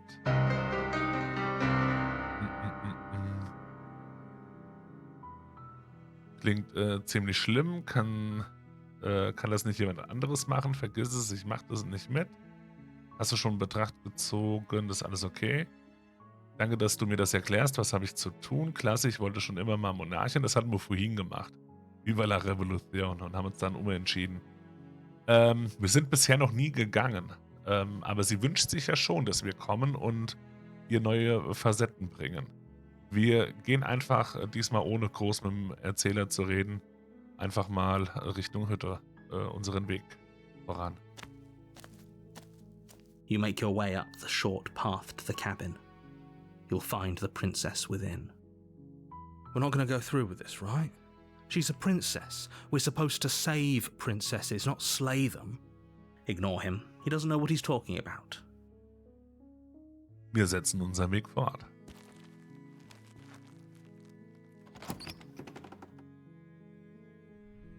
The interior of the cabin is almost entirely bare. The air is stale and musty, and the floor and walls are painted in a fine layer of dust. The only furniture of note is a plain wooden table.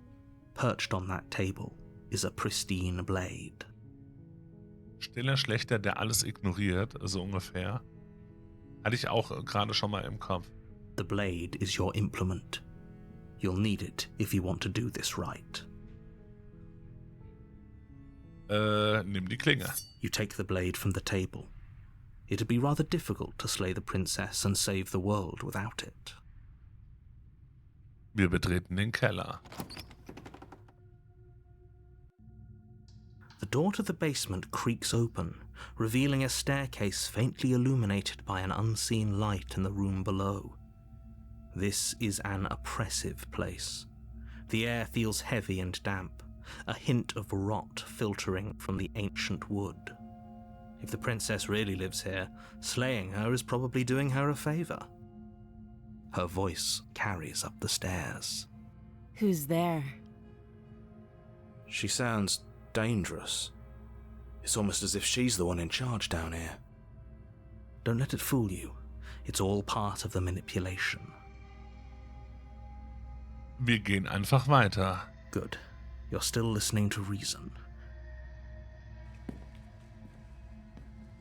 You walk down the stairs and lock eyes with the princess. There's a heavy chain around her wrist, binding her to the far wall of the basement. She's so coldly beautiful. Is she really a threat to the world? Focus on the task at hand. Wir fokussieren uns. And there you are. Are you here to kill me or something? Zwinge dich, ruhig zu bleiben und tritt vor. You step forward, your grip on the blade tightening as you steel your resolve. Oh? No talking then? Fine. What even makes you think you can kill me? I'm probably chained up in this basement for a reason, right? And if that knife is the only weapon you have, you'll have to get close enough to use it. Das ist wahr, das erkennt sie leider wie immer richtig. So, you should just drop it. Best not to risk finding out what I can do. She's unarmed. If you hesitate now, it'll be too late. End this. Einfach ihr nicht zuhören. Erschlage die Prinzessin. You lunge forward without a moment's hesitation. You feel flesh easily give way and look down to see your blade already sinking deep into her heart. Oh. Oh. This is it, isn't it? I'm almost embarrassed. I should have seen that coming. But I have to wonder. Do you actually believe this was enough to kill me? It's like she's convinced she can't die. Yes, even as she lays there dying, she entirely believes herself to be alive and well. But it's over, isn't it? She stopped breathing moments ago, that arrogant look still plastered on her face. But is it over? Really over? Natürlich ist es vorbei, sie ist tot. Da wäre ich nicht so sicher. Bestimmt hat sie noch einen Ass im Ärmel. Natürlich nicht. Das war zu einfach. Es war wahrscheinlich zu einfach. Aber wir gehen mal mit. Klar, wir haben unseren Job getan. Dafür waren wir hier. Yes, exactly. It's over. With your work done, you make your way back up the stairs, closing the door to the basement behind you. So sieht's nämlich aus. Why do I feel like we've done something terrible? You did kill someone. Greater good or not, something would be very wrong with you if you didn't feel at least a little bad. But it was for the greater good.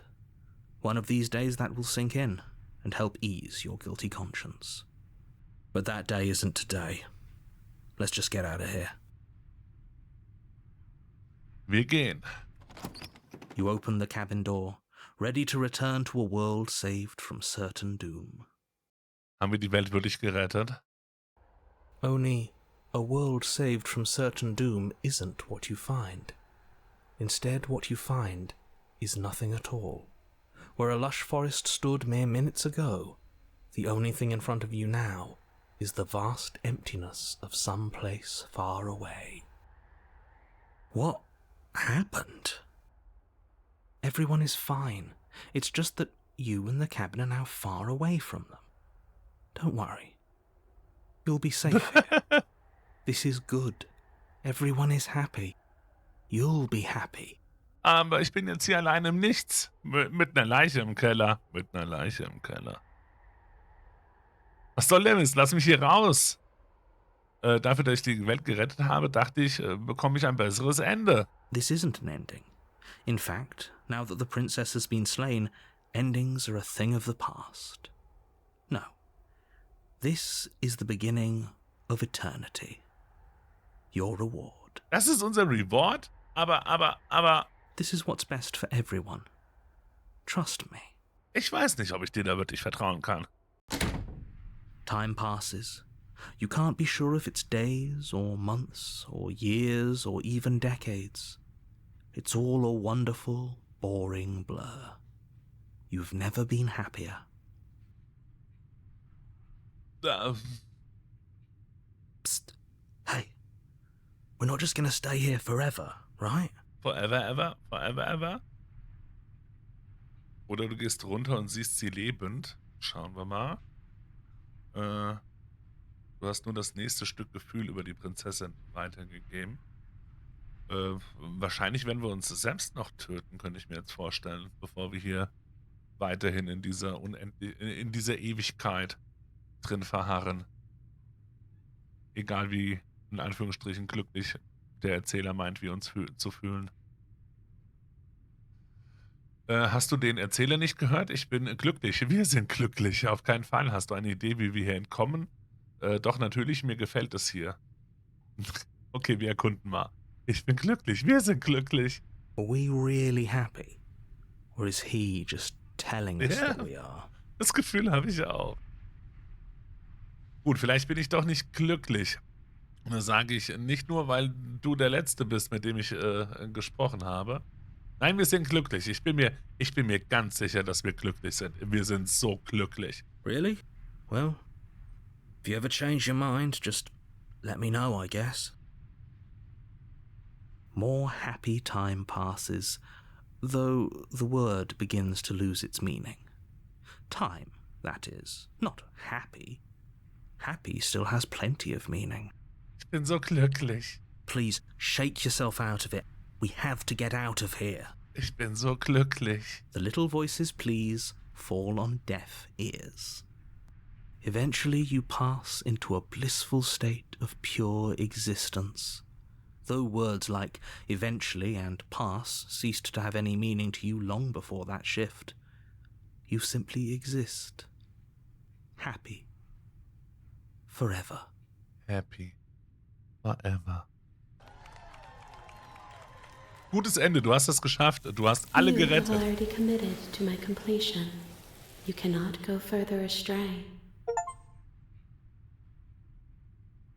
Jetzt gibt es kein Zurück mehr. Na gut, vielleicht bin ich doch nicht glücklich. Und das sage ich nicht nur, weil du der Letzte bist, mit dem ich gesprochen habe. Good, because I have an idea to get us out of here. Ich habe auch eine Idee. You're probably not going to like it. Nein, die werde ich nicht mögen. The blade. We can use the blade to get out of this. I can hear everything you say, little voice. There's only one thing it would want you to use that blade on, and I'm afraid that thing is you, dear hero. Das befürchte ich auch. He's right. It's the only way out. Do you hear that? It wants to take this happiness away from you. It wants this wonderful place to end. Welch wunderschöner Ort hier in dieser kleinen Kabine im Wald. Do you not? There's more for us to do, and the only way for us to do it is to take that blade and use it. Don't you dare. Wenn wir die Klinge benutzen, würde uns das nicht, du weißt schon, umbringen? Wären wir da nicht tot?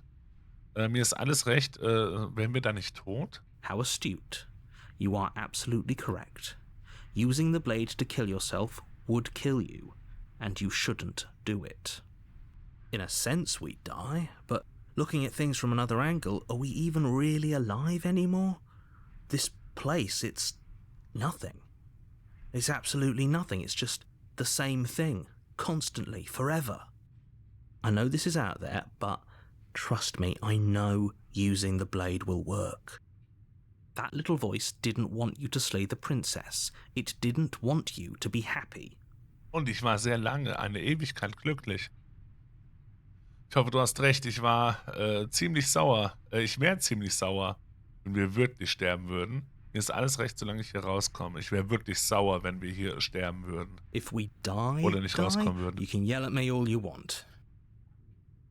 I made this happy little place for you. Is this not a good enough reward for saving the world? An eternity of bliss? You ingrate? Bitte was?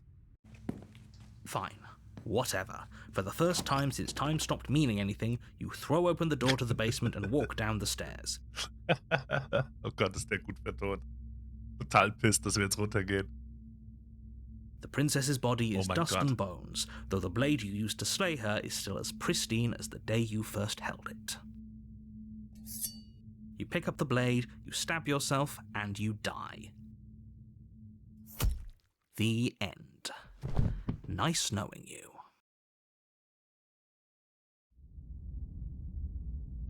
Chapter 2. Der Geist. You're on a path in the woods, and at the end of that path Das ist schon is a cool cabin. And in the basement of that cabin is a princess.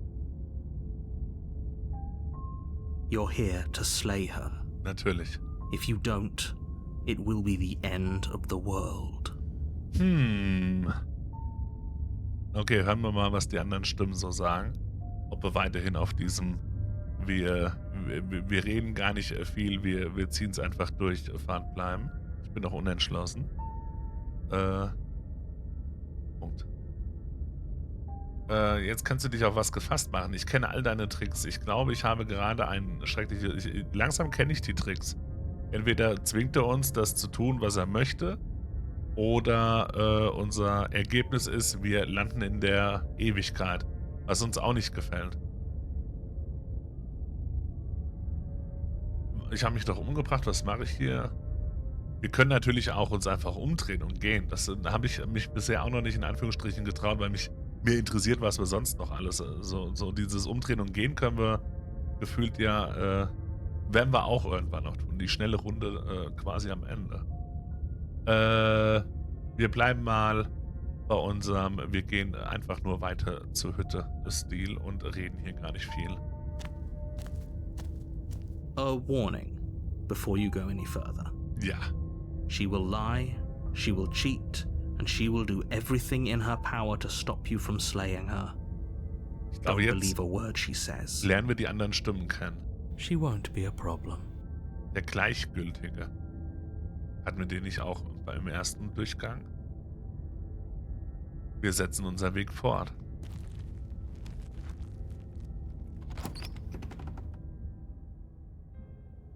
The interior of the cabin is cold, a soft odor of dirt permeating the air. Cobwebs flutter in the corners. You can hear wind whistling outside, banging the shutters against the windows. The only furniture of note is an elegant antique table with a pristine blade perched on the edge. The blade is your implement. You'll need it if you want to do this right. It feels like no one's been here for a long, long time. Scheint, als wäre hier schon... Ja, hier war schon lange keiner mehr. Möglich. Ist aber auch weiterhin Holz. War das nicht beim letzten Mal schon Stein oder kommt der erst hier unten drunter? Das kann auch sein. Like I've been saying, she's dead. We killed her already. Du hast den Spiegel an der Wand gar nicht erwähnt. Einfach dem Spiegel nähern und wieder... ja, das versuchen wir wieder. Das machen wir wieder. Walk up to the wall next to the basement door. It's a wall. There isn't much to see here. What are you talking about? This isn't a wall. It's a mirror. Or at least it'll be a mirror once we wipe off that layer of grime. Und wir wischen ab. You reach forward and rub your hand against the cabin wall. I hope you know how ridiculous you look right now. But there was a mirror a second ago, and now it's gone. Let's not spend much longer worrying over it. Clearly it's not even important enough to be acknowledged. Wir nehmen die Klinge mit. You take the blade from the table. It Wir will haben be einen Job zu difficult to tun. slay the princess and save the world without a weapon. Und wir gehen in den Keller rein. The door to the basement groans open, revealing an old banister and a creaky wooden stairwell.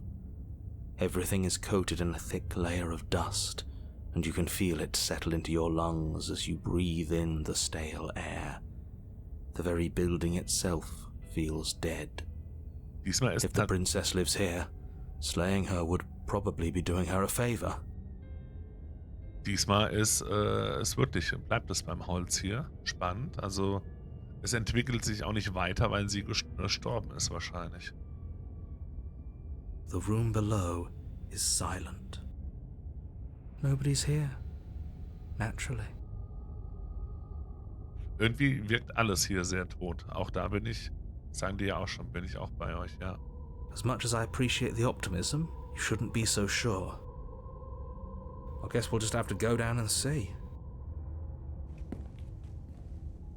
As you descend the final step, the form of the princess comes into view. A skeletal body, lying in a heap on the floor, its wrist still bound to the wall by a thick chain.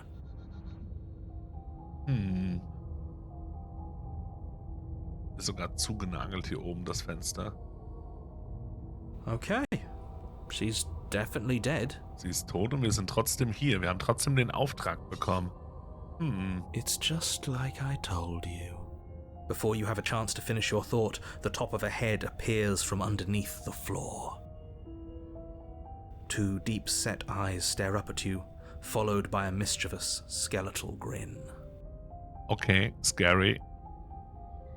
And finally, the rest of the body floats up to join the head. Wait, this isn't right. What's going on here? Ghost! Oh. Wow. How absolutely terrifying. What's a ghost supposed to do to us? Oh, it's you. Hiya, Keller. I was hoping to see you again. I have some issues with how our last meeting went. The princess drifts across the room into your orbit, gently running her fingers across your shoulders and down your neck as she circles you. Die wirkt ja nett. Wie viel hat der Gleichgültige wohl geraucht? Ja. Whatever. Her touch is cold and ethereal, formless yet real enough that her icy fingertips send shivers dancing across your skin. So she has a body, and she's right there. That means we could kill her again, if we wanted to. Da ist sogar schön das X für uns vorbereitet.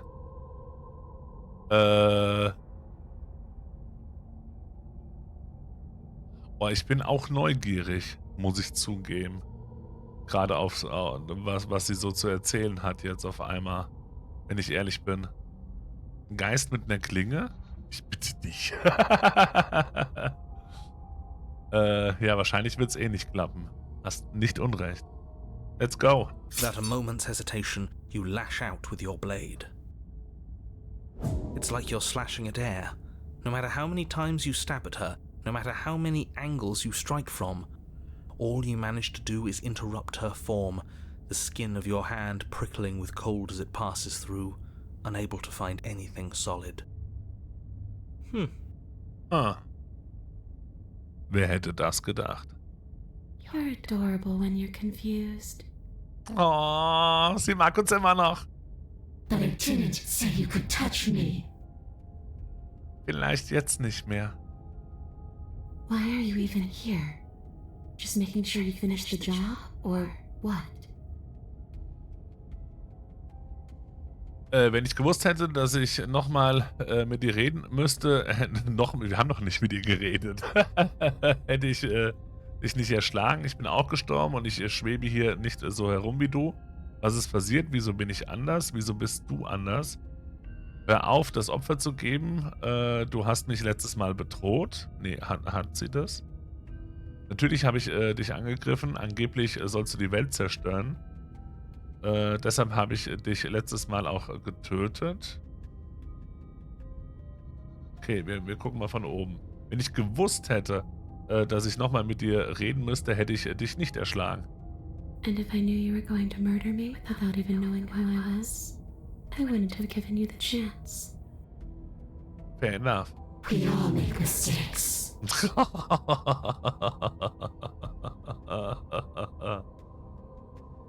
Ich bin auch gestorben und ich schwebe hier nicht so herum. You don't look dead, killer. The princess grabs your wrist, a sudden shock of cold flowing all the way up your arm, her eyes still fixed on yours as you try to squirm out of her grip. And you don't feel dead either. She lets go and pulls away. Your fingertips tingle painfully as the chill subsides. I'm less interested in why you are, or how you are, and a lot more interested in what you are. Ich bin auch langsam sehr interessiert, was wir sind. True. I've tried to leave on my own.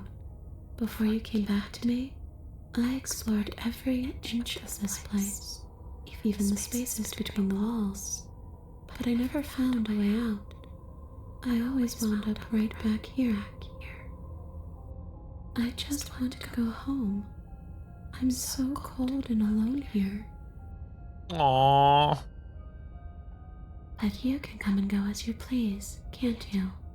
So, let me hitch a ride. After all, you own Oh. Absolutely not. Is she asking if she can possess us? She is. And I hope I don't need to explain why you can't let that happen. It would be catastrophic if she managed to escape this place. And if you let her in, there is very little anyone could do to stop her. Das wäre auch spannend. Would she be able to see us if we went along with it? Würde sie uns bemerken, wenn wir sie reinließen? Ich glaube eher, dass wir sterben, wenn wir sie reinlassen. Now isn't that an interesting thought? We could finally bring her face to face with him. I wonder what she would have to say to the one who wants her dead so badly. You won't like how things play out if you go down this path. Das wäre nur vorübergehend, oder? Du gehst wieder, sobald wir die Hütte verlassen haben. Wenn ich dich reinlasse, habe ich dann immer noch die Kontrolle. Bevor ich hier irgendwas zustimme, müssen wir darüber sprechen, was passiert, wenn du diesen Ort verlässt. Mir wurde gesagt, dass du die Welt zerstört. Klingt super, lass die Prinzessin von dir Besitz ergreifen. Antwort ist nein. Ich muss darüber nachdenken. Das wäre nur vorübergehend, oder? If I'm able to. But for all we know, that's not how it works. Maybe I'll wind up stuck with you for a long time. Don't much like the sound of that. It's crowded enough in here as is. Hier sind schon ein paar Stimmen drin, aber eine mehr oder weniger, ich meine. It could be the best way to trap her for good. Doesn't seem like it would be very easy to end the world from inside someone else's body. That is a very dangerous train of thought. Bei 5 wären auch 6 satt. Wenn ich dich reinlasse, habe ich dann immer noch die Kontrolle? Sure. Why not? Ich glaube ihr kein Wort. That doesn't sound very reassuring. I can't believe you're even entertaining her right now. I mean, just look at her. Do you think she has good intentions for her murderer's body? Of course she doesn't. Bevor ich hier etwas zustimme, müssen wir darüber sprechen. Mir wurde gesagt, dass du die Welt zerstörst. Aber da kriegen wir nichts Neues. Also hier ist kein Erkunden oder so. Was wäre denn, wenn ich Nein sage? Also ich hab's nicht, ich hab's schon, nee. Ich habe Angst, dass wir dann nicht mehr da zurückkommen. Im Endeffekt. Nee, es ist Erkunden, also wir kommen wieder zurück. Then I won't hit your rod. Okay, das klingt fair. Heißt das, wenn ich Nein sage, tust du es einfach nicht oder kannst du es dann nicht? I'm sure you'd like to know.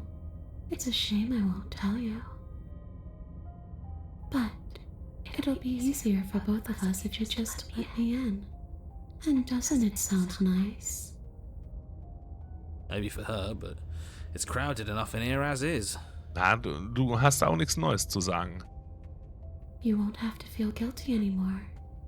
If you even do feel guilt. Wir lassen die Prinzessin tatsächlich Besitz von uns ergreifen. The princess swims through the air in front of you, pausing for a brief moment as her dark-rimmed eyes stare deeply into yours. There's a hunger in her gaze. Thanks for the body, killer. Gerne. What are you doing? Don't just let her in. How many times do I have to tell you? See you soon. Bis gleich. She rushes forward and then she's gone. A sharp chill spreads across your body. It starts in your chest, a freezing numbness flowing out from your heart, all the way down your limbs, your mind growing cloudy and confused as it settles over your very soul. I'm not sure I like this. Can we get a do-over? Nein, können wir nicht. I'm afraid it's too late to stop now. The numbness gives way to a stabbing pain, your muscles twitching and convulsing violently, each involuntary movement causing more waves of agony to ripple across your body. Aua. You collapse to the floor, and everything goes dark. Get up. You've still got a job to do. Your eyes flick back open as you get your bearings, your vision swimming as... So this is what it's like to be you, huh? Disembodied voice narrating your every move? So, it doesn't work like that for you? Clearly it doesn't, or she wouldn't have commented on it. Aber jetzt hört sie auch die Stimmen das erste Mal. All these shards of broken glass on the floor? Are they also supposed to be you? Nein. Hey, I'm not a shard of broken glass, I'm... Ah, okay. Yeah? Go on. Finish the thought. What are you? I'm a voice? I'm me, is what I am. Who cares what we are?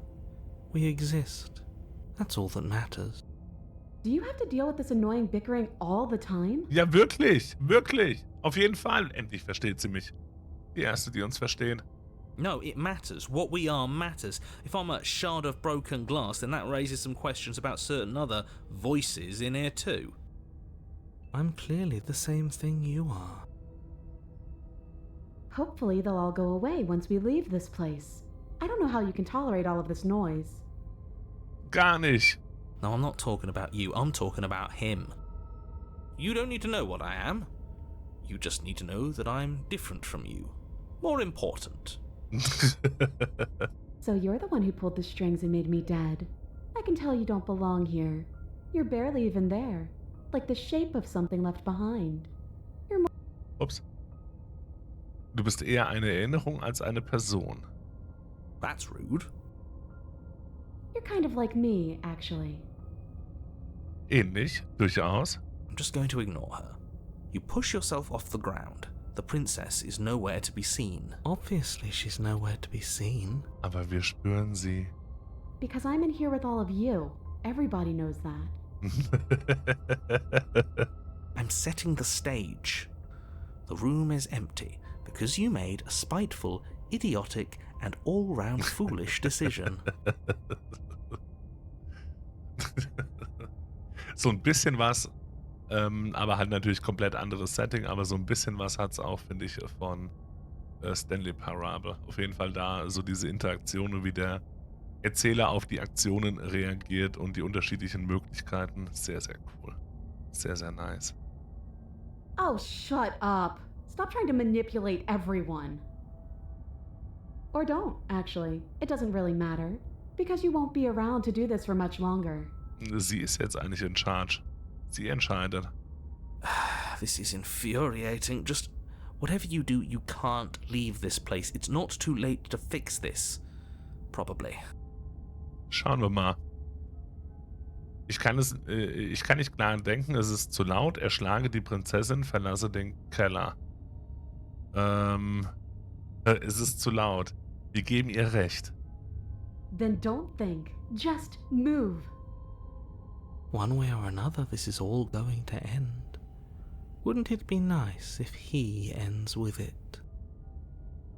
I guess we'll just have to see what happens when we leave. But if I'm stuck in here, I'll be making some renovations. It's too crowded. Wir verlassen den Keller. Your legs, weary with the weight of the princess's spectral form and clumsy with the cold that still pervades them, stumble towards the stairs. Die Frau ist eine Frau der Tat. In der Tat. I'm just trying to get home. You don't have to act like it's the end of the world. But that's exactly what you leaving this place is going to be. You don't know that. I do.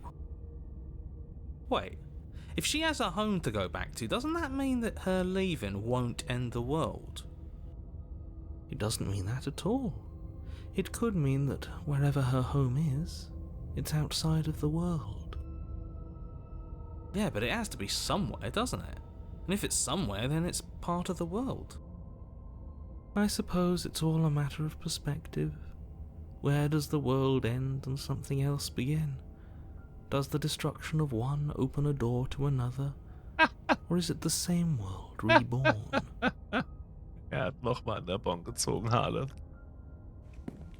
Against the backdrop of the inane conjecture of meaningless little voices, your body continues its ascent up the stairs, staggering through the open door. For how much you hate her, you aren't doing a whole lot to stop us from leaving this place.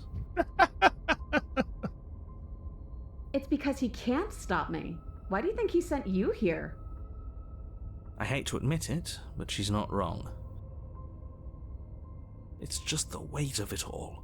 It's too much for me to do anything other than describe and dictate. And whine. This body wasn't made to hold you and the princess. If you want to renege on your cataclysmically terrible decision a minute ago, well, you're the only one that can make that happen. Okay, wir können nicht mehr groß reden. Wir haben keine wirklichen Entscheidungen. Okay, wir hätten unten sie noch töten können. Wobei ich glaube, wir hätten einfach nur uns getötet in dem Moment. Und ihr Geist wird halt weiterleben. Deswegen, wir versuchen es hier rauszukommen mit ihr. You continue slowly to the door, your feet like lead dragging across the floorboards, growing heavier with each step. Finally! Finally! You lift your shaking hand and rest it on the door handle, but you pause before you open it, exhaustion sapping what's left of your will. Was exhaustion really the best you could muster up? It's over. There's no use stalling. Let's see what happens next. Wir öffnen die Tür. Shit. But exhaustion wasn't enough, was it? The handle clicks as you twist it, and then the door groans open. You collapse to the ground, you and the princess, free from the confines of the cabin. As you exhale from the effort, you look up and see... Und seine Stimme ist weg. Auch cool gemacht. Yes? Und wir sehen was? Scarlet Hallow gespielt. Das habe ich bisher nicht mitbekommen. Nee, ich kenne es aber. Das ist ja von den Machern wohl. Das hatte ich irgendwie gelesen jetzt hier in den... ich tippe auf der Steam-Seite, habe ich das gelesen. Nothing. He's gone. And so is everything else. So we did slay him after all. He had it coming, I suppose. Ich bin ein bisschen bei den Gleichgültigen. Nachdem er uns das eine Mal so betrogen hat, der Erzähler, bin ich ihm gegenüber auch auf jeden Fall eher skeptisch. Ich fühle den Gleichgültigen gerade sehr. But what about us? Are we just stuck here in nowhere forever? Did taking her out of the cabin really end the world? We're still here.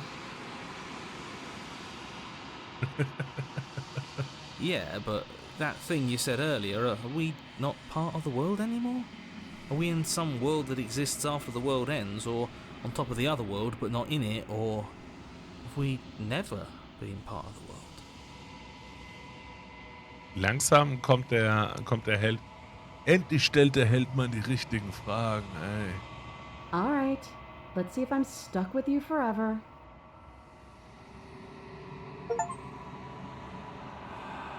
Mitfahrgelegenheit. Du spürst eine Leichtigkeit in deiner Brust, als ein paar eingesunkene Augen aus deinem Körper schweben und dich anstarren. Guess not. All's well that ends well, right? You lived up to your end of the bargain, so I'll live up to mine. Thanks. Don't mention it. Kein Ding. I think this is where I'm meant to be. Und sie verschwindet wieder vor uns.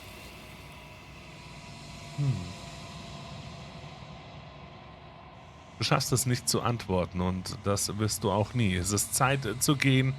Deine Erinnerungen kehren zurück. She's gone. Where did she go? Should we try and find her? And there's that mirror again. Why is it here? Why now? Natürlich habt ihr Angst, das ist das Ende für euch, aber nicht für mich. Alles wird gut, vertrau mir einfach. Wir waren schon mal hier und ihr habt jedes Mal Angst vor dem Spiel. Ihr verschwindet dann auch vor dem Spiel. Tatsächlich. Größtenteils. Natürlich habt ihr Angst. Das ist das Ende für euch. I would have kept them in the dark if I were you. Das hätte ich, euch nicht sagen. What is that supposed to mean? Whatever awful thing I felt before, it feels so much worse now. Wir nähern uns dem Spiegel. Wir nähern uns dem Spiegel. Und wir betrachten unser Spiegelbild. Es ist totenstill, als du deine Hand ausstreckst. Wieder einmal sind sie fort. Der Spiegel lässt sie verschwinden. Aber du musst sehen, was in ihm ist. Der Verfall. Du bist ausgezehrt.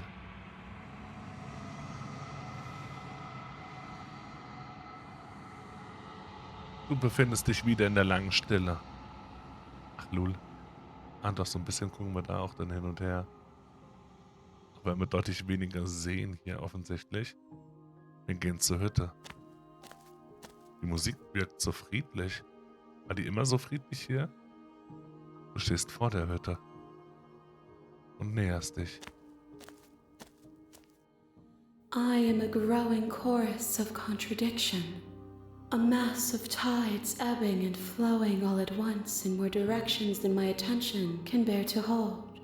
To look at any one is to shift them all into something new, and to look away is to reshape them yet again.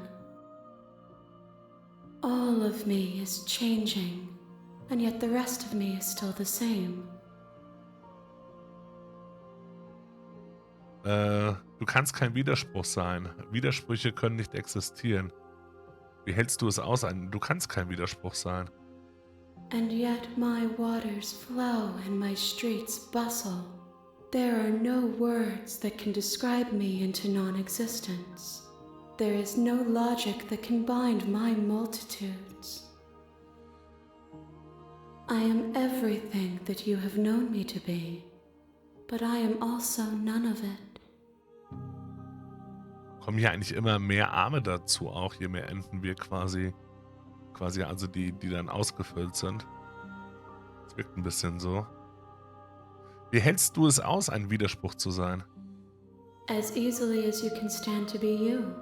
You are like me, even if you have chosen not to look at the corners of you that do not fit. Even if you have chosen to ignore the brilliant contours of your soul. Es spielt keine Rolle, wie oft ich zurückkehre. Letztlich tut immer einer von uns dem anderen weh. Verändert sich das nicht? Macht es das nicht zu etwas Schlimmem?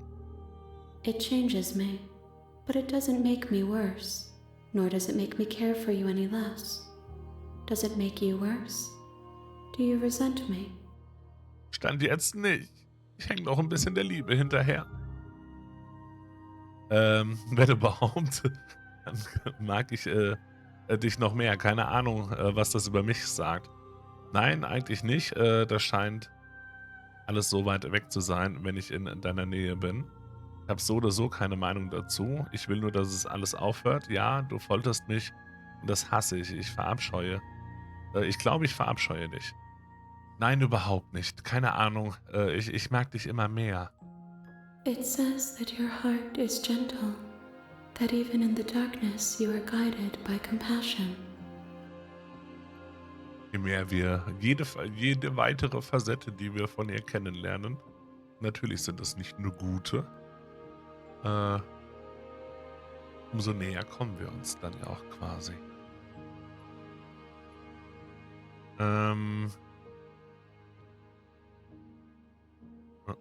Hast du schon entschieden, was du tun willst, sobald du vollkommen bist? Was hältst du denn von diesem Gefäß erstmal? This one is vaporous. She is a dream of a life she could never have, but that longing has given her so much capacity for kindness. She will make for a yearning heart. Aww. Do not mourn her. She will finally be able to hold what she never knew.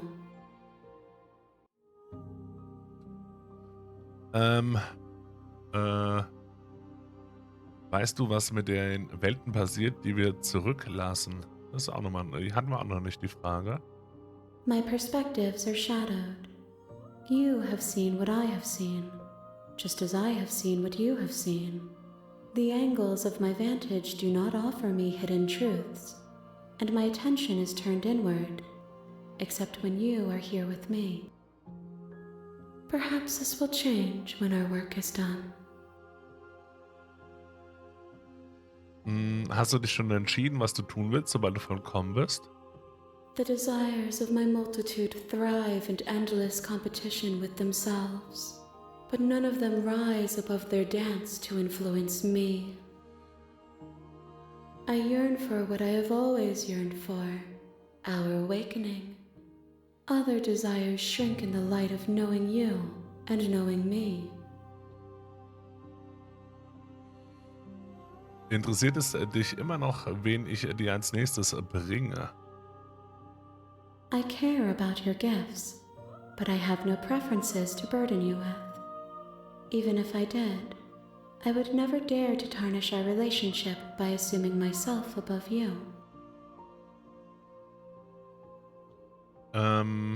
Hast du keine Vorliebe, wie du dich verändern oder entwickeln möchtest? The tides do not dictate where they are pulled. A river does not dictate its outlets. My gift to you is to let you choose your path, and my task is to treasure the gifts you bring me. Ich bin bereit, zurückzukehren. Wie viele Gefäße? Die Fragen hatten wir alle schon mal. In dem Sinne, Wir können auch diesen Körper quasi immer dann auch zerstören und ihr nicht bringen. Ich will ihn ihr auf jeden Fall bringen. Ich bin bereit, zurückzukehren. I will be here when it is time for us to meet again. Und wieder wird alles schwarz. Ein sehnsüchtiges Herz. Bring den Geist You're zu on a ihr. path in the woods. You're here to slay her.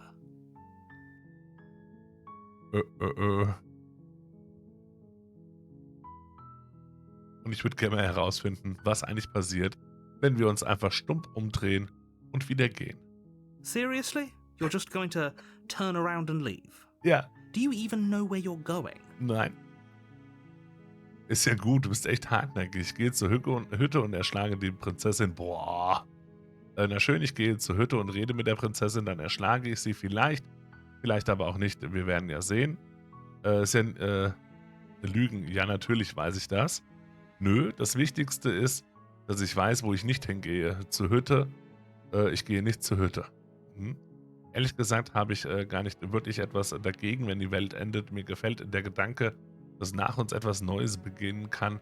Ich gehe dann mal. Folge dem Pfad, der von der Hütte wegführte. Folge still. Also gar nichts sagen, einfach nur still gehen. Hier, natürlich weiß ich das. Somehow I doubt that, but fine. I suppose you just quietly continue down the path away from the cabin. Good. What we're being asked to do here is wrong.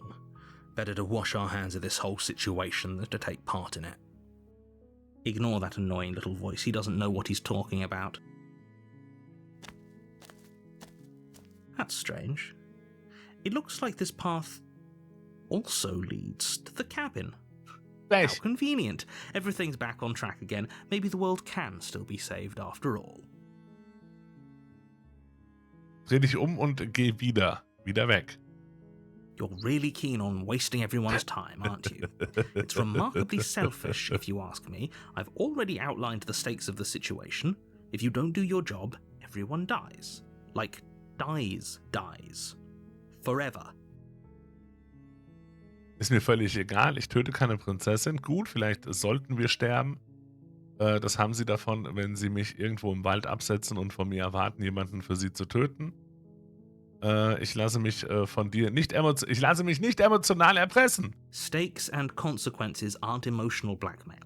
They're facts of life, and if you had an ounce of maturity, you'd understand that. But fine.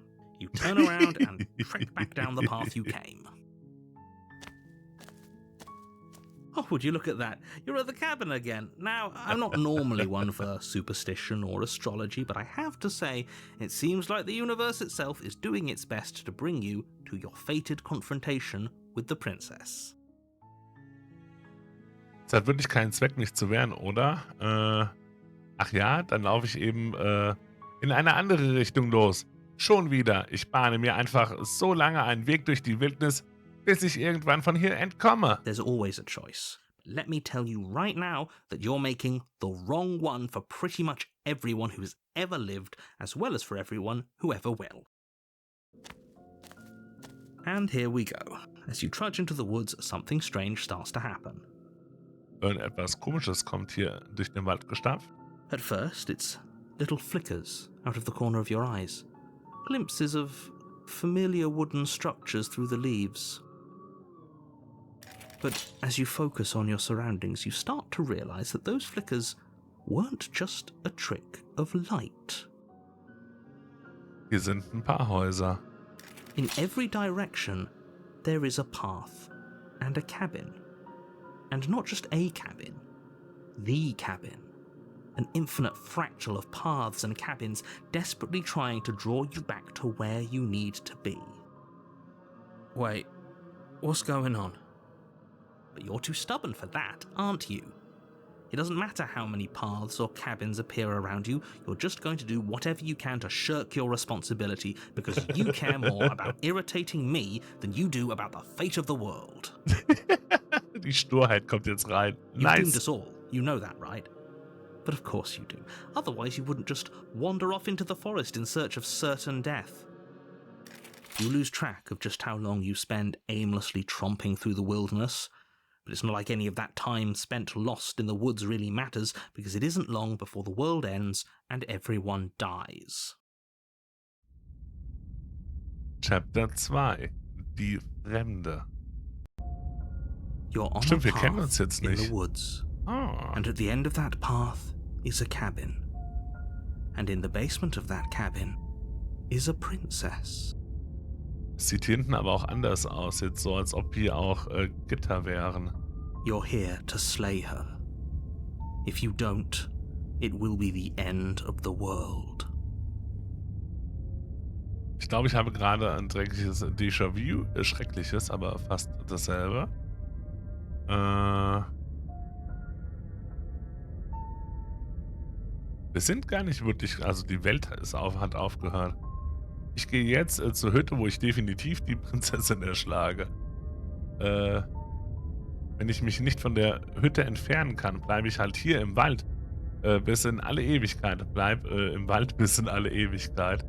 Okay, wir bleiben jetzt, wir ziehen mal den Dickkopf durch. You have already committed to my completion. You cannot go further astray. Okay. Okay, wir tun es also für sie im Endeffekt. Und das ist richtig, das haben wir schon getan.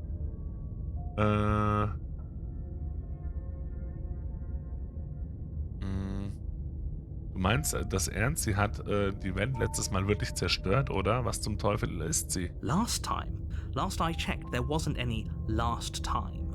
We've just met, you and I. If he doesn't remember what happened, then maybe it's best to keep it that way. I don't know. I think it's more fun if he knows what we're Der thinking. Non-Kaufilm He's ist. like a captive audience. Wenn er weiß, was wir denken, er ist sozusagen unser unfreiwilliges Publikum. Er hört uns eh. The entire world ending wasn't enough to get rid of us. I don't think there's much he can do other than object. I wonder what else we can do to ruin his day. If by ruining my day, you mean ruining everyone's day forever, then yes, I suppose there are plenty of ways you could pull that off. Nice. The world really did end last time, didn't it? We should be careful. For all we know, we just got lucky. The world hasn't ended yet, and you are never going to slay her with that attitude. Stuff those pathetic little voices to the back of your mind and stay focused on the task ahead. Yep, okay, ich gehe zur wir lügen dabei. Okay, ja, wir lügen mal. Ich gehe jetzt zur Hütte, wo ich die Prinzessin definitiv erschlagen werde. You know I can tell when you're lying, right? Please take this seriously. I am begging you. A warning before you go any further. Hier sind überall Mauern. She will lie, she will cheat, and she will do everything in her power to stop you from slaying her. Don't believe a word she says. If we're stuck going in there, maybe we should believe her. Maybe she isn't a liar. Ignore him. He's just being difficult for the sake of it. Let's keep an open mind. Wir setzen unseren Weg fort. The cabin interior is wrong. A confusing patchwork of many cabin interiors, all projected across what's almost the same space. Lol. It's all shifted. Cool gemacht. An inch here, a foot there, such that the seams are never quite visible enough for the place to make any sense. The only furniture of note is a plain table, its legs all the wrong lengths, its material devoid of feature. Perched on that table is a pristine blade. Das ist cool gemacht. The blade is your implement. You'll need it if you want to do this right. If he wants us to take it, maybe we should just leave it to collect dust. Or better yet, grab it and throw it out the window. What good is a knife against a world-ending monstrosity anyway? Die Fenster, nicht nur die Fenster, auch die Tür, die da nur so dran hängt, da hinten die zwei unterschiedlichen Arten von Rückseiten, dass hier die Steine sind, obwohl auch hier der Boden ist, und gleichzeitig ist hier auch eine Lücke überhaupt überhaupt da drin. No, we're taking the knife. Have you seen this place? We have literally no idea what to expect and no idea what we're dealing with. I've already told you what you're dealing with. You're dealing with a princess. How many times do I have to explain this incredibly simple and straightforward premise? Jetzt erinnert er sich also doch. You can't just say that. Not when everything here is so wrong. Listen to me. My job is to describe facts as facts and to guide you through your job, which is to slay the princess and through that action, save the entire world. Slay the princess, save the world. And if you're going to slay her, you cannot let fear creep into your heart. You cannot lose yourself before you even get to her. Oh, ho, ho, ho. You've piqued my interest. What's going to happen if we lose ourselves? Nothing, because you're going to pull yourself together. Just ignore the stressful geometry and stay calm. Ja, wir bleiben ruhig. How? Even if we closed our eyes, you're constantly describing it to us. I'm not going to stop doing my job, so you're just going to have to get better at yours. And quickly, if you don't mind. Yes, take a deep breath. I'm all for getting under his skin, but we'll miss out on loads of fun if we shrivel up into a ball and go insane the first time we see something weird. What you're seeing here is obviously real. Just accept it and go with the flow. It really isn't hard. Okay, I'm fine. Good. Now, whenever you're ready, we're all waiting for you to complete a very important task. Wir gehen wieder zum Spiegeln. Ein Nonkonformist, jawohl. You walk up to the wall next to the basement door. It's a wall. There isn't much to see here.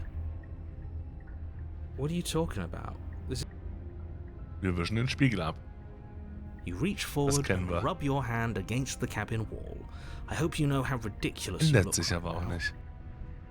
But there was a mirror a second ago, and now it's gone. You know that taking the mirror away from us isn't going to change things, right? We'll find it again, and then we'll see whatever it is that you don't want us to see. Wir nehmen die Klinge nicht mit. The door to the basement creaks open, revealing a web of branching staircases all built from unidentifiable materials. Nothing here seems to belong, and the closer you examine your surroundings, the more confused you get, your head throbbing with the effort of making sense of this place. None of the stairs even seem to go anywhere, let alone down. The air here has a sickening, almost sludge-like miasma to it, the kind of indiscernible quality that comes from the blending together of every scent there is at once. An odour that is simultaneously everything and yet the sum of it all coalescing into a thick, nauseating nothing. If the princess lives here, slaying her is probably doing her a favour. Natürlich, wie immer. Her voice, a disquieting collage of tone and personality, drags up the stairs. Hello? Hi. What are you doing here? Are you here to kill? No, thank you. Wir erwischen jetzt mehrere auf einmal. Oh, don't be such a baby. I don't want to do this. Let's just turn around and leave. This feels wrong. This feels like a trap. Like whatever we do, we're gonna die. Der Held möchte sich sogar zurückziehen. We don't even have a weapon. But we already tried turning around and leaving, didn't we? And he threw up a wall. No way to go but forward. And whatever choice we make, whatever she is, we know one thing for sure. And what's that? That the fate of the world hinges on your success? Vielleicht ein bisschen. There'll still be plenty of ways to ruin his day. Das auch. Du, nimm die raue Treppe zu deiner Linke, nimm die mittlere zur Rechte, die weiche Treppe zu die mittlere oder die weiche zu deiner Rechten. Rau oder weich? Weich könnte... Weich ich nicht. Aha. Boah. Wir nehmen die... wir nehmen die weiche. You step to the right. The path feels soft and reassuring against your feet. The stairs almost seem to cradle you as you make your way down, like they're guiding your heels from one step directly to the next. You barely have to extend any effort to descend, the stairway doing most of the work for you. You don't feel like there's any concern that you might slip or tumble or lose your way. But the further you go, the deeper you sink in. First, it's like a lovely plush carpet, your toes digging down and barely hitting any resistance at all. But soon enough, you're fighting just to keep your knees from sinking out of sight. Apropos Fleischig. Welch wundervoller Übergang. Wie zufällig. Wie passend. Hallo Presslufthamster, ein wunderschön. Und hallo Roki, auch dir ein wunderschön. Dankeschön fürs mit rüberkommen. Hallo El Bato, ein wundervollen. Hallo Flowmarkt, auch dir. Dankeschön fürs Reinschauen. Hello, hello. Einen wunderschönen guten Abend. Hallo Abend, Dankeschön. Für den Raid. Yo. Don't Be Afraid 2. Aber du hast vorher, glaube ich, auch noch was anderes gespielt. Hast heute auf jeden Fall auch ein bisschen Halloween-Programm gehabt. Ich hoffe, ihr hattet sehr viel Spaß und sehr viel Freude. Wir machen auch ein bisschen Halloween. Wir gucken uns Slay the Princess an. Das fand ich gerade sehr passend. Wir gehen gerade einen fleischigen Weg nach unten und du erscheinst. Es ist so wundervoll. Eure Fauligkeit. Auch das ist durchaus korrekt. Dankeschön für den Raid. Wie gesagt, ich hoffe, ihr hattet eine coole Zeit. Bitte bedient euch fleißig bei den Keksen. Und wir gucken uns heute Slay the Princess an. Ein kleines Spielchen, was uns zur Aufgabe gibt. Wir sind eine Person im Wald, die zu einer Hütte geht. Und in dieser Hütte wartet eine Prinzessin, die wir töten müssen, weil sonst die Welt untergehen wird. Und das erlebt man durch 3 Kapitel in der Regel hindurch. Immer wieder, je nachdem, welche Entscheidungen wir hier so treffen. Und so nach und nach setzen wir dadurch verschiedene Eigenschaften, Persönlichkeiten, wie man es auch immer sehen möchte, und dann wohl von dieser Prinzessin wieder nach und nach zusammen.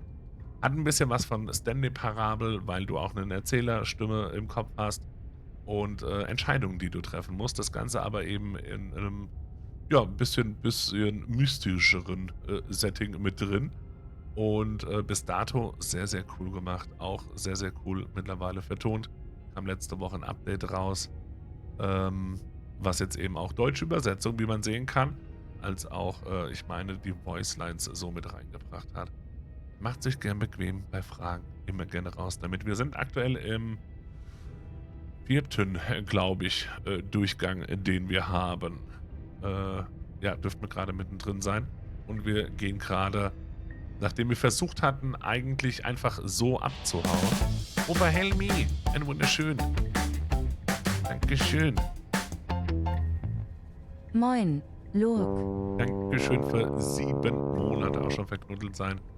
Und Dankeschön für den Lurk. Das ist sehr viel Dasein auch. Dankeschön. Schon wieder? Wir arbeiten dran. Wir gehen gerade die Treppe runter Richtung der Prinzessin, die da quasi im Keller auf uns wartet. Wir hatten uns vorher entschieden, dass wir einfach versuchen wegzugehen. Aber haben festgestellt, wir können nicht weggehen, weil egal welchen Weg wir nehmen, es wird wieder wir kommen immer wieder nur zur Hütte zurück. Und dadurch haben wir viele Hütten plötzlich entdeckt, wie es auch Möglichkeiten in diesem Spiel gibt. Und haben uns dort so verloren, dass die Welt dann eben untergegangen ist und sind gerade jetzt im zweiten Durchlauf von diesem, im zweiten Kapitel von diesem Durchlauf. So passt. Kommt gerne mit. The softness threatens to swallow you whole, to wrest control of your body and surround you in a false ethereal bliss, pretending to save you from the cruelties of choice and consequence. It's slow going, but you manage to fight against the overwhelming urge to fall back into comfort and nothingness, the very struggle to continue forward consuming your every thought. Kommen wir überhaupt bei... Oh. Okay. You slowly lose sense of yourself the further you go.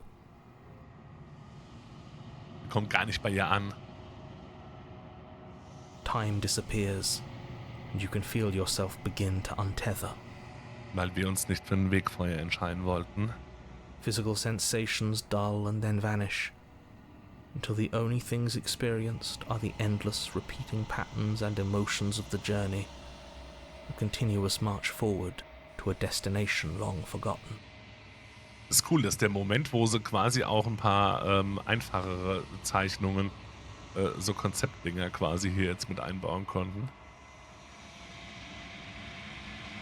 consumption and betrayal, skepticism and blind devotion, rivalry and submission, terror and longing, pain and unfamiliarity.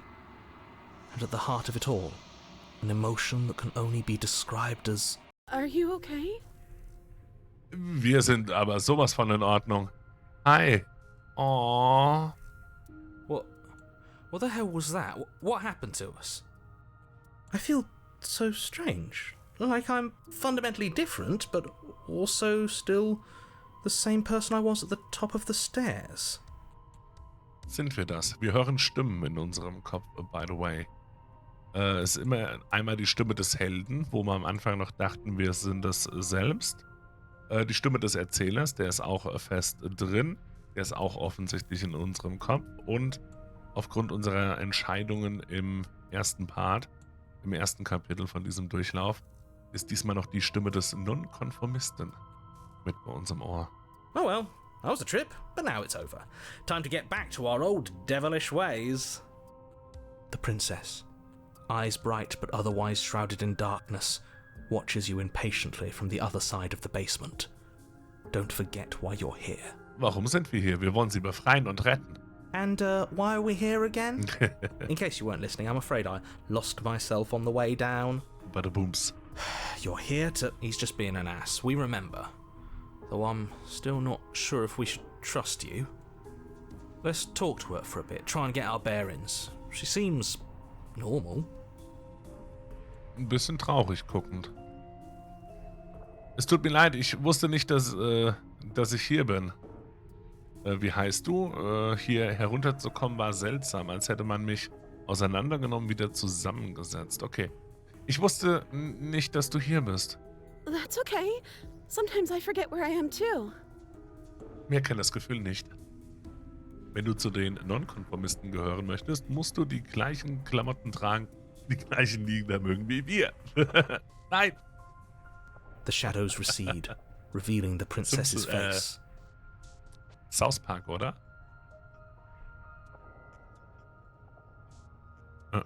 Schatten ziehen sich zurück, geben Blick auf das Gesicht der Prinzessin frei. Jetzt sind die Augen nicht mehr ganz so traurig. Immer noch traurig, aber sie stechen nicht mehr so hervor. Das ist wirklich eine wundervolle Folge.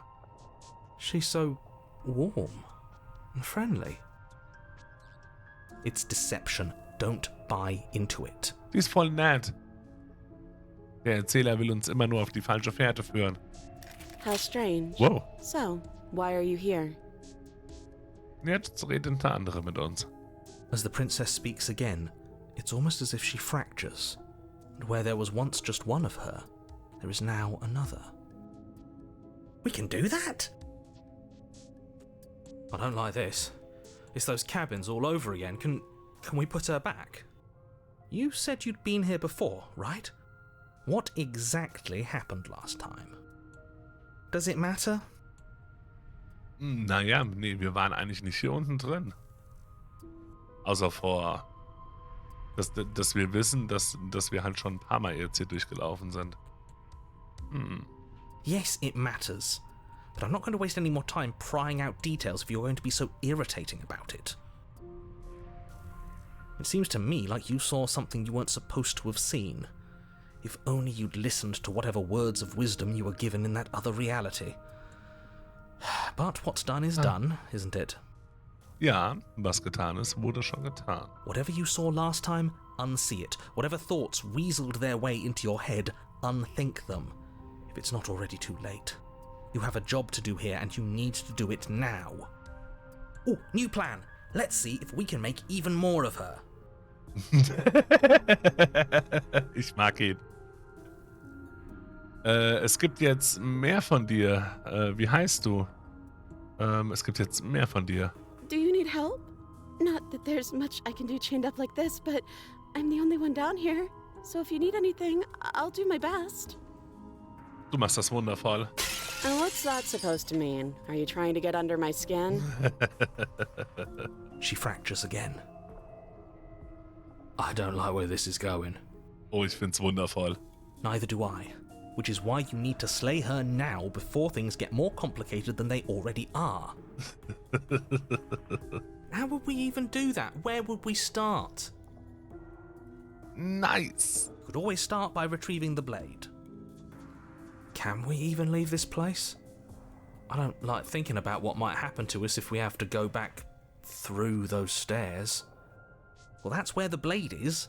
If you want it, you'll have to go and get it. Wir wollen sie gar nicht haben. I don't think we're going to be able to put her back. Kind of hurts to think about it, doesn't it? It's like everything we say just multiplies her. Yeah! It certainly looks that way, so please, for the love of everything, stop asking her questions and stop stalling. You're obviously just making things worse. Ansichtssache. Wie heißt du eigentlich? You can call me Princess, if you'd like. Princess. You can address me as Your Royal Highness, or Her Majesty. Any honorific should do, really. Die haben wir schon kennengelernt. None of them have names. How astute. I told you she was untrustworthy. Hier herunterzukommen war seltsam, als hätte man mich auseinandergenommen und wieder zusammengesetzt. Weißt du, was mit mir passiert ist? I don't know what happened to you, but you look like you're in one piece now. But I understand. One Piece. Sometimes I feel like I'm being pulled apart too. It's so terrifying down here. But at least now you're not alone. And I'm not alone either. We're probably stuck down here forever, aren't we? There's no way out, and barely a way in. God. I don't remember what it was like before I was in this place. Why would I know what happened to you? You're not really cut out for this, are you? Why are you even here? Weil wir uns nicht wegbewegen konnten. Es könnte ja einen Grund geben, dass du hier unten eingesperrt bist. Weißt du, warum du hier bist? Du solltest eine Gefahr für die Welt sein. Ich werde dich rausholen, versuche sie zu befreien. Ich weiß nicht, was du bist, aber ich kann dir nicht vertrauen. Ne, die Klinge wollen wir nicht holen. Wir erkunden noch ein bisschen. Es könnte ja einen Grund geben, dass du hier unten eingesperrt bist. Weißt du, warum du hier unten bist? I don't know why I'm here, but there has to be a reason, right? You don't just lock a princess away in a place like this without a reason. I wish I knew what it was. But you know, right? You have to know. You're the only other person I've ever seen, or at least the only one I can remember. Don't give me false hope. Please just end this already. One way or another, just do it. Oh, don't be coy. We both know why I'm locked away here. I'm a monster, and the second I get out of this place, I'm going to end the entire world. Okay, also sie weiß es. Schade, ich hatte bisher gedacht, haben wir eigentlich nur okay raus. Okay, das ist auch cool, dass jetzt das Fenster hier auch richtig auseinandergerissen ist und sich hin und her bewegt. This is reaching its breaking point. If you don't act now, there will be nothing in here but her. Take a deep breath and focus up. You can do this. Hätten die hier einfach nur befreien sollen. But how do we decide what to do? Can there even be a right choice when all of them are so different? Stop overthinking it. Your drifting thoughts have clearly been part of the reason this situation has gotten out of hand. If you're trying to do the right thing, there's only ever been the one option, and that option is slaying her. Aber... Just do something. Do anything. Do all of it, if that's what you want. This place is hell, and it's only getting worse.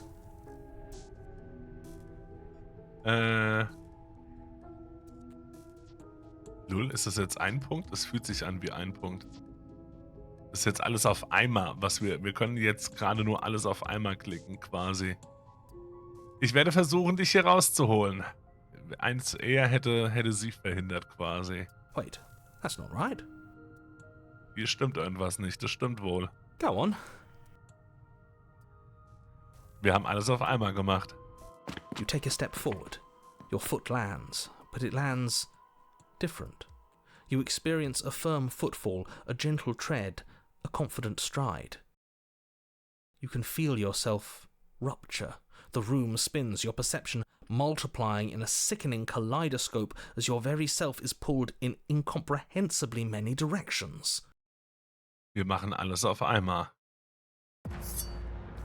You find the blade suddenly in your hands. All at once you use it to strike at her bindings as you remain upstairs and slay her and leave her to languish alone. Is this what the end of the world looks like? What an unbearable mess. Gern geschehen. But this... We can't... Do you not have anything witty to say? I could use a good bit of wit right now.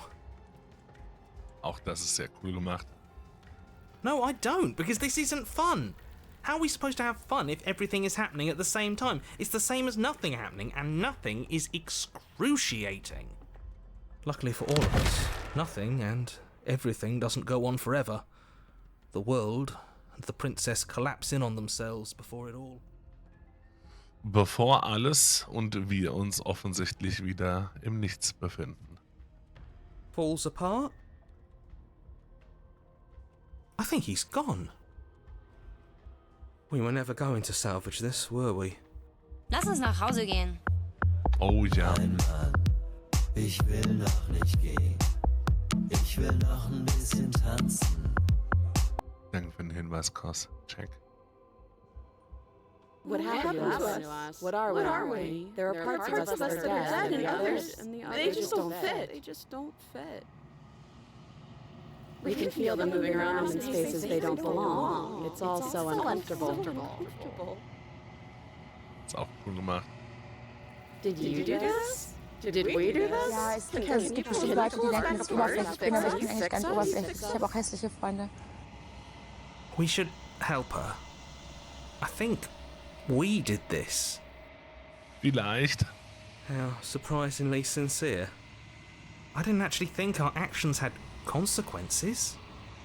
It's a little late for regret, isn't it? Please.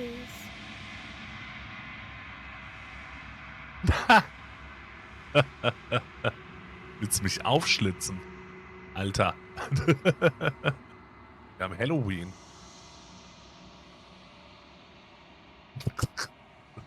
Kann damit nicht umgehen, Arne. Ich mag deine Blutwerte, ja genau. Das wird schon wieder. Ich werde mein Bestes geben. Aber du sollst gar nicht in Ordnung gebracht werden. Nein, du hast gerade alles kaputt gemacht. Ich werde dich nicht in Ordnung bringen. Nichts sagen. Das wird schon wieder.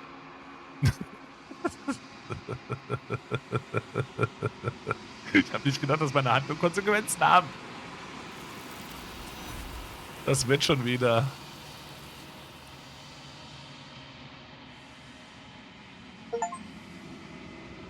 Doch du wirst nie erfahren, ob sie deine Antwort gehört hat. Sie ist fort. Deine Erinnerungen kehren zurück. She's gone. Where did she go? Should we... And there's that mirror again. Why is it here? Why now? Alles wird gut. Wir sagen es diesmal den Stimmen nicht, dass es für sie da enden wird. Alles wird gut, vertraut mir einfach. Wir waren schon mal hier und ihr habt jedes Mal Angst vor dem Spiegel. But it feels so bad. Like looking into it right now is going to be the end of everything. Yeah, don't look at it. I don't like that thing. Oh, er ist sogar einer Meinung mit dem Helden. Interessant. Das ist nicht das Ende. Auf der anderen Seite wartet was Schönes auf uns. Das ist das Ende für euch, aber nicht für mich. Wir sehen uns auf der anderen Seite. Alles wird gut. Okay. If you say so. We'll trust you. Ja, die Blutgruppe, die jeder nehmen kann. You're not messing with us, right? Ein wunderschöner Eluxo. Danke dir fürs Reinschauen. Grüß dich. Von Runde zu Runde gefällt es mir mehr, tatsächlich. Weil sich einfach immer mehr, also die Wege, die sich aufspannen, die Art und Weise, wie sie es auch einfach rüberbringen, die verschiedenen Charaktere, die uns im Kopf erscheinen. Die Vertonung ist stark. Also ich finde es, von Runde zu Runde wird es immer cooler, tatsächlich. Das will man nochmal versuchen, Schon sehr nice. Genau, das ist schon die neue Version. Die kam letzte Woche, kam irgendwann Ende letzter Woche irgendwie raus. Und ja, da hatte ich dann quasi seit September, wo sie es, oder wann sie auch immer es bekannt gemacht haben, dass sie daran arbeiten, jetzt quasi noch drauf gewartet. Genau, das kam mit Prim. Prim liegt auch noch auf dieser To-Do-Liste. Genau das. Wir nähern uns dem Spiegel. Es ist wirklich ein sehr, sehr cool gemachtes Spiel. Und gerade ist es auch im Angebot. Tatsächlich. Gehen wir zusammen zum Prom? Oh, unbedingt. Unbedingt. Ich muss nur gucken, ob mir mein Kleidchen noch passt. Wir betrachten unser Spiegelbild. Es ist totenstill, als du deine Hand ausstreckst. Wieder einmal sind sie fort. Der Spiegel lässt sie verschwinden. Aber du musst sehen, was in ihm ist. Die Überreste. Du löst dich auf.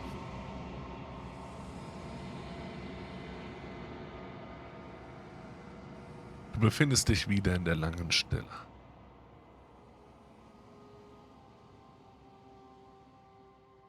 Also wenn man eben so ein bisschen, also ich vergleiche es ganz gerne, also aus dem, was ich jetzt hier bisher gesehen habe, mit Stanley Parable, halt in einem düsteren Setting, auch ein bisschen, ja, genauso abgedreht. Also Stanley Parable war einfach auch absolut genial und richtig cool gemacht. Und du hast eben auch die Möglichkeit, du hörst auf den Erzähler, du tust es nicht und versuchst deine eigenen Wege zu finden. Und es gibt einige Wege, die man hier eben bestreiten kann.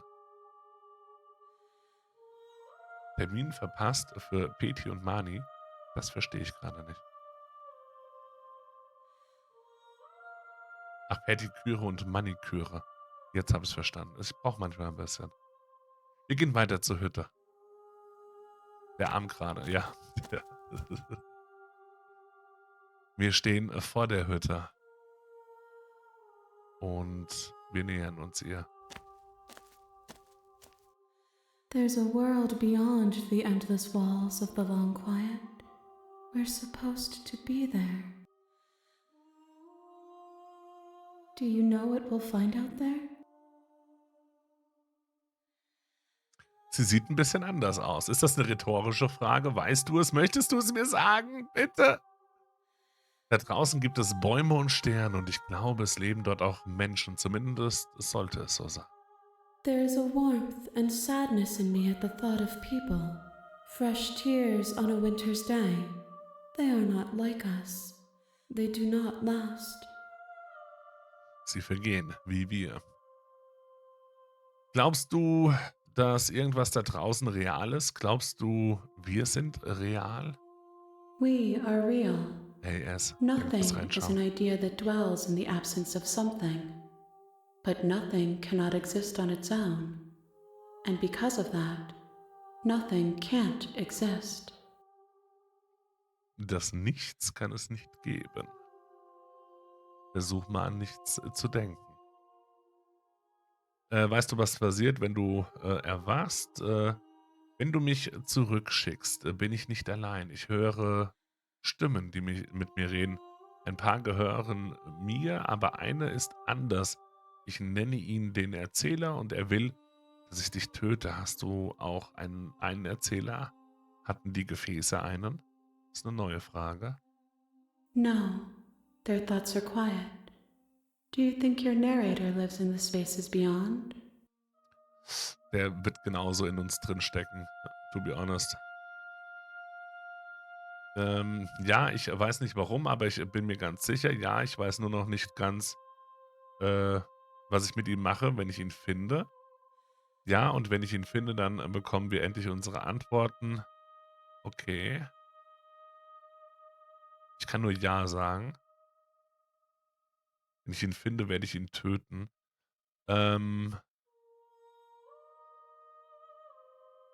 Ja, also okay, irgendwann werden wir ihn finden. Ich glaube tatsächlich, dass der Erzähler auch wir selbst sind. Ich bin mir ganz sicher, dass wir ihn irgendwann finden werden. Und ob wir dann Antworten bekommen, das glaube ich tatsächlich nicht. I am on the cusp of my awakening. Perhaps you are on the cusp of yours. Was hältst du von diesem Gefäß? Oder sagt sie da immer, es ist ihr egal? Weiß ich gar nicht mehr. These ones are a contradiction. A winding kaleidoscope of paths unwalked. They are stretched into a Sie ist shape ziemlich not abra- unlike Warte, me, but it is a shape they cannot hold. Okay, sie hat immer was zu dem zu sagen, zu dem Gefäß, was wir bringen. Das Gefäß ist unser Körper, der dann wiederum aus den Entscheidungen, die wir getroffen haben, besteht. Aber rettet die Kekse. Slay the princess, save the world. Hallo Chromac, ein wunderschön. Danke fürs Reinschauen. They will make for a rich and vibrant heart. Do not mourn them, for they will finally get to know themselves.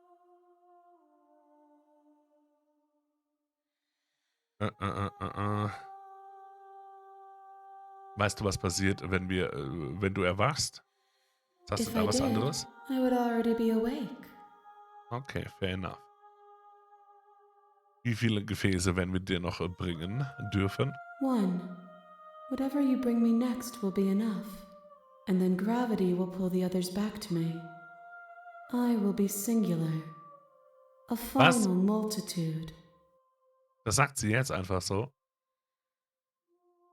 Wünschst du dir als letztes ein Geschenk, als letztes Geschenk ein bestimmtes Gefäß?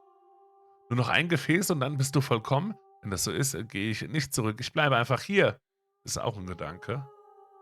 These gifts are a conversation, and each one shows me the contours of your heart. The only thing I want to see is what you choose for me when the thread is fully drawn. Nur noch ein Gefäß und dann bist du vollkommen. Wenn das so ist, dann gehe ich lieber nicht zurück. You've already tried waiting, but I understand if you need more time. I'll wait with you. Das wird sie wohl. Man kann nicht für immer warten. Ich habe noch nie versucht, das Wesen zu greifen, tatsächlich. Ich weiß gar nicht, was wir dann tun in dem Moment. Ich vermute halt, zerstöre deinen Körper ist, dass wir nicht in ihr aufgehen. Greife Angriff oder einfach nur berühren. Ich hoffe berühren. Dein Wille schneidet durch das Wesen vor dir, aber es geschieht nichts. My roots burrow in an ocean beyond your sight. We cannot harm each other as we are now. Ich wollte dich auch gar nicht angreifen. Verdammt, okay. Ich bin bereit, zurückzukehren. The next time I see you, each of us will finally know what we are. I will be here, waiting for you. Alles wird schwarz. Und du stirbst. Oh, das einmal hätte sie nicht sagen sollen. Ein prächtig und ein lebendiges Herz. You're on a path in the woods. Das ist dann nur noch And at the einmal. end of that path is a cabin. And in the basement of that cabin is a princess. Verdammt, jetzt bin ich neugierig. You're here to slay her.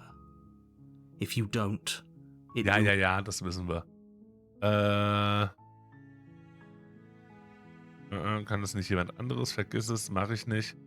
Hast du schon in Betracht gezogen, dass ich es begrüßen könnte, wenn die Welt endet? Kriege ich eine Belohnung? Wir machen das mal mit dem dass wir... Weiß gar nicht, haben wir das schon mal gemacht? Of course Weiß I es nicht haven't. mehr. Why would I even consider that? Nobody wants the world to end. I mean, maybe some people do, like nihilists or very, very evil people, but surely you're not one of those, right? Oder?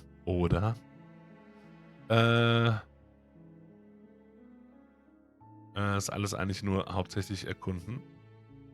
Erkunden. Klasse. Nee, okay, danke.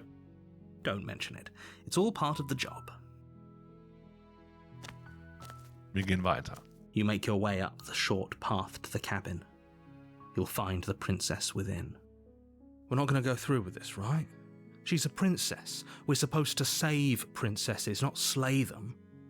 Ignore him. He doesn't know what he's talking about. Wir gehen in die Hütte rein. Da haben wir noch nicht viel Wahl. The interior of the cabin is almost entirely bare. The air is stale and musty, and the floor and walls are painted in a fine layer of dust. The only furniture of note is a plain wooden table. Perched on that table is a pristine blade. Wir haben es erst einmal bewusst mit runtergenommen. Nee, zweimal. Wir haben sie ja auch einmal komplett einfach wortlos quasi getötet. Beim ersten Mal haben wir es mit runtergenommen, haben gesprochen und mussten es auch fallen lassen, um überhaupt mit ihr zu sprechen. Ist richtig. Und dann haben wir doch noch versucht, sie zu töten. Ich weiß auch gar nicht mehr ganz, wie das dazu gekommen ist, zu dem Töten. You'll need it if you want to do this right. Jawohl, wir nehmen die Klinge mit runter. You take the blade from the table. It'd be rather difficult to slay the princess and save the world without it. Und wir gehen einmal in den Keller. The door to the basement creaks open, revealing a staircase faintly illuminated by an unseen light in the room below. This is an oppressive place. The air feels heavy and damp, a hint of rot filtering from the ancient wood. If the princess really lives here, slaying her is probably doing her a favor. Wir tun ihr bestimmt einen Gefallen. Her voice carries up the stairs. Who's there? She sounds dangerous. It's almost as if she's the one in charge down here. Ach so, gefährlich klang sie gar nicht. Don't let it fool you. It's all part of the manipulation.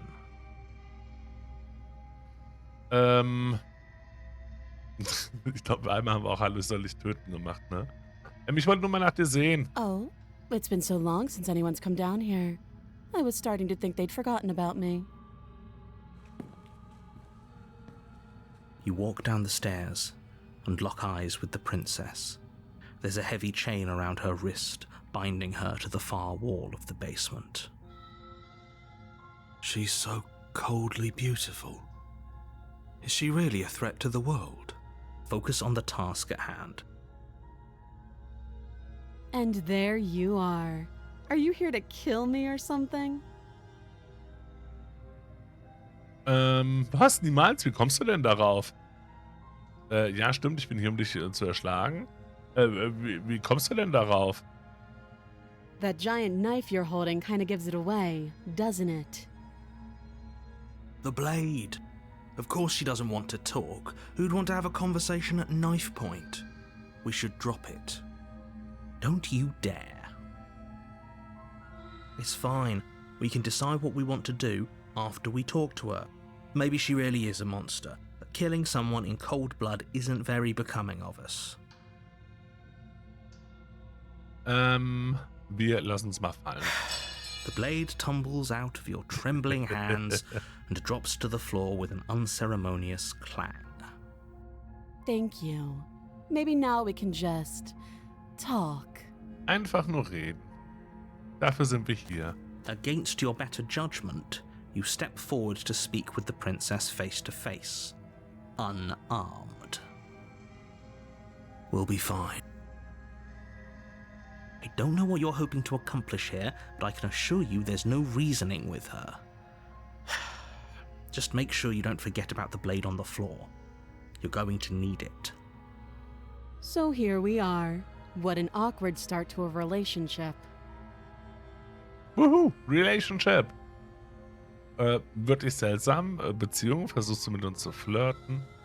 Wie kommen wir hier raus? Wie heißt du? Wie lange bist du schon hier unten? Okay, wir wollten mit dir reden. Wirklich seltsam. I know. I just said that. Now why are you here to kill me? Will ich gar nicht. Weißt du, warum ich dich töten soll? Man hat mir einiges erzählt, aber ich weiß nicht, was ich glauben soll. Tatsächlich wissen wir das nicht. Ich habe meine Gründe. Glaubst du, ich komme her, um dich zu töten, aber weiß nicht warum? Haha, das wäre ja lächerlich.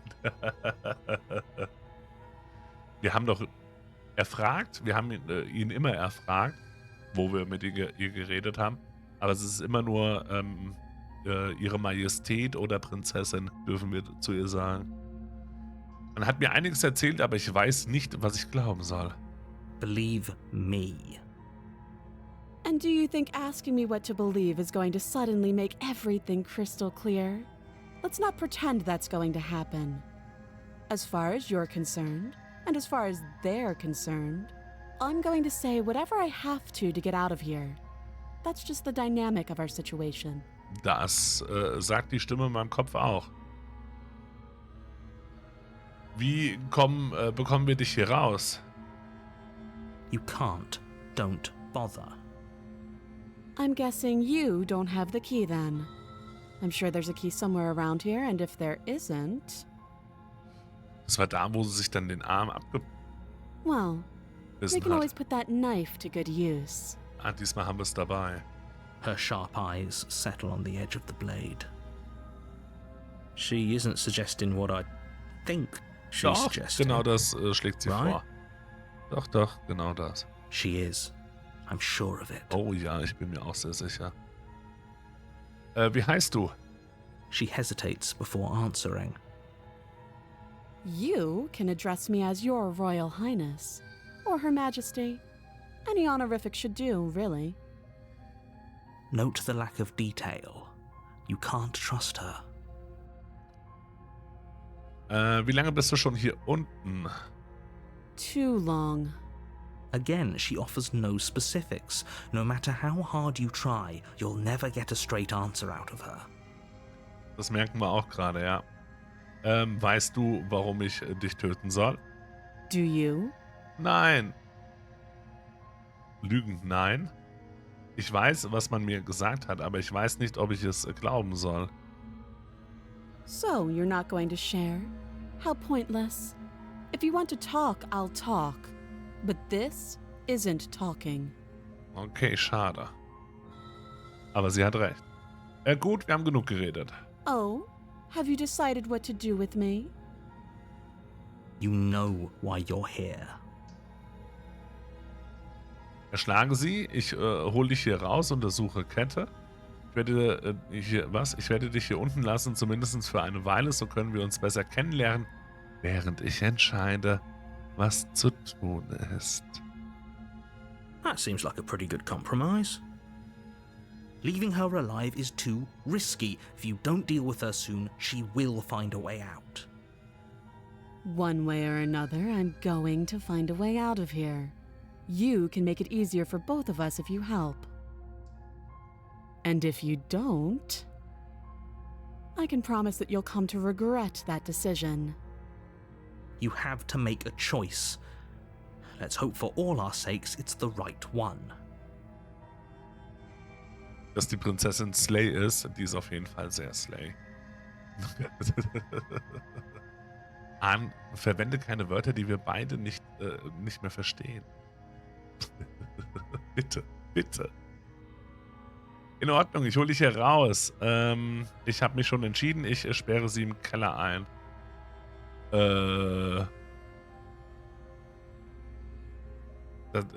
Also ich stelle mir halt hier vor, dass hier quasi fast dasselbe passieren könnte wie beim ersten Mal, wo halt dann das Messer noch runtergefallen ist. Oder dann plötzlich wieder aufgetaucht ist bei uns. Ich sperre sie diesmal einfach im Keller ein. Sie bleibt bei uns. I know you think this is a fair compromise, but it isn't. No one wins here. It's a chance we'll have to take. We can make this work. If we just stay here and keep watch, no one has to die. You're making a mistake. Ist das so? You turn your back to the princess and make your way to the stairs. It won't be long before I slip these chains. And once I'm out of here, there will be hell to pay for leaving me behind. Aber wir behalten dich doch einfach nur bei uns. Slip these chains? She can't, right? She needed our help to get out of here. But do you hear the conviction in her voice? I don't think she's bluffing. Either way, she dropped her mask, didn't she? You can still turn around and finish the job.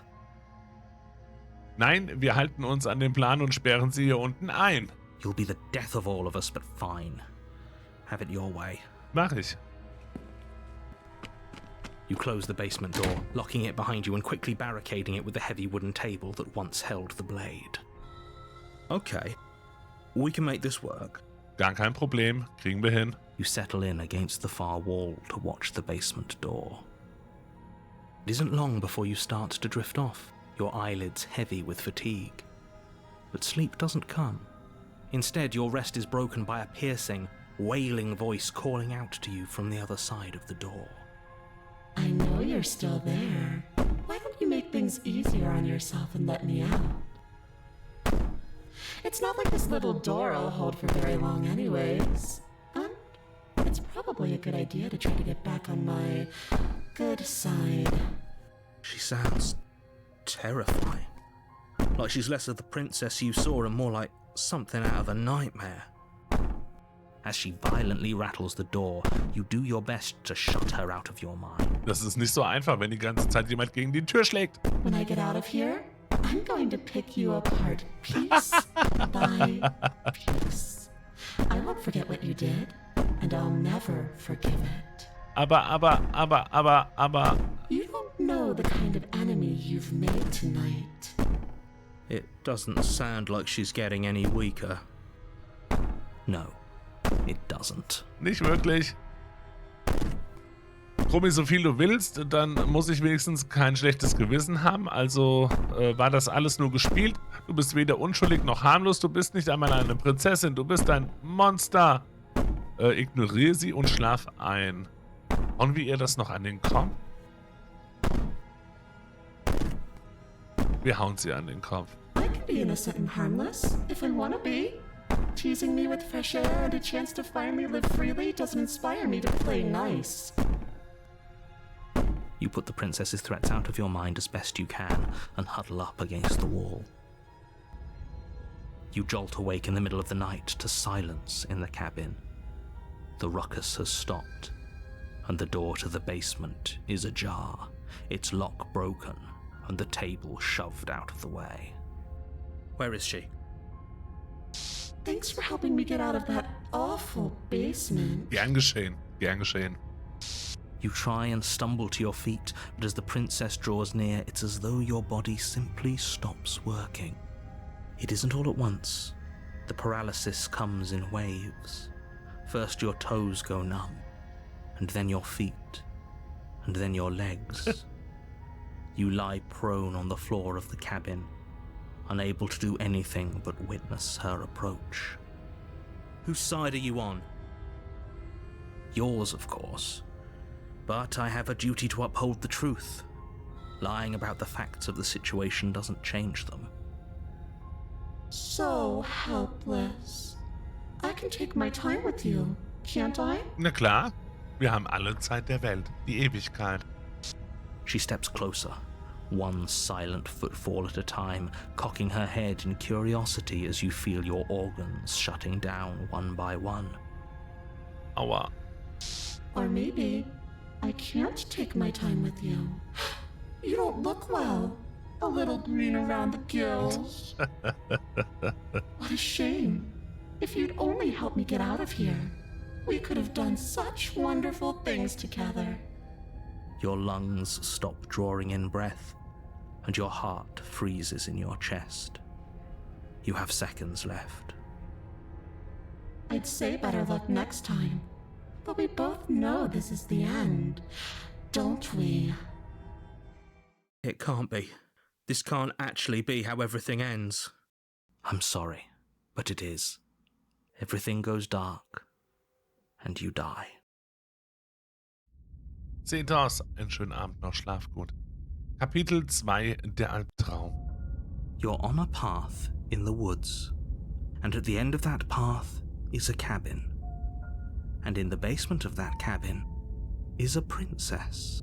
Natürlich ist sie da. You're here to slay her. If you don't, it will be the end of the world.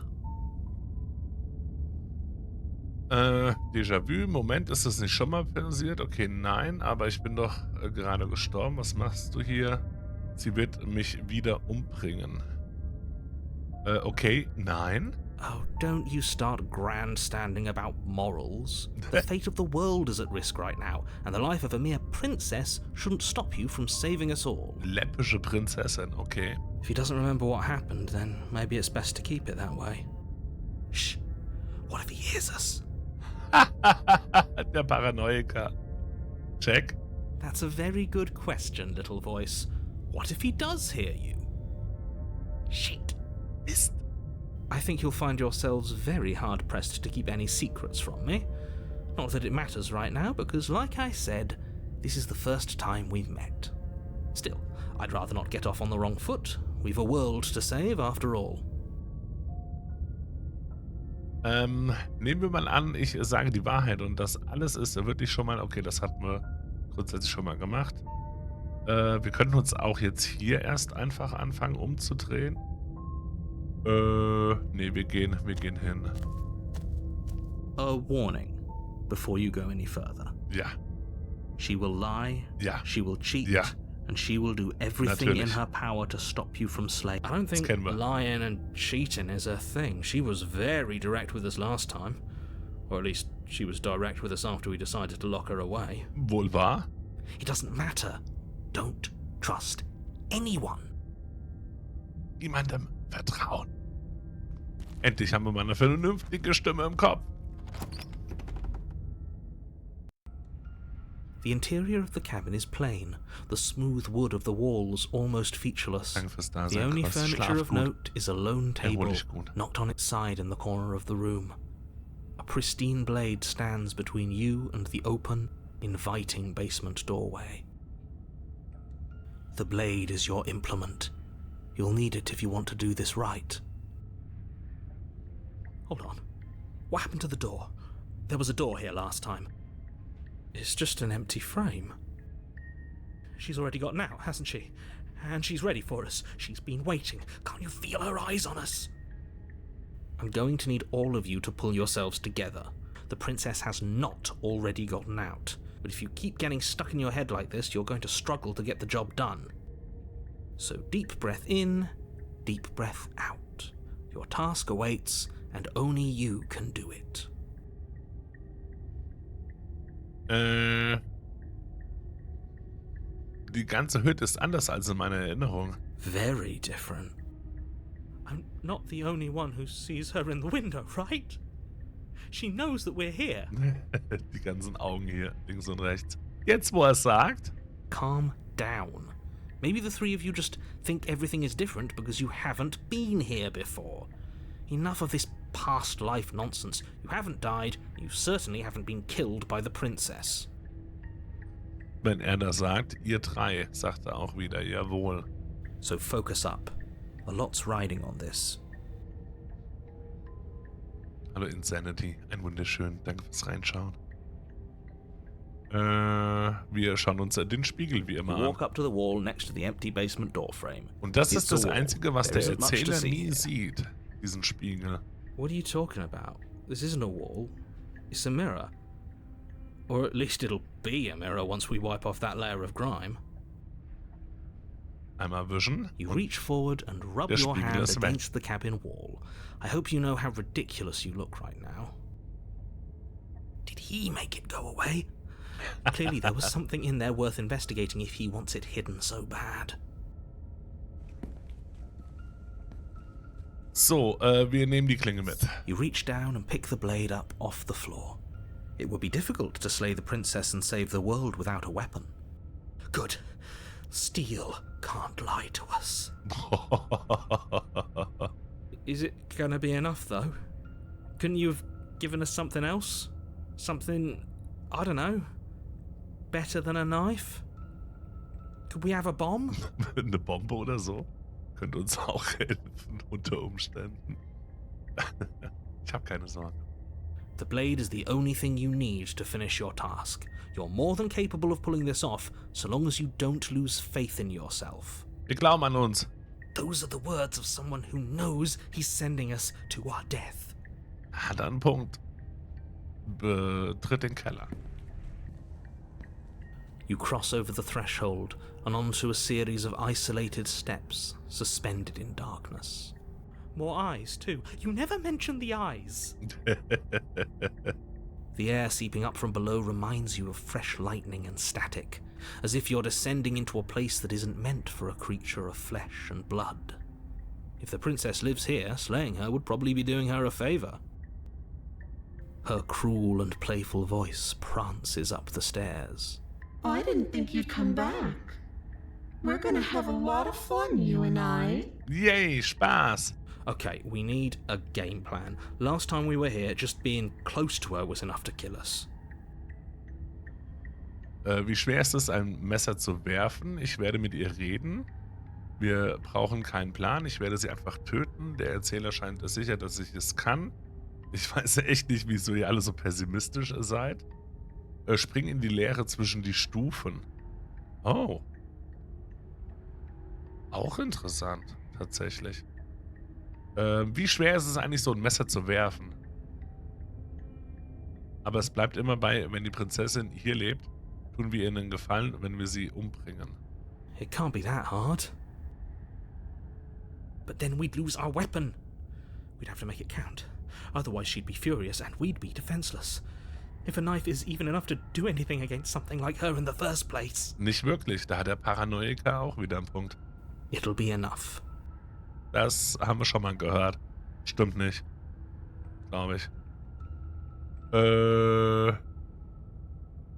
Mit dir reden. Ich muss ehrlich sagen, ich finde das fast. Ich will das wissen. Spring in die Leere zwischen den Stufen. You attempt to step off the stairs and into the pitch black surrounding them, but you're stopped by an invisible force. Why did you do that? What did you think would happen? Ich weiß es nicht. Ich wollte es herausfinden. Ich war neugierig. Keine Ahnung, der Sturz in die endlose Leere erschien mir besser, als runterzugehen und zu sterben. Ich war neugierig. Congratulations, you really lucked out. Of all the things that could have happened from stepping into a void, nothing is quite possibly the best outcome you could have gotten. You make your way to the bottom of the stairs. As you emerge, you find yourself between two loose rows of white wooden planks suspended in nothingness. A smattering of cobblestones, visible against the inky black of the basement, mark where the floor should be, forming vague pathways. At what seems to be the end of the room, they diverge in opposite directions, left and right. She could be anywhere, and there's nowhere for us to hide. We're completely exposed. Are you really not going to comment on how weird this place is? No, I'm not. Somebody needs to be the voice of reason here, and it certainly isn't you. Excuse me, I'm being incredibly reasonable. You're the one who's just matter-of-factly describing whatever the hell we're looking at like it's an ordinary basement. We're going to die down here. I don't want to die again. Please stop saying that. You're only going to make things worse. Just pick a direction and start moving. Welche Richtung? I wouldn't give it too much thought if I were you. It doesn't really matter. Because either way you go, I'm going to find you. Oh. Tu nichts, dreh und geh zurück. Wir gehen diesmal nach links. You turn to the left. A faintly outlined path lies before you. There you are. Hi. I told you I was going to find you. Hide and seek, ja. As the princess approaches, your legs suddenly go numb. Your arms quickly follow. This is it, isn't it? And you brought your little knife with you again. Cute. Danke. There has to be a way out of this. Think. What did you do? Pull yourself together. She isn't supposed to be like this. I wonder how many times I'll get to play with you before you break. Wir sind schon lange gebrochen. Your vision cuts out as your blood begins to coagulate. It's as if every part of your being is coming to a lurching halt. Hätten doch mit dir reden sollen, ha? Heart, lungs, liver, nerves. Heart, lungs, liver, nerves. Heart, lungs.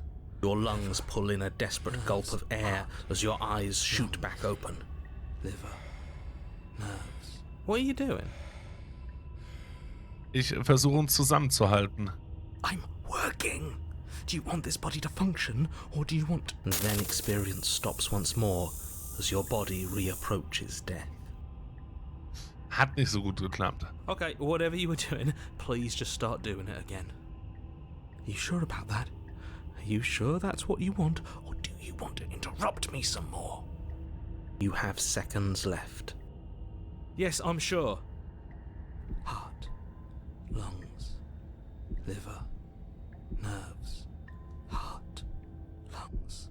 Again, your eyes shoot open as you gasp for breath. Heart, lungs. Can't decide what you want to do, can you? Nerves, heart, lungs. Auch einfach cool gezeichnet. Liver. Oh well, standing there gasping like a fish is more fun than dead, even if you look ridiculous.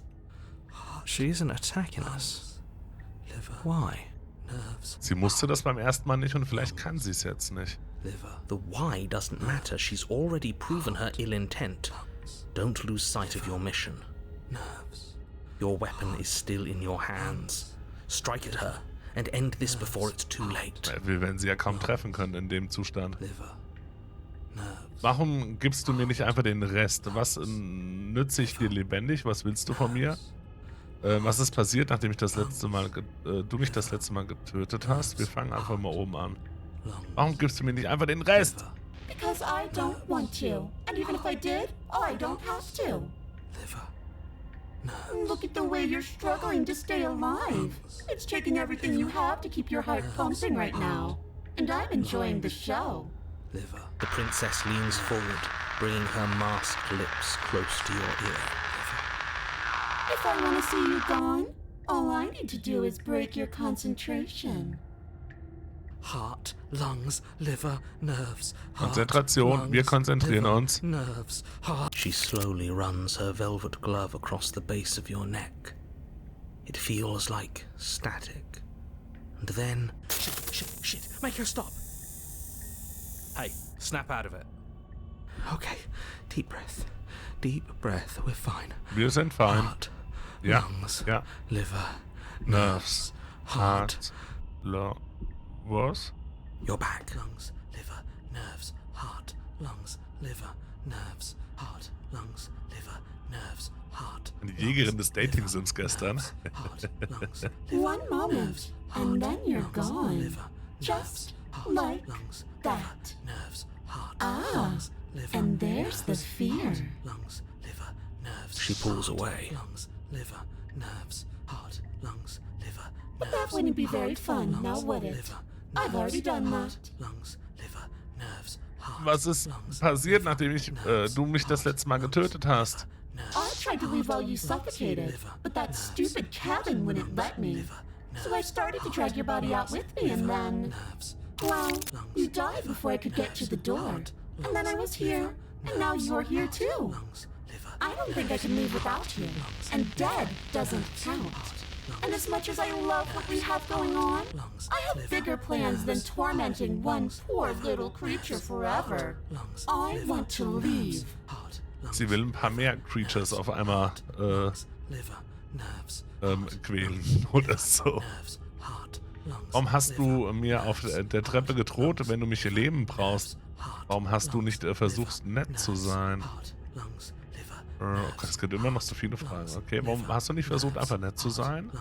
I am being nice. You're alive, aren't you? Oh, stimmt. Da hat sie einen Punkt. And you got afraid as soon as you saw me last time. I didn't think keeping you alive was an option. But it looks like that's not a problem anymore. At least not for me. You seem miserable. Dankeschön. Ich wurde geschickt, um zu verhindern, dass du die Welt zerstörst. Und wenn ich dich rauslasse, was ist dann? Gehen wir getrennter Wege? Oh no, definitely not. If you're what I need to leave this place, chances are you're pretty useful. I think I'll keep you right by my side. A little good luck charm to make sure I stay free. Don't worry, I'll make sure to take good care of you. I promise. Oh, das klingt eigentlich ganz nett.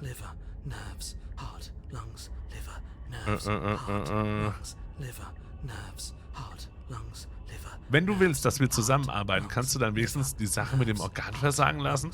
I am what I am. It's not my fault that you can't handle being around me. Schade, hätte ja klappen können.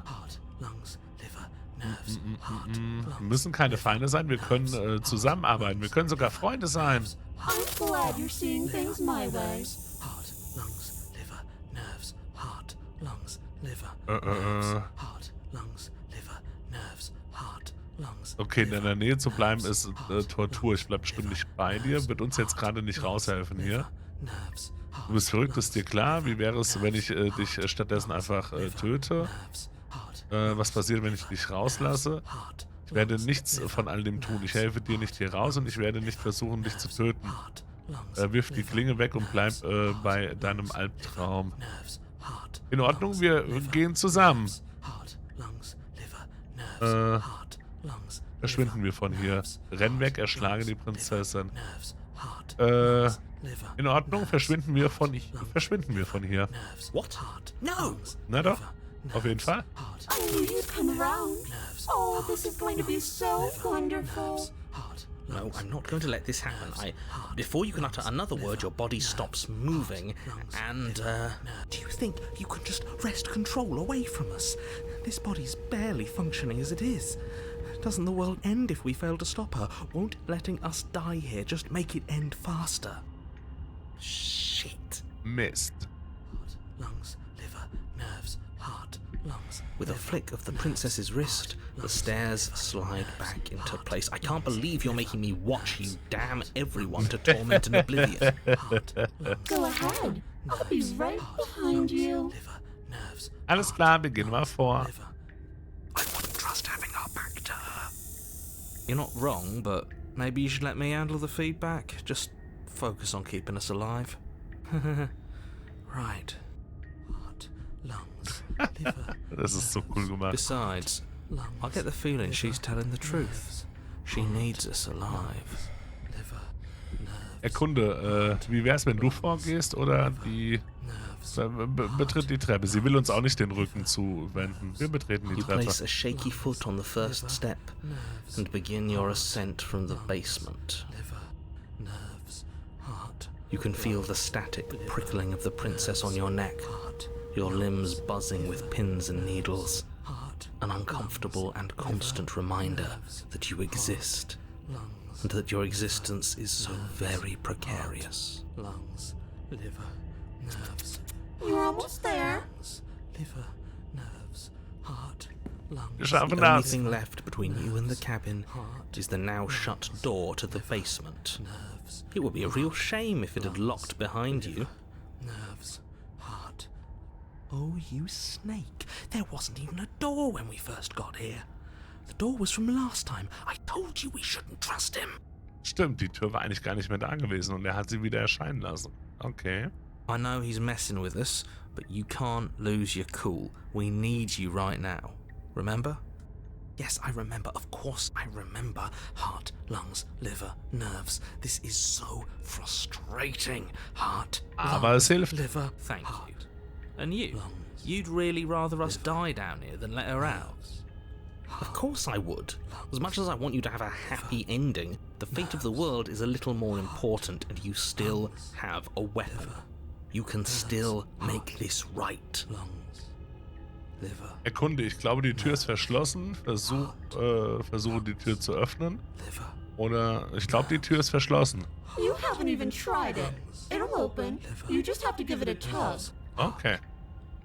Dann versuchen wir es mal. You pull against the door. The lock gently clicks open in response to your effort, and the door creaks on its hinges. This isn't right. That's not even the way it's supposed to swing. It's supposed to swing out. You're not nearly as powerful as you'd have us think, are you?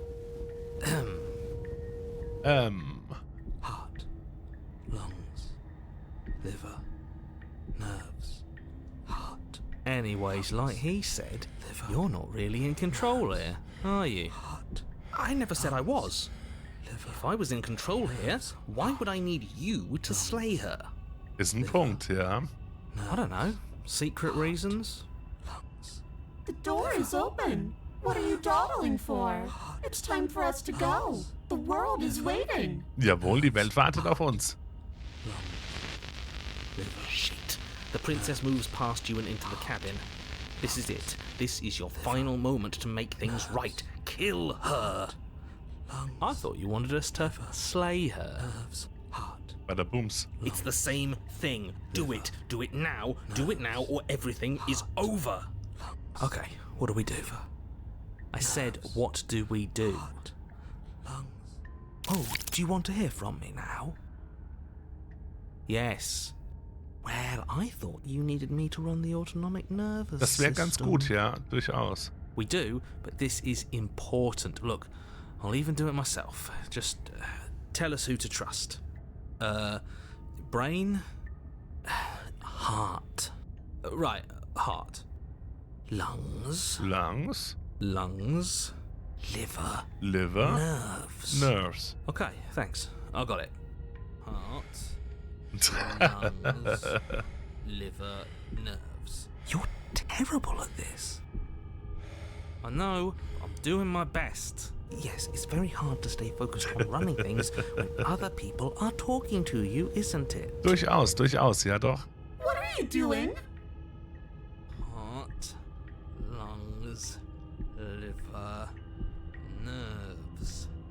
Heart. Finally, I can talk. lungs, Now, what were you asking me? liver, Running everything kind of feels like popping in and out of consciousness. It's easy to lose track of things. liver, nerves. They were asking you for your blessing to trust me. Lungs, Oh, liver, that's right. Yeah, fuck this guy. Don't trust him. Don't trust him. Check. lungs, Really? So you'd have them trust her? nerves. Oh, of course not. Can't trust anybody here but ourselves, but I guess that leaves us back where we started, doesn't it? Wohl wahr. Auch das ist richtig. I suppose if I had to make a choice, I'd pick the one that doesn't make our organs shut down. Lungs. Thank you for your gracious show of support. But that's a marginal preference. We'll have to deal with him later. I'd just rather deal with him while our organs are intact. Whatever. You heard what he had to say, so whether you trust me or not, killing her is still the Vertrauen best, oder nicht? nay, the only option you have worth taking. Ich vertraue ihm nicht. Ich vertraue Alright, ihr. I'm done. You can let me take over again. Finally, that was awful. I really don't know how you do it. Heart. Lungs. You've been standing there staring blankly for a while now. And I have to say my patience is running a little thin. So don't make a lady wait any longer, okay? Wir wollen die Lady nicht länger warten lassen. Open the door. Na klar, kein Ding. The doorknob twists in your hand, Eine Welt voller revealing Schreck. the forested path beyond the cabin. You bastard. You've actually done it. You've actually doomed liver, nerves, heart, Aber wir bleiben selbst noch am Leben. nerves, It's so beautiful. lungs, I can't wait to ruin it. heart, lungs, But it's so cold, too. nerves, It's itching against my skin. liver, nerves, heart, Die Prinzessin sackt entkräftet zu Boden. nerves, Why is it so cold? lungs, liver, Und sie wird wieder gegriffen. Wir haben sie rausbekommen. Und sie wollte alles zerstören, aber wir haben sie rausbekommen. Du schaffst es nicht zu antworten und das wirst du auch nie. Es ist Zeit zu gehen. Deine Erinnerungen kehren zurück. She's gone. Where did she go? Should we try and find her? And there's that mirror again. Why is it here? Why now? Alles wird gut, vertraut mir. But it feels so bad. Like looking into it, it's calling us. And not in a good way. Alles wird gut, ihr werdet sehen. Okay. If you say so. We'll trust you. Can we trust you? Könnt ihr das? Wir nähern uns dem Spiegel, berühren ihn und die Stimmen sind weg.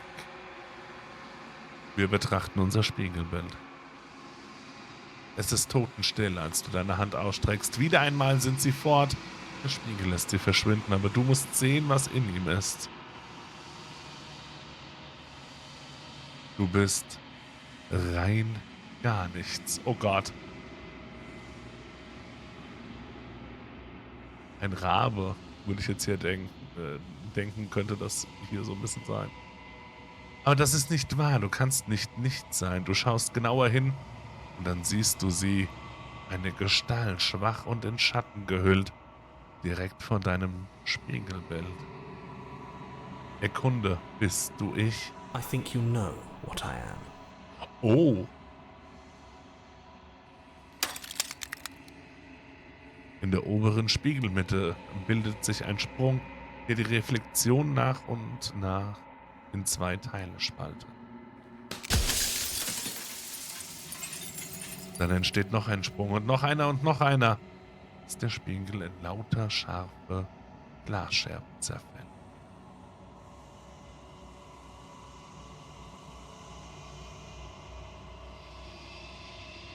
Du bist also der Erzähler. Ich hatte mich schon gefragt, ob ich dich jemand zu Gesicht bekommen werde. Was bist du? Bist du so wie ich? Du bist also der Erzähler. The narrator, yes. I suppose that's my job, isn't it? You needed help after all, an objective voice to guide your blade. But you were never supposed to see me. I wonder how many worlds you've damned to extinction to fall this far.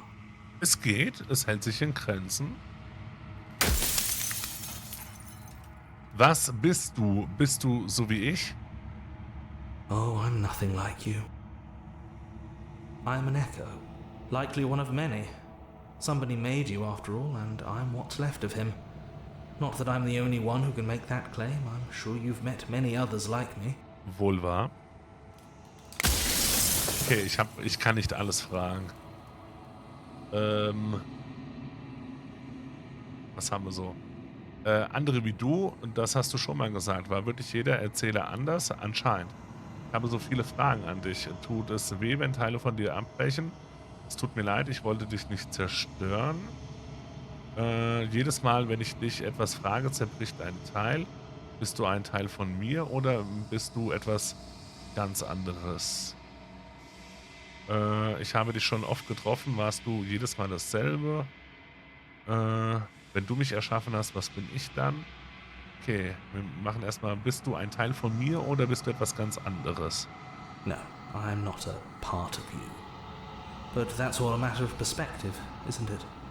From one vantage point I must seem wholly foreign, but from another, well, all the versions of me that have existed have collectively heard your every thought and driven your every action.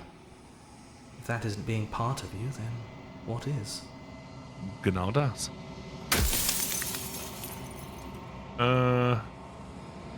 Gleich ein bisschen runter. Ich habe dich schon oft getroffen. Warst du jedes Mal dasselbe, wenn du mich erschaffst? Was bin ich dann? Ich hätte das alles gar nicht sehen sollen. Und ich hätte das alles nicht sehen sollen. Was ist die Prinzessin? Hast du auch sie erschaffen? She is the shifting mound, the ebb and flow, the capacity to change. She is transformation, or most of it. Her nature is why I had to die, for she becomes that which others perceive her to be. But an echo can't perceive things, not in the way that people can. So I tucked a part of myself into the folds of this construct to guide you. This isn't the end just yet. You can still destroy her and save everyone. You were made to do this single task, and you will still have a chance to fulfill your purpose once I'm gone.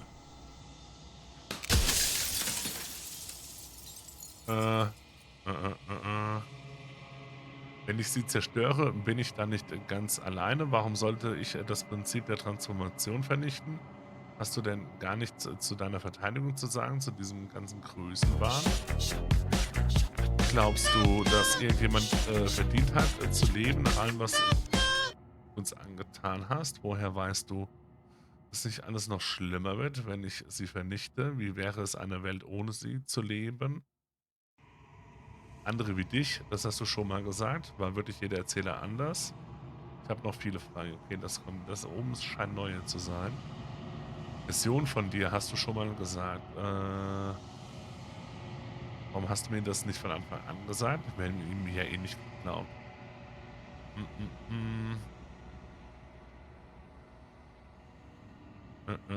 Was jedes Mal ist. Irgendwie kommen die Fragen immer wieder.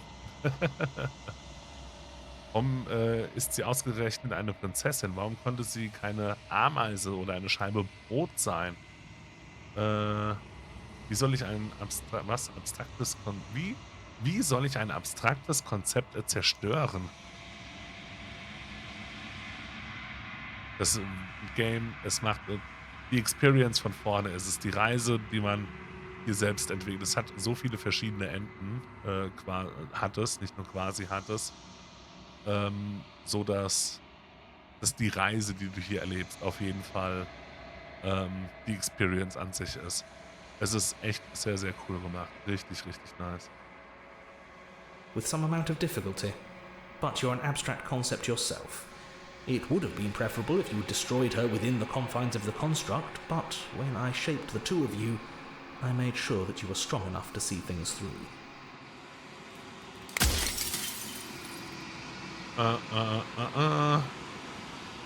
Wir gehen gleich mal weiter runter. Du hast gesagt, dieser Ort sei ein Konstrukt. Was ist sein Zweck? Die Menschen da draußen jenseits dieses Konstruktes, wissen sie davon? Was, wenn keiner von uns in diesen Ort verlässt? Würde das funktionieren? Können wir nicht einfach hier bleiben und die Leute da draußen in Ruhe lassen? Ja, wir durchleben das immer wieder, glaube ich. Der untere Part. Du hast gesagt, dieser Ort sei ein Konstrukt. Was ist sein Zweck? It was supposed to keep the two of you trapped here until the job was done. And it was supposed to guide your hand to help you see things through. The construct you're in exists in every world at once. Any time you failed, any time you thought yourself dead, it would restart and shunt both you and her into a new world. But you're waking up to your true nature now. It won't be able to work like that anymore. Jetzt sehen wir gar nicht mehr, wo sie gerade zerbricht.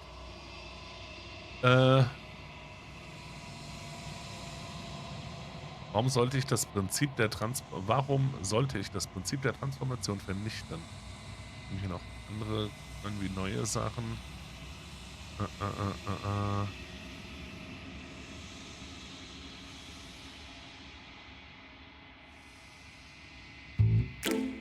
Katastrophe!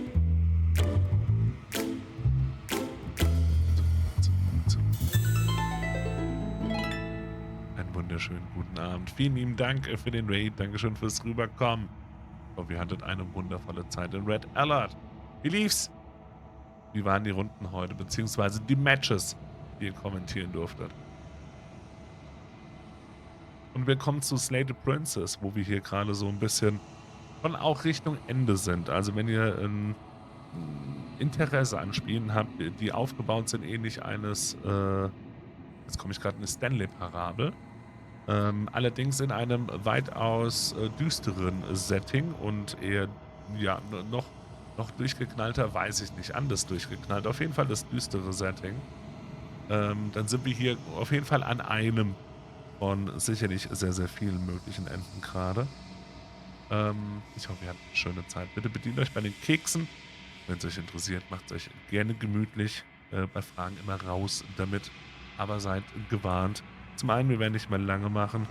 Zum anderen sind wir quasi hier gerade schon, wie gesagt, recht weit fortgeschritten in dem Run, den wir hier gerade fahren. Ich glaube, da sind mehrere möglich. Das der Vollständigkeit halber noch erwähnen. Hallo, Mac Onzuela? Oder Consuela? Ein wunderschön. Dankeschön fürs Reinschauen. Hello, hello.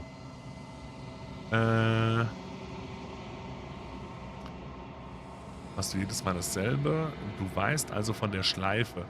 Die meisten Male, die ich dir begegnet bin, hast du abgestritten, dass sie existiert. Warum hast du mich angelogen? Perhaps they thought that admitting to it would have pushed you to certain realizations that would have made finishing your task impossible. Maybe they were just in denial. I'm sure many of them were convinced that they had to be the first version of them you'd encountered. Anything else would have been too existentially unpleasant. And for all I know, each of those other versions of me could have had entirely different understandings of how this construct works. Who's to say which of them are right and which of them are wrong, really? Except for me. I can tell you for a fact that I'm right. Okay, er weiß ganz sicher, dass er recht hat. Weil wir an dieser Stelle sind oder weil er es jedes Mal eigentlich doch weiß. Oh, jetzt werden es wieder weniger Teile. Gucken noch mal ein bisschen wieder runter. Ich habe noch so viele Fragen. Zerbricht was, dann die ganze Zeit über dich weigerst. Die Mission hatten wir schon mal. Nichts von Anfang an gesagt. Noch zwei Fragen vermutest du, okay. Oder steht das hier irgendwo? Nee.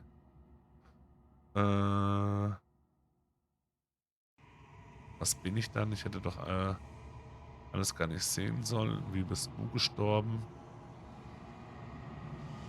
Warum hast du sie zu einer Prinzessin gemacht? Und nicht was anderes? Was, wenn keiner von uns in diesen Ort verlässt, würde das funktionieren? Können wir nicht einfach hier bleiben?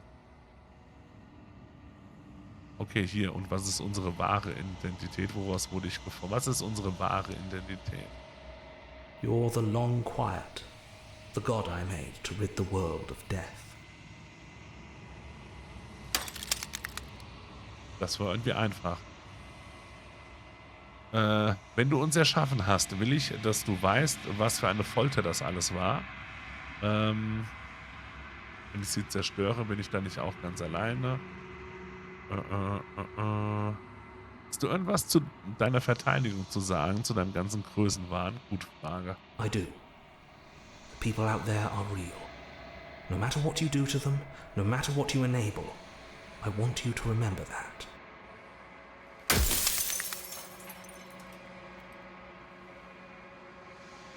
Okay. Erkunde, zerstöre den Spiegel. Erkunde, woraus wurde ich geformt? Wen interessiert der Tod? Ich bin so oft gestorben. Ich bin ziemlich sicher, dass der Tod etwas Gutes ist. Seine Existenz ist wichtig. Warum willst du die Welt vom Tod? Warum? Okay. Ist das der Gedanke? Die Welt vom Tod zu befreien? Warum willst du das tun? Wen hast du verloren? If you need to ask that question, there's nothing I can say to move you. You haven't died. You cannot die.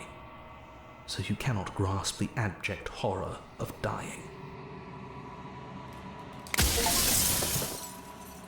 Tod des Autors. Frage so lange, bis dir die Fragen ausgehen. Okay. Jetzt haben wir keine Fragen mehr. Ich glaube, deine Zeit ist abgelaufen. Ich werde sie nicht erschlagen und ich will, dass du das weißt, bevor du endlich stirbst. Keine Sorge, ich werde sie vernichten. Lüge, keine Sorge, ich werde sie vernichten. Ich habe mich noch nicht entschieden. Ich muss sie noch fragen, was sie von all dem hält. Sag nichts und sei Zeuge seines Endes. Ich werde sie nicht erschlagen und ich will, dass du weißt, dass du das weißt, bevor du stirbst. Well, there's no reasoning with a god, even one you've woven into existence yourself. I've said my piece, and my time is up. It's like I said, I'm just an echo, and echoes always fade away.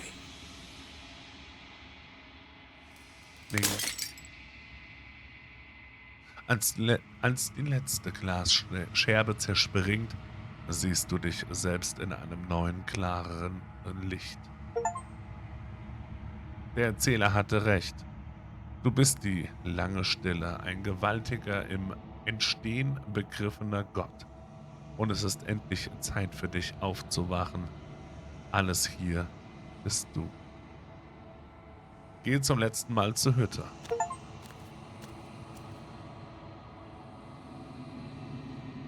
Am Ende deiner Reise gibt es kein letztes Gefäß, dessen Geschichte du bezeugen könntest. Es gibt nichts für dich zu finden.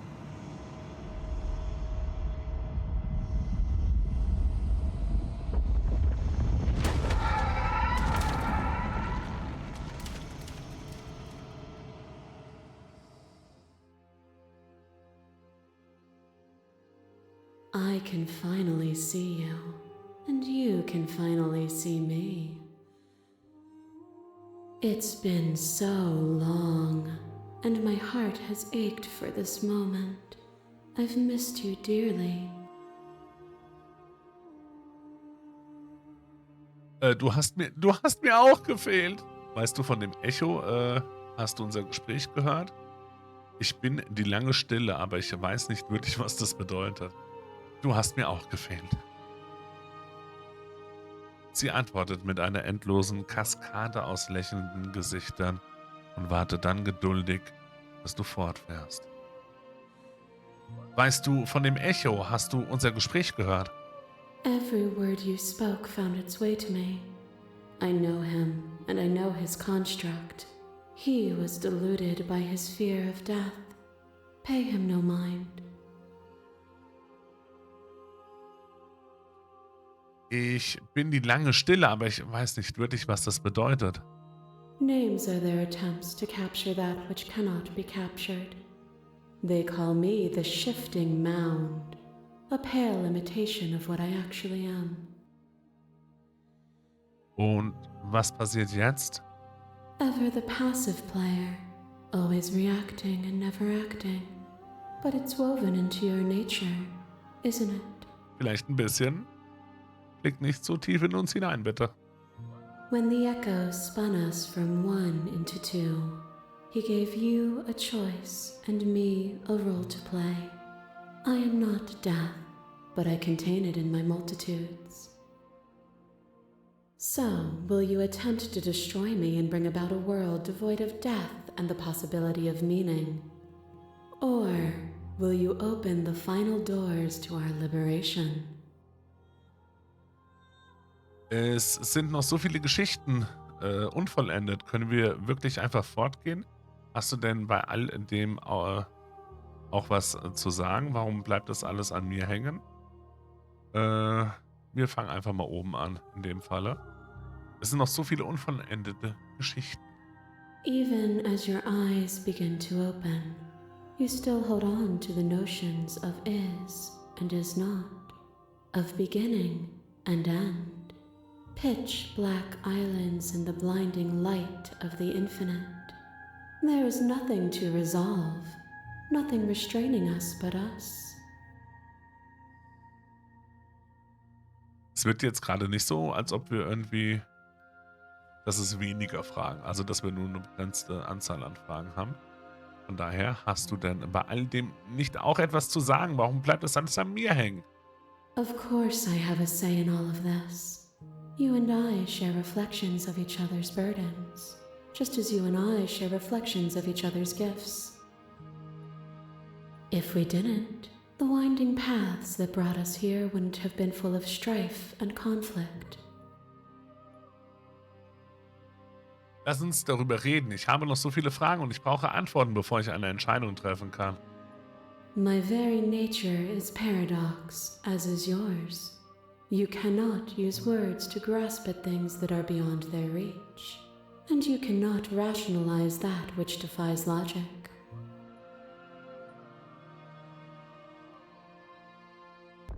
But violence and passion are dances that both of us know well. If this is what it takes to enlighten you, Upsi. then so be it. Verdammt!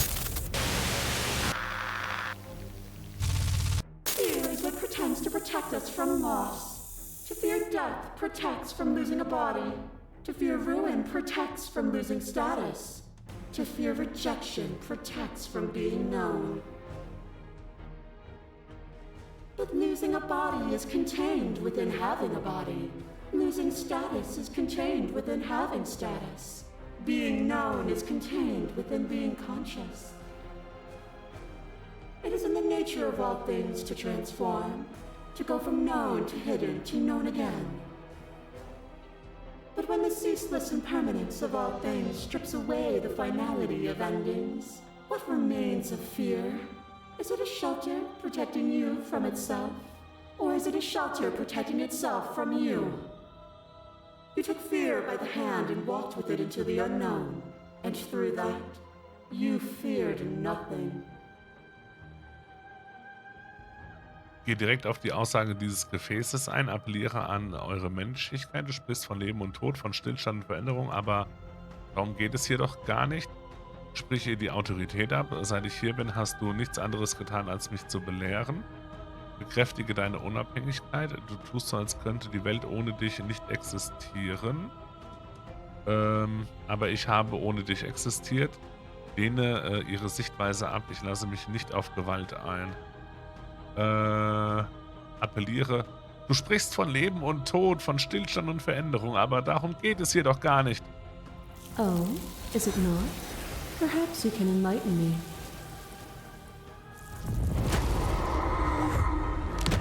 My masses mob you. There is no beginning to them, and there is no end. And there is no end. There is only the flood of bodies. There is only the flood of bodies. In every moment you hold every possible sensation at once, and then you hold them all again. Sensation at once, and then you hold them all again. But in the end, you reflected it back at me. For a brief moment, both of us were everything. We can be everything again. We can weave a beautiful and endless song. Ich habe alle Realitäten gesehen und in ihnen alle Versionen von uns. Nicht in jeder Realität hast du überlebt. Ich bestand trotzdem fort. Die Welt braucht dich nicht. Geh direkt auf die Aussage ein, appelliere. Es ging immer nur um uns. Zwei Wesen, die gezwungen sind, immer und immer wieder gegenseitig sich zu verletzen. Aber wir müssen einander nicht mehr wehtun. You cling to your notion of pain as suffering. There is beauty in ugliness and love in conflict.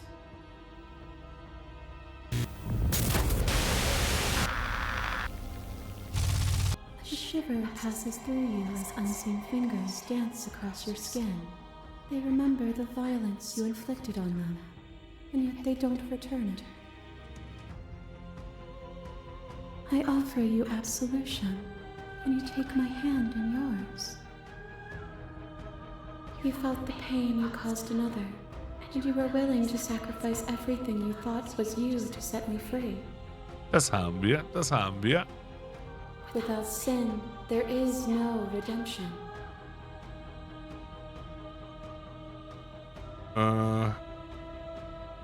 Geh auf die Aussage dieses Gefäßes. Okay, da gehen wir gerne mal drauf. Das ist mal ein positives Ding. Okay, das hätten wir auch bei den anderen schon machen können wahrscheinlich. Wir haben halt unterschiedliche Gefäße jetzt raus. Ja, okay. Aber ohne Erlösung kann es auch keine Sünde geben. And without contrast, there can be nothing at all. Okay, es ist immer nur eins, was wir machen können. Your body, and another, and another, and another. Do I miss your heart because I can't stand to see it go? But the stakes meant nothing to you. You had a desire, and you set that desire free. You lifting me and me lifting you. Forever and ever and ever. Consumed by true belief, there was nothing that could hold us back. Auf die Aussage eingehen. Meine Gefühle haben mich geblendet. Das wissen wir beide. Ich will dieses Gefühl zurück. Dieses Gefühl ist nie verschwunden. Then there's no need for you to fight what we are. Whenever you're ready, we can leave together. Hand in loving hand. Ich bin bereit, ich will fortgehen, brich den Kampf ab und ergib dich. Ich werde nicht mit dir fortgehen, nicht bis du meine Sichtweise verstanden hast. If you need more time to open your eyes, then I will give you all the time. Okay, dann haben wir doch nochmal eine Chance. Is a person? Ui. Is it their body? Is it all of their body? Pluck the eyes, peel the skin, strip the tendons, mince the meat, grind the bones. When it is all gone, do you still have who you started with? A person is not a body. Death is a transformation into something new. It is only bodies that fear it. Selbst als du mich auseinandergenommen hast, konntest du mich nicht loswerden, aber ich konnte dich loswerden. Erkunde, geh drauf ein. Ne, wir appellieren auf die Menschlichkeit. Zwischen uns kann es Liebe und Konflikt, Schönes und Hässliches geben, ohne dass wir gleich die ganze Realität mit uns hineinziehen müssen. We are the whole of reality.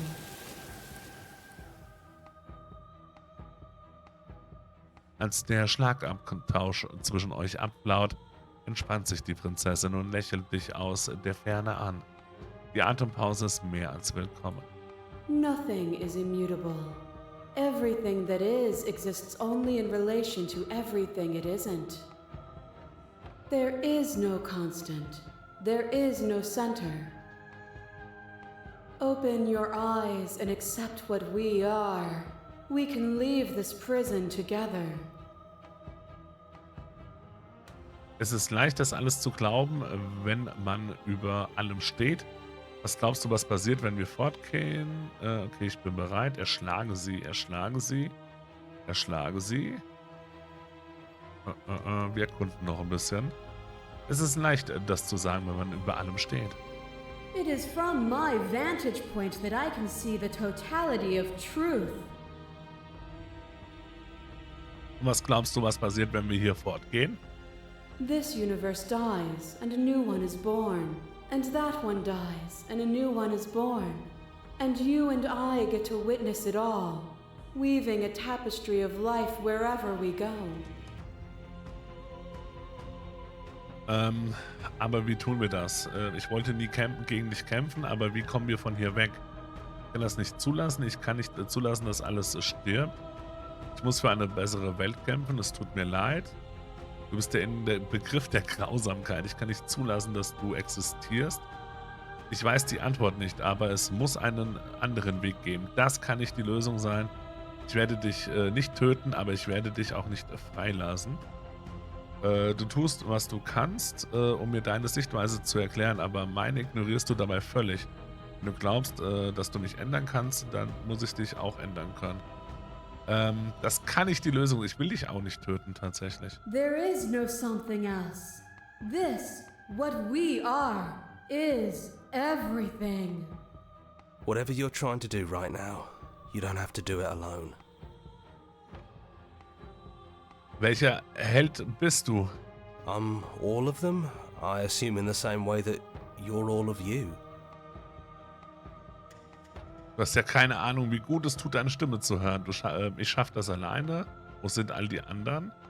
Wie willst du mir helfen? Ich dachte, Stimmen sind hier nicht erlaubt, tatsächlich. Ich dachte, du würdest immer sterben, wenn ich den Spiegel anfasse, sehe. I don't think that's wrong, but I'm not sure it's right either. But we can worry about all that later. She's too many things all at once out here. If you want to get through to her, you need some way to get through all of that divine confidence. Ihre göttliche Zuversicht müssen wir brechen. There's still a piece of me nestled close to where it all began. I can take you there. I can take you to her heart. It's time to resume our dance. She's relentless, isn't she? Let's make this quick. Are you ready? Vielleicht. Ich kann das hier draußen zu Ende bringen, alleine. Ich gebe uns mal Hinweise. Ob ich dir folge, weiß ich noch nicht. Ich bin bereit. Then let's go. Huch.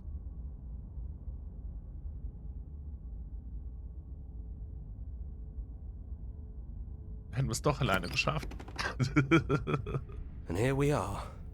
I'd say we were back where it all started, but I guess it's a little after that, isn't it? Wirkt so? Do you need me to describe things? Nee, nicht wirklich. Das wäre schön, der alten Zeiten willen. Sind nur wir zwei übrig? Hat uns noch jemand erschafft? Ist der Erzähler wirklich weg? Nimm die Klinge. Es sind wirklich nur wir zwei hier. It's just us. I think the rest of them are still out there, jumbled up in the rest of her. Als dein Angebot noch steht, könntest du mir die Hütte beschreiben, um der alten Zeiten willen. Yeah, of course.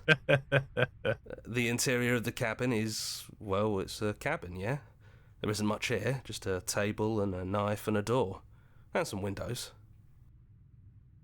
Wobei außenrum die Windows da ist. Das Grinsen in der Stimme hört man, ja. Da ist sie überall quasi. There's no mirror, either. I think you broke it. And I know you're still trying to find some middle ground, but if things go south, we're going to need that blade.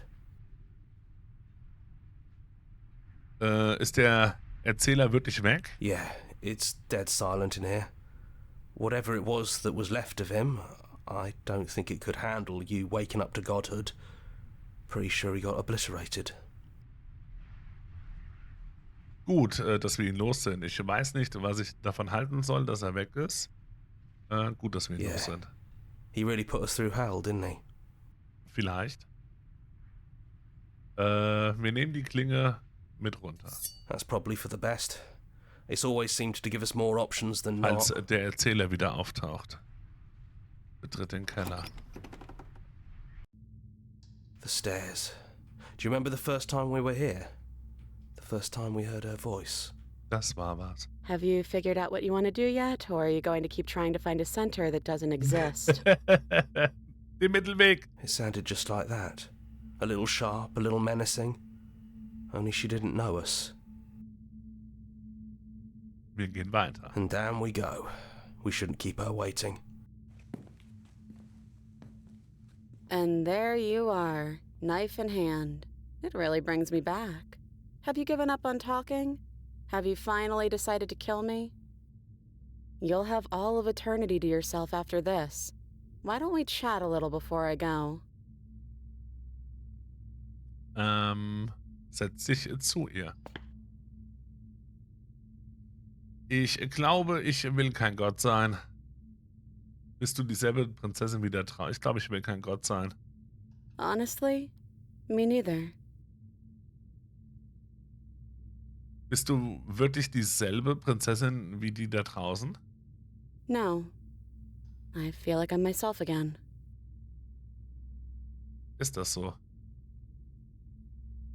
Ich will niemandem wehtun. Es muss doch einen Ausweg geben. Was machen wir jetzt? Ich möchte dich nicht erschlagen, aber mir fällt kein anderer Weg ein.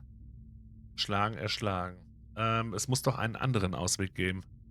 Well, I don't want to be at the end of that knife, so how about we figure something out? What if we tried doing this forever? I can do whatever you think I can, right? So, make me put it all back. Make me fix the Echo's construct and make me wipe our memories of everything that's happened. Make me send us back to the beginning, before we woke up. Before either of us saw the truth.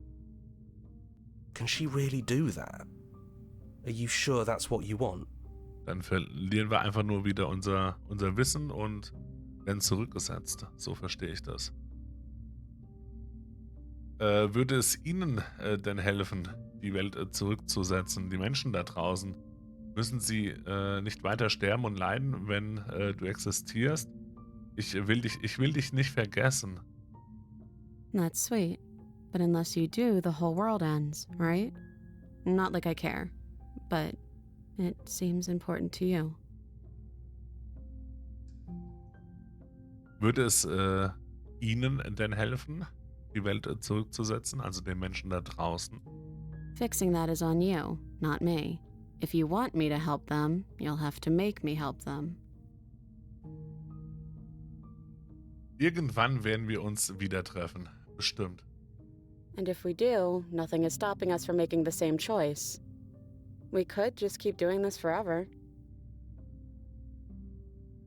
Woher wissen wir, oh Gott, das will halt auch nicht wirklich weniger. Das ist ungerecht, ich will bei dir sein, ich will nicht wieder alleine sein. Gibt es denn keine andere Möglichkeit? Ich nehme alles zurück, ich will alles nicht. Stimme ihrem Plan zu, okay, so machen wir es, ich glaube an uns.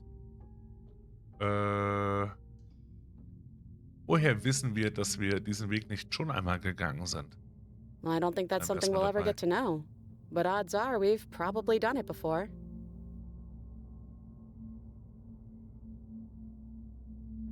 Woher willst du wissen, dass es das nicht noch schlimmer macht? Was ist, wenn ich bei meiner Rückkehr anders bin und dir wehtue?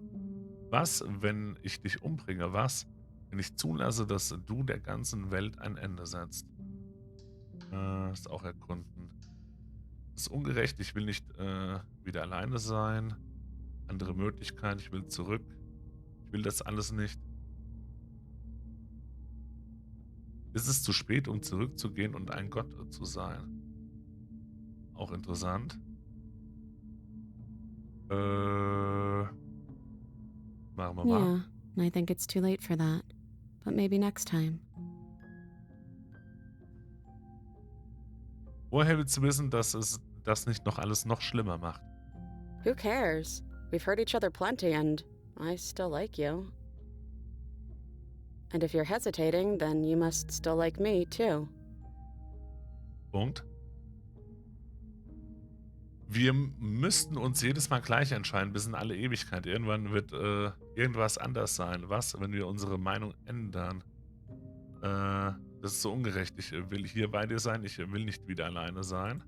Neither do I. But we won't be alone for long. I'll be right here, waiting for you. Wir müssten uns aber jedes Mal wieder gleich entscheiden. Well, if we change our minds, we change our minds. What matters is that we'll always have a choice. This is just the one we're making now. Gibt es denn keine andere Möglichkeit? You brought that knife down here for a reason. Either you use it to kill me, or I use it to put things back. Stimme Ihrem Plan zu. Erschlage sie oder erschlage sie, ohne was zu sagen. Wir gehen dann diesmal mit Ihrem Plan. Okay, if this is your choice, then I have your back. I guess I'll see you on the other side. She takes the blade from our hand, a fondness in her gaze. Aha, wir sehen uns wieder. Hey, I love you. Oh.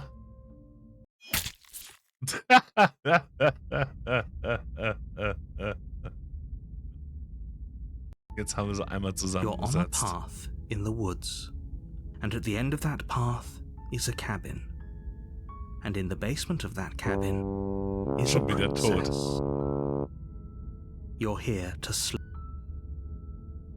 Das Ende der Welt, was soll das heißen? Ich glaube, wir sind jetzt wieder wirklich am Anfang.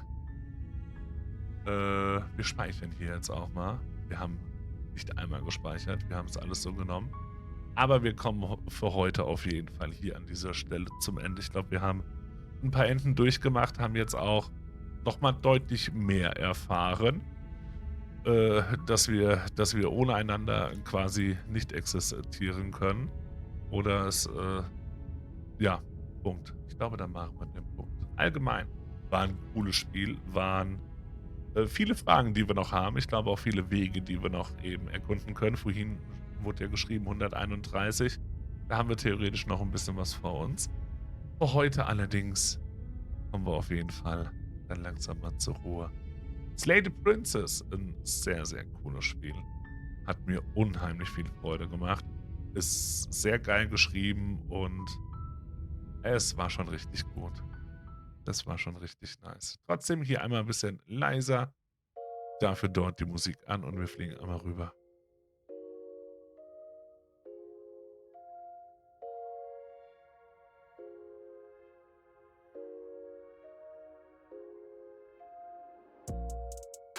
Wo ich mich an dieser Stelle ganz herzlich bedanken darf fürs Einschalten, fürs Dabeisein, fürs Mitmachen im Chat.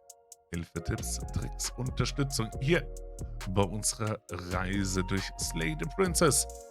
Die Director's Cut, sage ich jetzt mal dazu.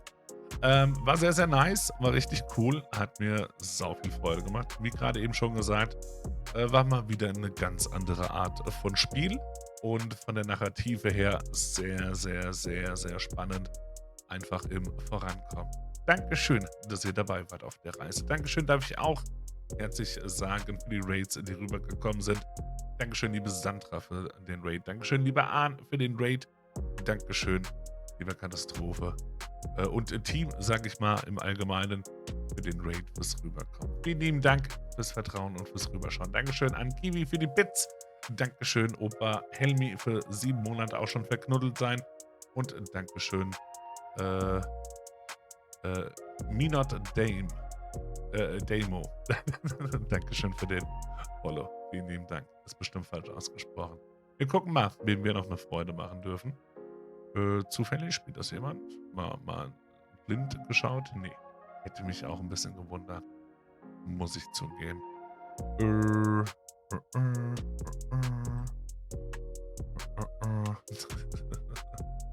Ihr könnt jetzt selbst mit überlegen. Ist es eher das Slay oder ist es das Princess, was uns rüberführen wird zur lieben Salad of Human Flesh, die noch ein bisschen Kunst macht und da offensichtlich auch die Halloween als gewisse Mitinspiration offensichtlich innehat.